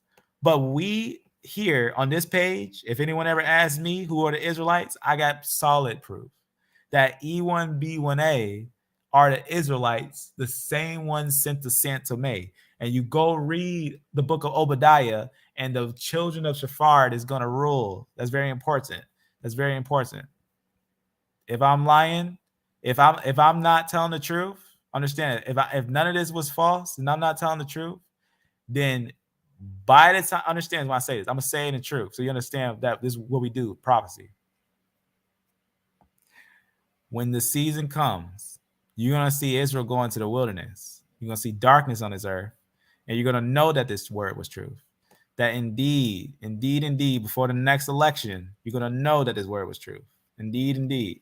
So this is gonna be one of those things that's gonna be very important, that we do indeed look at the truth, and we know that the truth is solid. That the biblical narrative is telling us that the biblical narrative himself is true, right? Praise be the Most High Yah.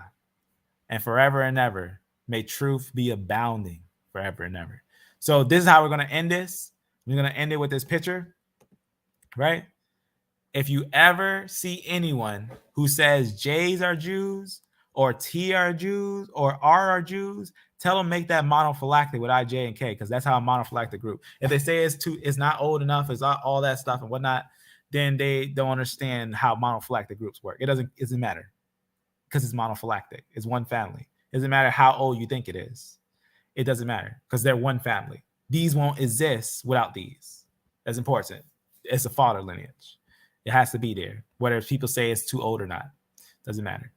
So it's very important to understand that when it comes to monophylactics, if you don't know like a lot of the genetics, just know monophylactics and you'll be fine. You'll be all right. Even if they try to come out with anything, you just know the monophylactics. They can't stand it. They can't stand. Otherwise, they have to make all these Shemites. That's all you got to do. If you don't know, you don't have no source needed. No source needed. Just got to know A and B doesn't make any of the CT lineages. That's out of Africa not having enough proof. And you got to know that D and E are Shemites. I can show you that D are Elamites. You can see that in the video we went over Kassites and Elam's migration, and E groups as Arabians, E1B1B as Arabians, right? Some as even Ishmaelites. Not all are Ishmaelites, but some are Ishmaelites. But E1B1B are ancient Arabians. And E1B1A is going to be from E1B1, which is going to be more coming from your Shemitic lineages and making your E1B1A that goes down into Africa and dominates it. And they only been there supposedly by the genetic scale 6,000 years. And if you look at that Bantu expansion, they got there actually in the Iron Age. They actually admit that they got there in the Iron Age. And that's why that 6,000 year time frame is important to understand. That's going to be important. That the biblical narrative actually spans from Adam to us 6,000 years. Is very important. But these are all one family, right? All those are one. All right. So I'm gonna put this in the description. Y'all willing? Maybe we'll talk about this. Maybe a pop up out of nowhere. We'll have a conversation on this. But this year, last year had a great time going over these things. I'm just going to summarize everything. It's going to be our 70th video on the Synthetic Sunday list. It's going to be the 70th video. Obviously, refine my truth. This is another page. This is where I go over like just like biblical doctrine and nothing else really. Mostly biblical doctrine, except sometimes talk about, you know, Ashkenazis and stuff because, you know, they make their claims. But I'm going to now break down basically what's on the Synthetic Sunday playlist just real fast. Just going to summarize what we have here. Okay. On the first video is one of the first videos I made. Well, I made a video long ago on on Flawless Breed's page about the people, who the people are and everything. Maybe I should add that to this playlist. But I had went over it. And this one, I went a little more deeper on the history. This one was mostly purely history, going over the history of the Ashkenaz on how they're related, breaking down a false video that tried to say that the history doesn't match. That's what this was. Also, I do a breakdown on why do you find some of the Ashkenazi lineages in the Bronze Age Levant? Because of Sea People's invasion. The European Sea People's invasion came down and took over the land of Levant. I also break down every single Y chromosome and show you how they're actually Turks and their history all match. It's very important. Now I say Turks, most of them are Turks, but we can actually, if you see this video, we actually confirm them to be multiple different types of peoples, which are mostly of Japhetic lines, like Indo-European, stuff like that. Then we went into the exact detail. Let me just close this.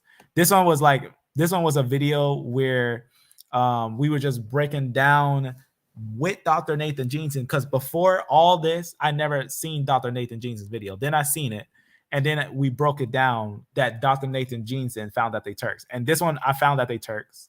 And I said, I told you that they were Turks, because Dr. Nathan Jeanson also found it, and I didn't even see his video before that. We also went over the history of the Scythians, right? We know that Scythians also mixed with the Ashkenaz. That's true. Some of them did mix with the Ashkenaz, but they themselves aren't originally Ashkenaz. The Scythians are not original Ashkenaz. A lot of Scythians, they more have R groups, R1, R1b, things like that, but they mixed in with them. More ancient Indo-European lineage, Indo-European sense. And then you get a study that we went over, because remember everyone was going crazy talking about Israel's going at it, Israel's at war, blah blah blah. I'm talking Israelis in the land of Israel, the people who took the land of Levant, who pushed the people out, who still pushing people out to this day. Understand that. I already talked about that they're pushing out the real people out of the land because they're trying to say that they are, which they're not. So it's one of those things that's very important, that it's become a race. It becomes a skin doctrine. You look how they are to the same people with the same exact genetics as them. It's like the Ethiopians. A lot of Ethiopians have J groups, but because their skin color, they treat them. You should see how they treat them. Then we talked about the northern tribes, how the northern tribes were sent into Africa. We went into a lot of history on how the northern tribes actually were sent to Africa by the Assyrians. We even got a book from Flavius Josephus that word for word tells you that the northern tribe increased. That's why the land of Africa was ruled by another people, because the northern tribe went into Africa and took it from A and B lineages. That's what happened. Recorded by a historian, what actually happened, that the people in Africa, the people under the pretty much Euphrates, they themselves were actually Israelites. This is a little video of a lot of people talking. Is really interesting. It has all types of different people. It has I found a video from what's his name, David Wood or David Lynn or something like that, and other people, all types of other people. This one too is just a part 2 to it. All types of other people who talk about this. And then this one is just going to be some history, going over some things, just a few little things, nothing major. This is going to be talking about a bottleneck. The interesting thing is they know that if you take the Ashkenazi, how many there were and how many there was found genetically, they have a bottleneck. That means they don't fit the history. They don't fit a lot of history. They have some problems going on. E1B1B, this is actually talking about E1B1B directly, more directly that they're Ishmaelites. This is more going over the Ishmaelites, but they're also Arabians. That's something that's very important. I talk about that when I talk about the when I get to it, the Natufians and stuff like that. This is just talking directly about E1B1B and the Turkification. It's very important to know how the J group took over the Levant. That's what this is. Very big, very massively detailed too. So obviously sources in it. DNA language is revealing the pretty much. This is just talking about a summary, how talking about the Turks, they're related to the Turks, and a lot of relations. Talk about who they're related to and stuff like that. This one is one of those ones that is kind of like a jack of all trades. It's kind of touching everything and some history on that.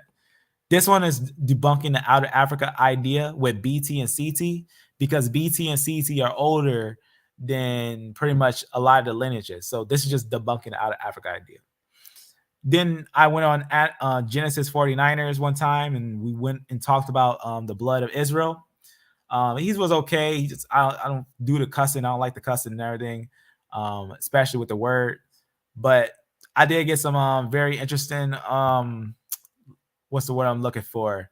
I would say correction on A00. The reason why is because A00 is said to be the lineage of Adam, but it's a long story. It's just easy to tell that A00 is just one of those ones that most likely it was an early lineage, but necessarily it could be a Hamite.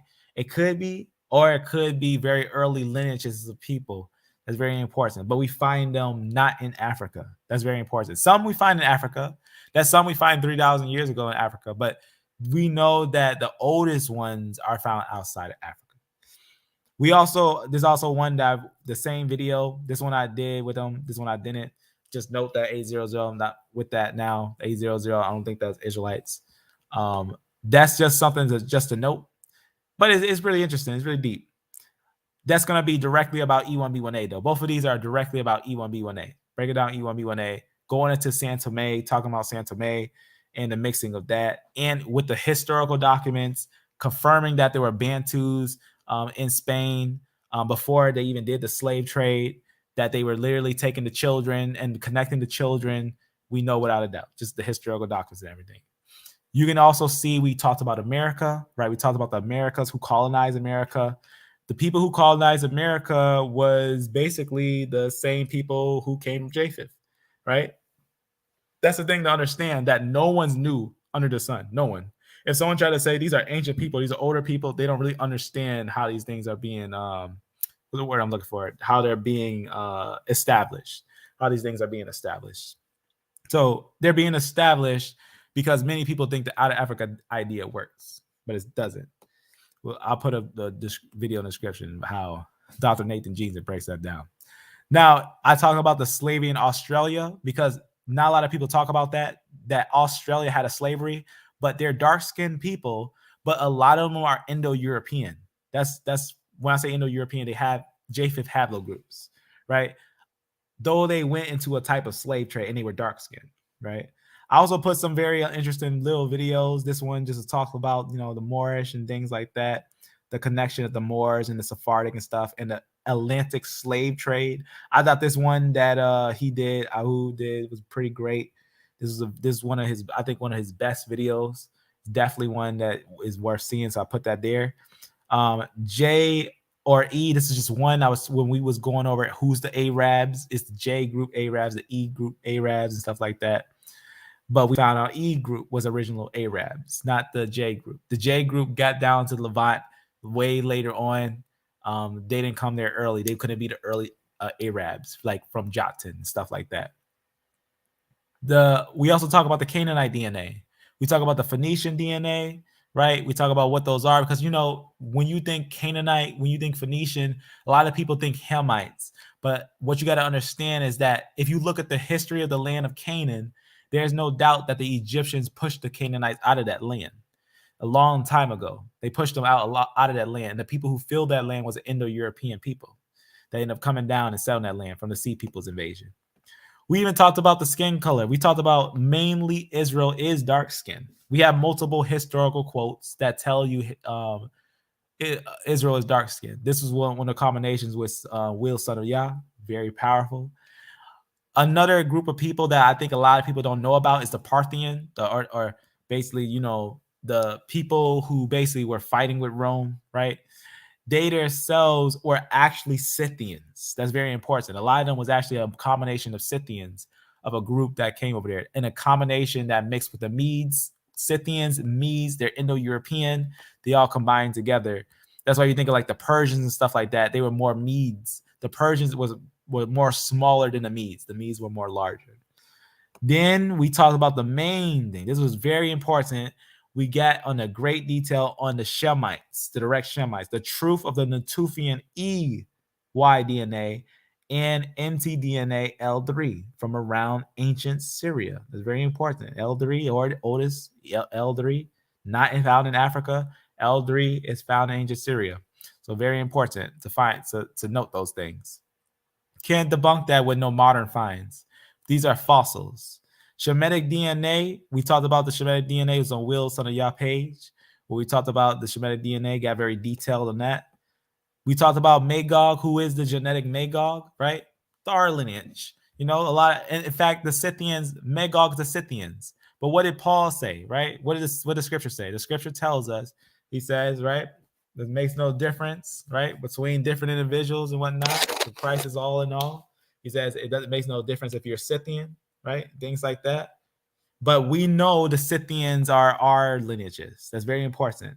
If they don't accept salvation, if they don't take to the Most High, they're gonna be slaughtered. Understand what I say? I mean slaughtered. Understand this. I'm not even joking when I say slaughtered. The scripture says they're gonna be slaughtered if they don't take in the Most High, and they're gonna be found as Magog. That's going to be, you know, but understand anyone can be saved. As we know, Colossians 3:11, right? Where there is neither Greek nor Jew, circumcision nor uncircumcision, barbarian, Scythian, which is a Magog, bond nor free, but Christ is all in all, right? Salvation can be found, right? Highly believe that. We also have a video of the origin of Yiddish, right? In some, I'm going to have to open up and make sure. I'll make sure I have all the notes I need. Now that I'm looking at this, I do need to open up one more note to make sure I post it. Because Yiddish, right? The word, the language of Yiddish, that's what the Khazars were speaking. And the only other people who spoke Yiddish was the Ashkenazi. The Ashkenazi were speaking Yiddish right after the Khazars vanished. And I confirmed it. That's what the first video was about. We already confirmed it. That the people, the Khazars, they themselves are the Ashkenaz. There's no doubt. There's absolutely no doubt. It's a mixture that is solid. It's solid in them. It's a mixture. Not saying they're only those, but I'm saying there surely are. They surely are a mix of those. That's very important. We'll go down real fast just to go to something on this real fast and talk about that. I don't think I talked about this little part on here. You can see right here where it talks about they didn't have the Hebrew blood in them. He says, talks about the, right? He talks about the Khazars who converted to Judaism, right? You can see they did that in 700 AD, right? 740 AD. And it says they are essentially a non-European people, right? Why I say non-European? Because at that time, there's all types of what's the word I'm looking for? Conclusions on who they are, but we know who they are. They are European. In fact, they're Turks. The language they speak is Yiddish, right? Yiddish or Yiddish is a corrupt German of Frankinson, or basically like mostly like what you say France, stuff like that, dialect mixed with Slavic and Hebrew elements. So you see what's going on there? Because they were converted, right?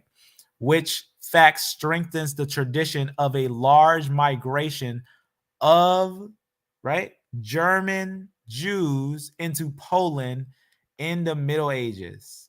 It may be that the strain of these German Jews has died out, leaving only their language behind. So why they have their language? Because the Ashkenazis still have that. They thought their blood died out, but they didn't. The blood stayed there. That's why they talk about the Jews are descendant of Alpine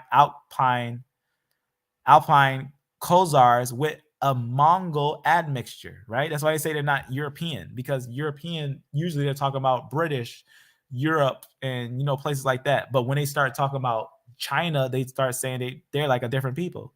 But yet Japheth is Japheth. That's very important, right? When they talk about the Ashkenazim Jews, right?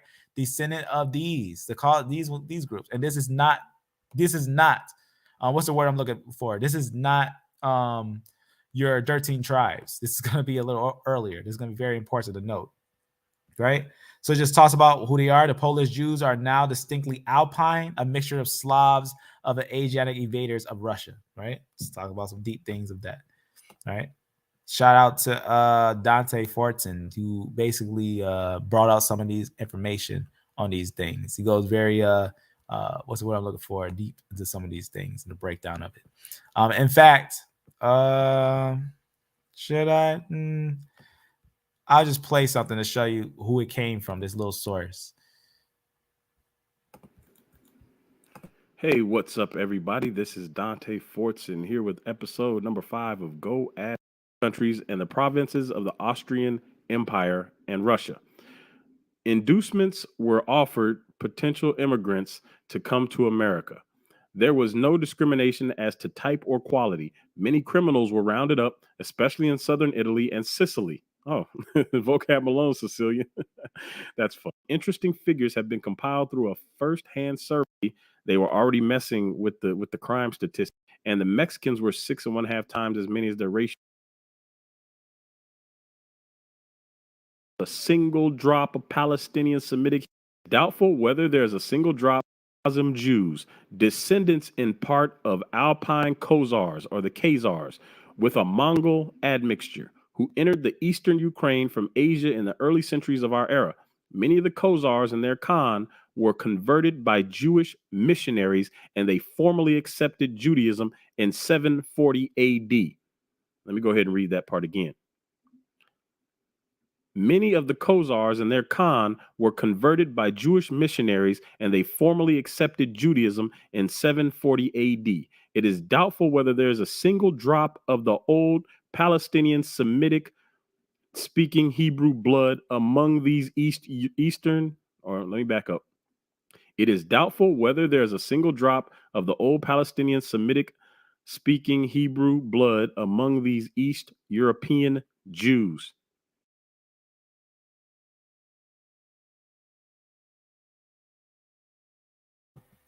All right, so that was some information. As you know, there's a lot of brothers who be digging deep into these things. That's good, you know. Always remember Messiah, which Dante remembers the Messiah. So man with his head right as he's going to these things deeply and bringing these things out. So I just want to show you a little bit of that on those things. Obviously, the sources get deeper, right? You can get deeper, a little deeper into some of these things, see what's going on and whatnot. I'm gonna. Oh, I didn't mean to close that. I don't know why I closed that. Why did I close that? Let me keep that open. But let's keep on going and talk about what are the videos it has. So this is gonna be our 70th video. So last one for a minute. Until the time comes. As I believe we surely thoroughly, made sure at least somebody's eating. Somebody's eating. I guarantee you that. Someone's eating something. We put something on the table, someone's eating it, and they're going to definitely do some damage at the end. They might end up refining these messages and making them better. So it's one of those things to understand. So someone's eating it. Someone's taking their time and understanding it. Go back over here. And so that was on the Gog and Magog information.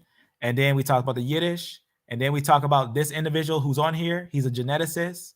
He's Aaron Elhak. He's going to be a geneticist. They didn't like him. If you ever see someone say, oh, Aaron Elhak is a liar, blah, blah, this and that. He's not. He's been confirmed as, in fact, he's been venerated. They can't touch him. They can't touch his work because his work been confirmed. That's very important. You can also see, we had talked about, this is important, how the Jews actually settled in Arabia. They didn't actually, a lot of them did not actually go to the right. None of them. When you think of Jews that went to this place called Ashkenaz by the Germatics and stuff like that, that's not true. Not a lot of them actually went over here. That's actually false. And many people, when you talk about slow-mo, Shlomo with the 13 tribes, he worked at Tel Aviv. He was a history teacher at Tel Aviv and could not find a historical quote that confirmed that there was a migration of Jews going into Ashkenazi. That's just a saying that people say because they know that was a place called Ashkenazim. They know the Germans were called Ashkenazim, but there's no proof of a migration of the Jews going into Ashkenazi. That's very important. A large group didn't go up there. Rather, a large group went over here. How do we know? Because the Bar Kokhba revolt. The Bar Kokhba revolt happened in 132, 136, and they were all over here. They were still coming to Jerusalem for a long time. And we got historical documents. When I get to it, E1B1A versus E1B1B, historical documents will tell you most of the Jews were actually in Egypt. Most of them were actually in Africa. Why? Because nothing new under the sun. Nothing new under the sun. They always flee down to Egypt. The Romans were over here. Where do you think they're going to go? Right? A lot of them actually were shipped over here. If you want to think of the major place they were shipped was here. And it's historically documented that some of the Jews were shipped over here and settled in these areas. That's very important. And those going to be who you see, the Spanish Jews, stuff like that. But you got to understand that with the historical documents to understand that fully. And then what do we have here?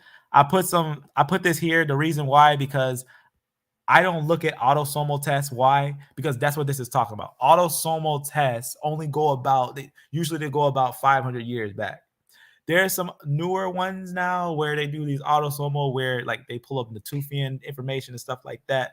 But those things I'll be more careful with. Like when you see tests that tell you I'm 80% Philippine and I'm 90% European or whatever, those things and whatnot, or I'm 40% African and stuff like that, avoid those things because it's going to cause confusion. Look at the male line and note what it says you're with.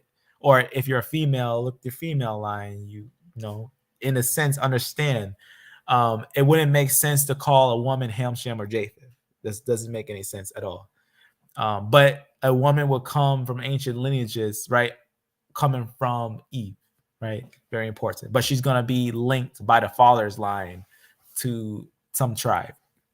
That's just something important to know. But a lot of them are Indo-European. When I say Indo-European, just some that settled up in the north for a long time.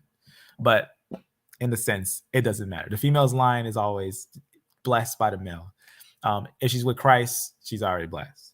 The spread of Indo-European languages going northward. This is a very interesting little illustration. It's just interesting to note the detail of the migration of the Indo-European language. We note that with a lot of spreads of the peoples as well. E1B1B versus E1B1A. This is one of the most detailed videos I got on E1B1B and E1B1A. It just shows the difference between E1B1B and E1B1A, that they're brother relatives, just like how Joseph was sold by the Midianites and the Ishmaelites. We see some of those examples in history that E1B1B are still the Arabians. This is very important. This is one very interesting. This is one of the best videos I've seen from Dark Camera Action. And that's an understatement because Dark Camera Action has a lot of decent videos. Dark Camera Action had a great video where he broke down Israelites. Surely proves it with the historical documents on this one. Very, very solid. This one, I just put this here because it's Revelation and it talks to genetics a little bit after it. So I just wanted to make sure I got Revelation on there pretty much.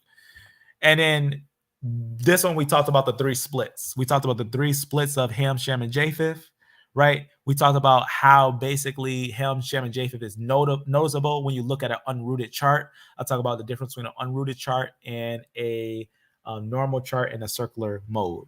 Those are going to be different things. First time we basically pinpoint T. This is going to be talked about a little bit later because T caused a later massive conversation, which we end up having. And it was edifying. It was edifying, but definitely made it more important to point out monophyletic groups. Okay. If you have any questions on any of these things or anything, family, I'm going to look at the chat before we close. T, right? Indo-European, very, very important. By the mother, this was a video that actually I revealed my genetics. This one is actually one where I actually broke down that the world is racist, that they actually made people one people by skin color. And that doctrine, they were actually forsaking people's actual backgrounds and stuff like that for skin doctrine. And that was beginning very early with eugenics. It was a racist science that we know is false and not true. In fact, a lot of times when they say certain skin color or certain things are destined to one group of people, it's not true. It's not true at all. It's actually been commonly misunderstood with that. But a lot of times, like today, certain groups, you can usually see them with certain aspects. But that doesn't mean that they're 100%, they can be 100% what one could be guessing. Because life in the blood can shock you sometimes. Now, this one was one I put. This was a great collaboration they put here on this one and this one. On this little channel, they just put a bunch of stuff of E1B1, E1B1B that I thought was very interesting. It's just basically something, what's the word I'm looking for? I'm pretty sure they're on the other side of the world. I'm in America. They must be like in the Middle East. And they're pulling out some E1B1B in the Middle East and things like that. So it's some very interesting finds to note that a lot of E1B1B lineages actually have Caucasian skin. It's very important. That a lot of them look like, Hispanic, most like a lot of Arabians. They look a lot like Arabians. This one was definitely had to be added on. This is Benaya video 100 proof. He basically found, some very important information, E1B1B or E1B1A in the sense. And then this one, if you haven't seen this little video, this one is a person, this Dr. Daniel. He actually basically talks about how there were different types of Jews. There were your white Jews and your black Jews, pretty much. He calls them, they actually called it in history red Jews that came from Russia. And when I say Russia, it matches the story of Gog Turks. They came from this area of the Gog Turks and they came down and they sweep through. It's multiple historical documents that talk about the white Jews and the black Jews, or the red Jews, or the blue-eyed Jews versus the black Jews, the black-eyed Jews, or the Jews that were sent away, who are descendants of the slaves, as it would say in different areas. So it just talks about how that was a transition in the 1600s, in the 16th century. Why? If you look at by the mother, you'll know why. The eugenics that was growing in that time, and they replaced them with new Jews. It's very important. So this one was a very deep and interesting one. This is the one that goes over all of JP58. This one goes over all JP58. There's nothing more to say, but that this is the most detailed video. We go over JP58. And all like hidden sources that aren't in normal papers. This one is Family Tree DNA about L3. We know that Family Tree DNA did not update their information since 2010 on L3.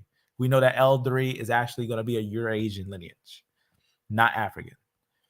JP58 are actually found in ancient Amorites. If you know about the Amorite nation, during the time of Abraham, it was said to him that the time of the Amorites is not yet full, right? It's very important. The Amorites were ruling the nations, and that JP58 was found in Amorites before Israelites were there. Home of Rome, origin and history. This just talks about Rome. Just talks about genetic connections of everything. This one is more, I don't really give like a direct answer to those things. I just show them and everything. This one shows the migration of Israel in 586 BC. In 586 BC, there's evidence that Israel left the land of Levant, and their cattle is found in Africa. Their cattle goes downwards, and the migration is recorded on this thing. We know that because by the cattle, the migration, the pastoralists going downwards. This one just talks about a little more on the split of Ham, Shem, and Japheth, right? This one is about where Will went into some deep information, right? Pull up some people in the Middle East, ancient people and modern people in the Middle East that are going to be E1B1A, that we can find people today in the Middle East with E1B1A. It's a lot of information in that one. This one is a breakdown of the family tree. If you don't know the biblical family trees, this is a breakdown of the family trees. This is a breakdown of one of the trees that was made on Useful Charts. It's a great tree, but the commentary was just awful. So I'm just basically, correcting him with his commentary. This one right here is going to be extra information, just talking about how the geneticist, we got the information from the geneticist that confirms Ham, Shem, and Japheth split. So doubt. One of the brothers start bringing us a lot of information, the Hebrew of Israel, of Eber and different things like that. I just put this here because this was a great one for basically illustrating the movements of Eber and some of the Shemite sons and different things like that, and even some of the Hamite sons and things like that, and show difference between them. Because a Hamite, if you look at biblical dictionaries, it'll tell you that a Hamite is a progenitor of all the dark-skinned races, but not of the Negroes. That's very important. They're very different. This one is a little bit of Judah's DNA. It's going a little more into it. Beniyah says enough there. This is the one where I talk about Elam's migration, D group, and the Kassites, which the Kassites, the Amorites, the Canaanites, they're all related. All of them related. The Hittites, right? The Hurrians, they're all related. They were mixing with females. They were calling each other brothers for a long time. You can see those ancient lineages up above the lands of the Levant and in the Levant, way before the promises come, way before all those things. Very important. But E came later, popped up out of nowhere and took over areas. This is another one from the Hebrew of Israel to talk about Jeanson, right? Jeanson and his son, the son of Eber, right? His migration and stuff. This is where one of the individuals wanted to talk about Haplogroup T.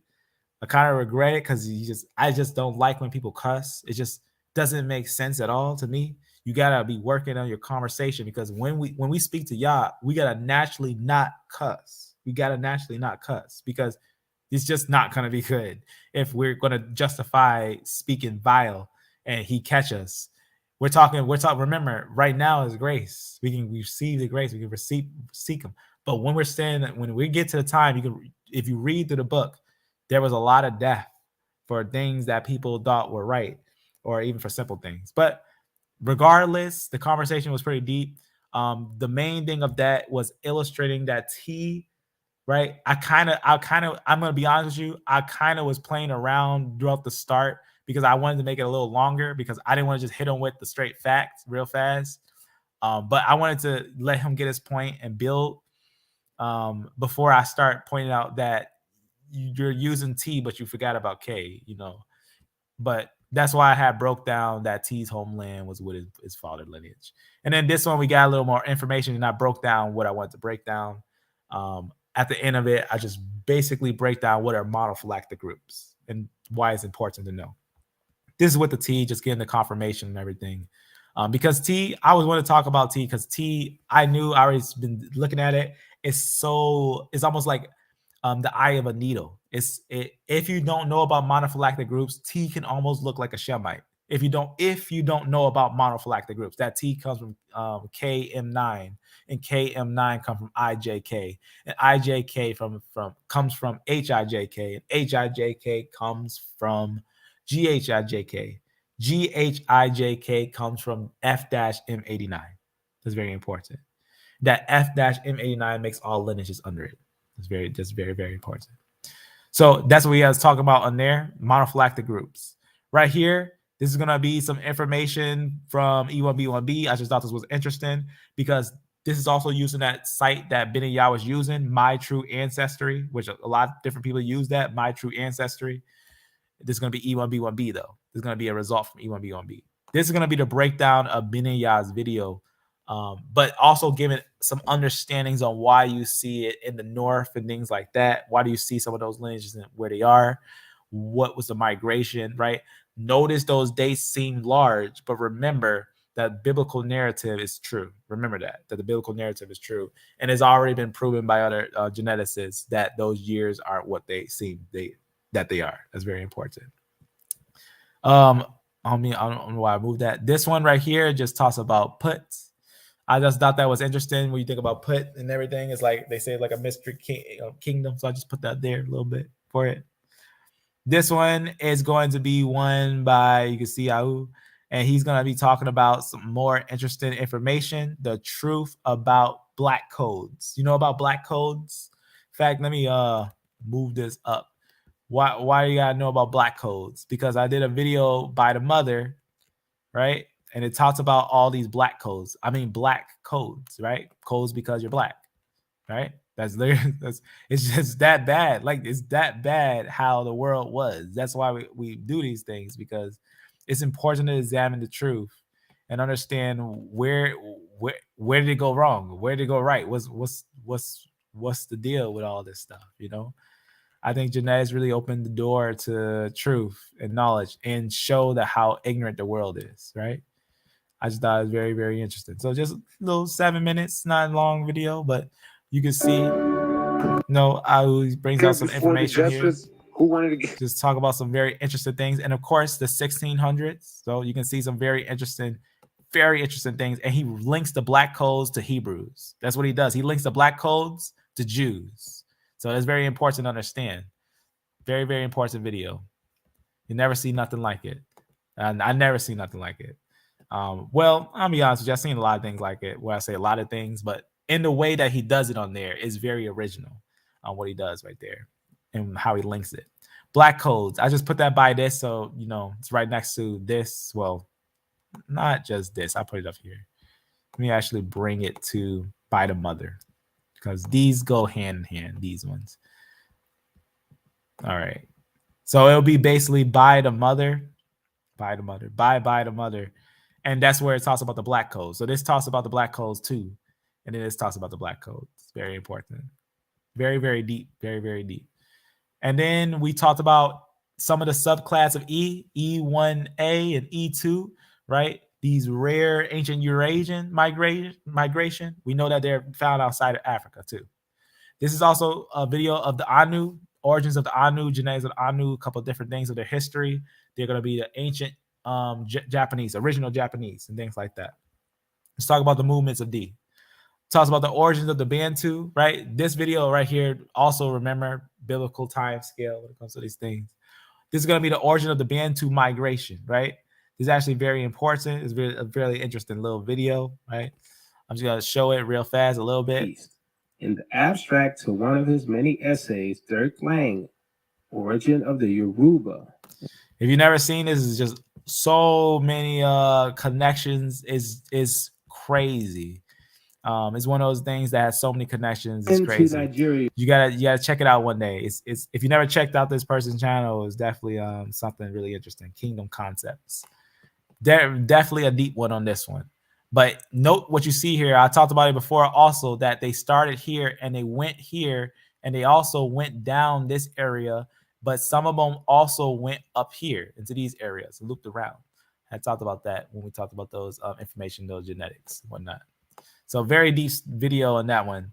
And then right here, this is gonna be obviously how you say it, T.O. Ministries, or I probably said it all weird.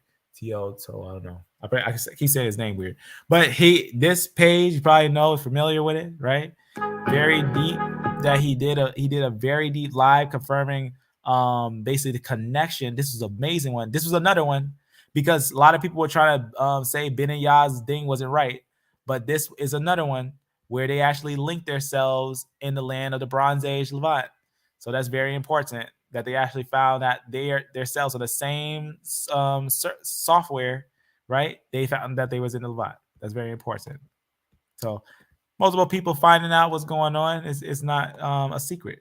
It's going to come out, and Yah's about to save his people. So be ready. This is a great one by the Hebrew of Israel. He puts an information of ancient proto-Shemites and E group. So proto, right, being the original, right, proto-Shemites. And then we broke down how you cannot trust geneticists on every word they say. So always remember that you got to understand those things. And don't let no one tell you the Limba are Jews. Don't let them tell you Limba are Jews. Limba are not Jews. Limba and the Rimba are one peoples that came down there during the Ottoman Empire. It's very important. And many different pieces of genetics match. They didn't come down there long ago. They're lying. In fact, a lot of times when you look up their history, they were more Arabians than they were Jews at first. That's why if you look at them now, they're doing the same reenactments, not of the ancient Jews, but of the modern Jews. Look at their practices. In fact, type Limba Jews and I'll point you out. I'll show you that their practices are modern and not ancient. One, this cap is not ancient. This is a modern style. That's not how the Levites caps were. If you look at how the Levites caps were designed and how they're supposed to be, that's not how they were. A lot of their clothes are actually after the Ashkenazi, the modern pickups. This is more like a Levite style hat, type something like that.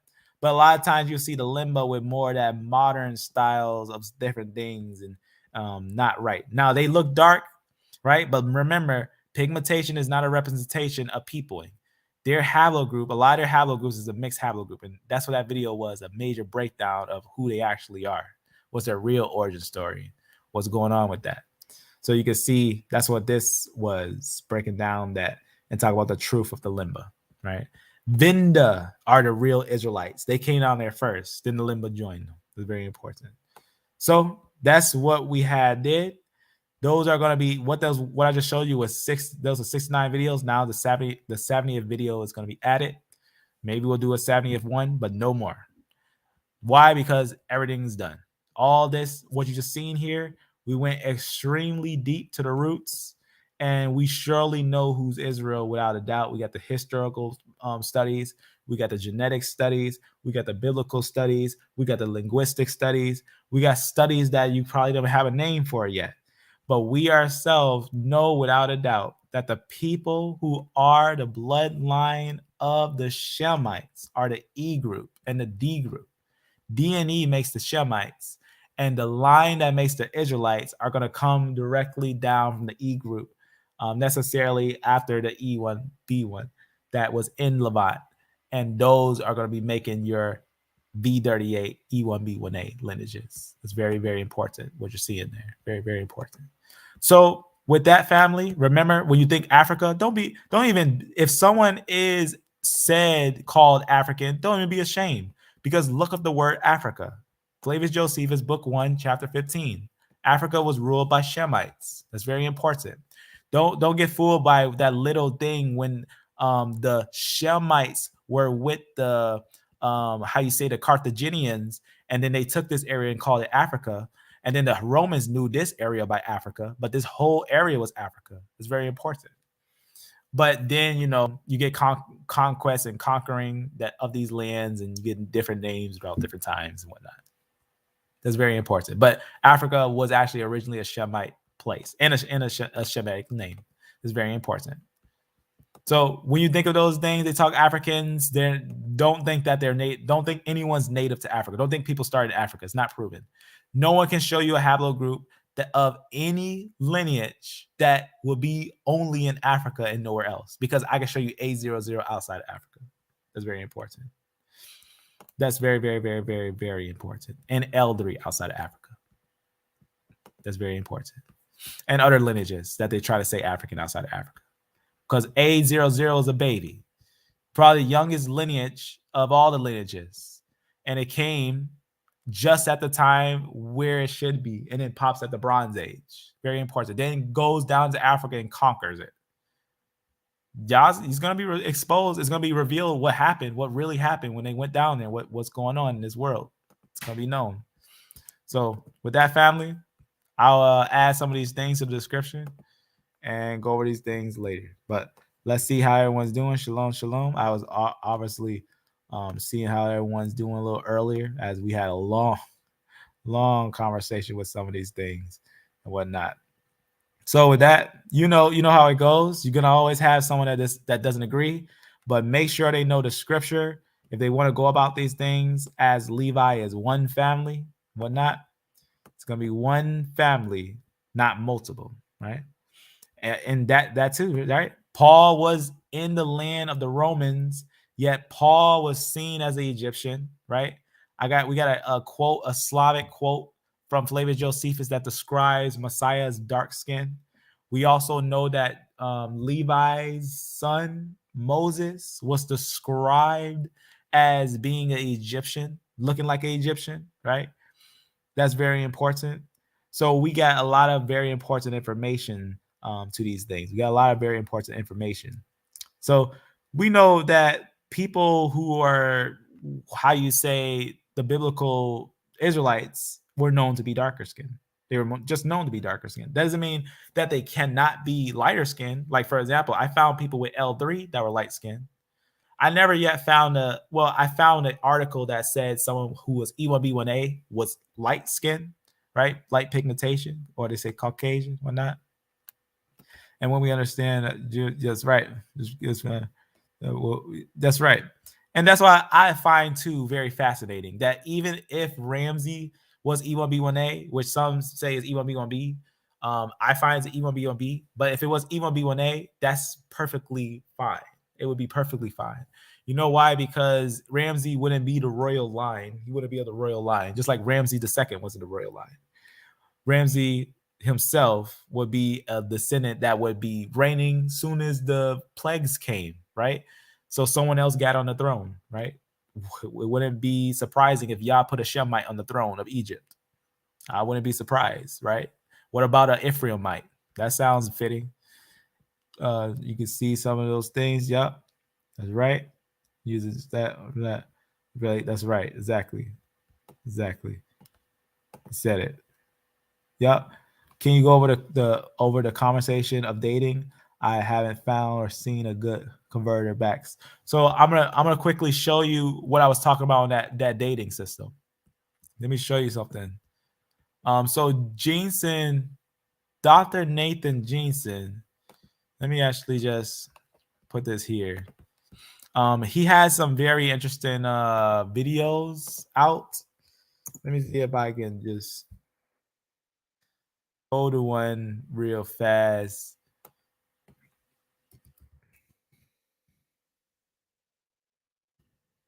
He said Nathaniel. Let's just try that real fast.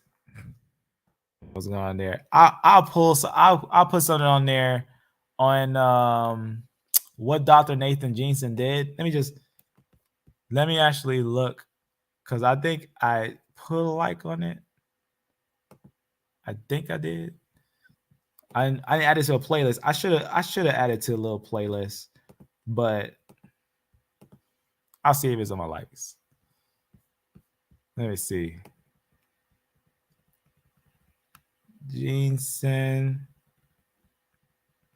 I don't think it's here, but I'll probably grab that later. But basically, this is where it's at. Actually, it's right here. I don't know why I'm looking. It's right. This is what it is. I'll show you how it's converted.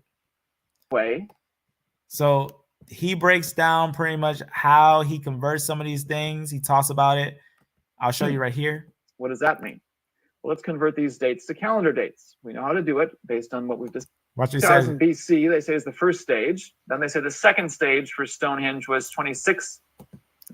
Now, if you notice right here, you can see sometimes, and it's important to note fossils versus your out of Africa dates.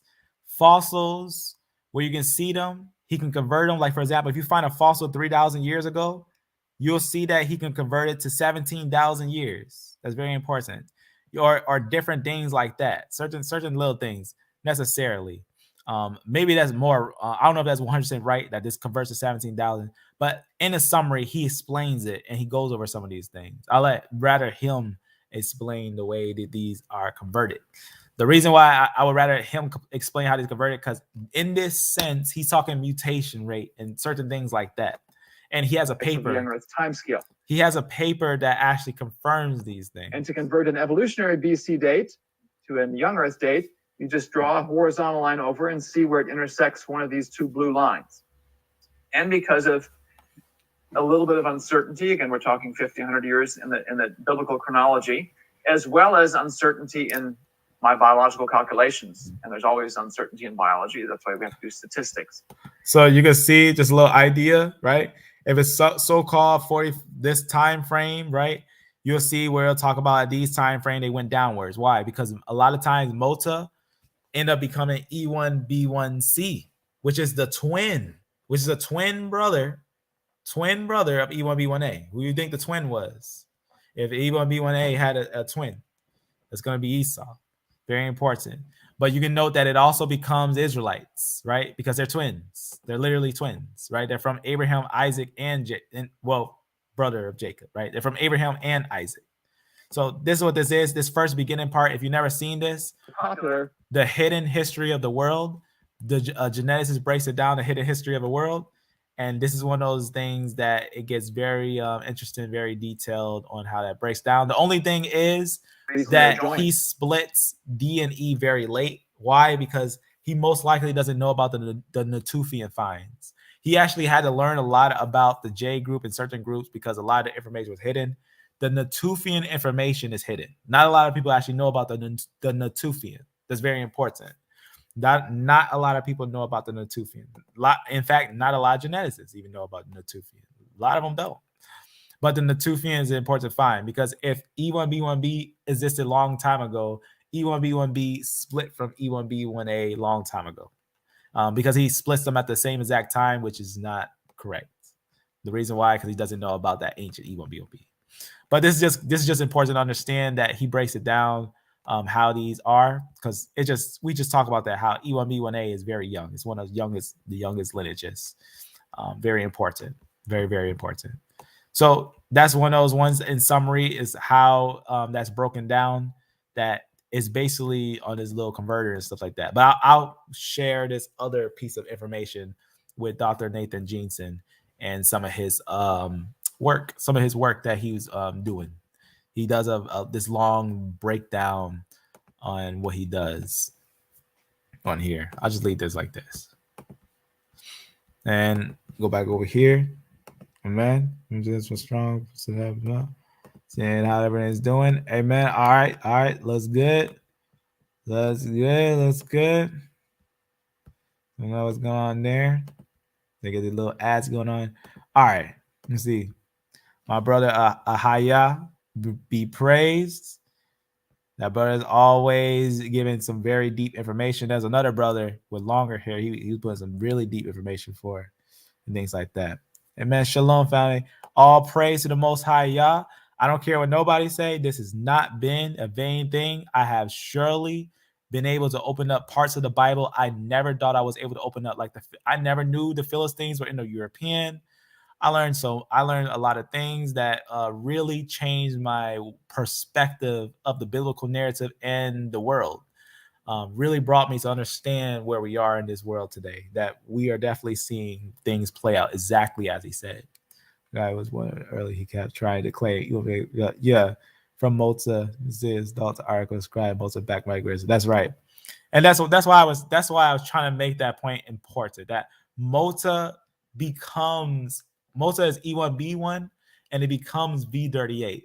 But a lot of the Malta becomes E1, like you say, E1B1C. That's E1B1A2, right? Which comes from V38. They're twin. They're literally twins. And they themselves note that Malta does have a back migration. So being a twin and being at the same time scale, they're clearly going to be the same back migration. It's very important. And some more, isn't great into that. Amen. So with that family, it's gonna be our 70th video on Synthetic Sunday. This has been one of those things that I can say throughout that whole year, we really brought out some deep things. So with that family, if you ever have any questions, I'll answer these things like I'm live.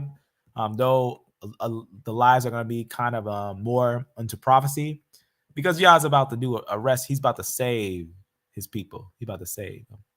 So with that family, always here to bring out unbiased truth. If they try to say I was doing this because I was E1B1A, you seen it. You seen it.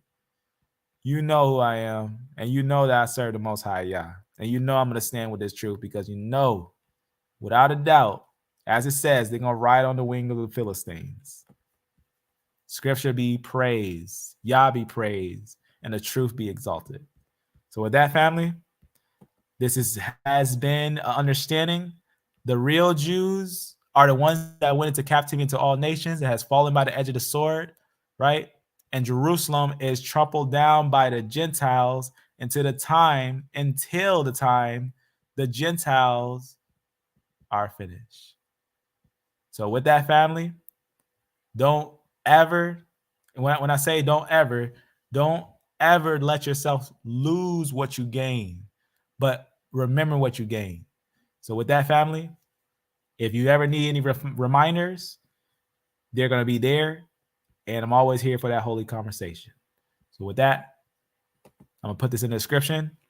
Be blessed, be beloved, and amen.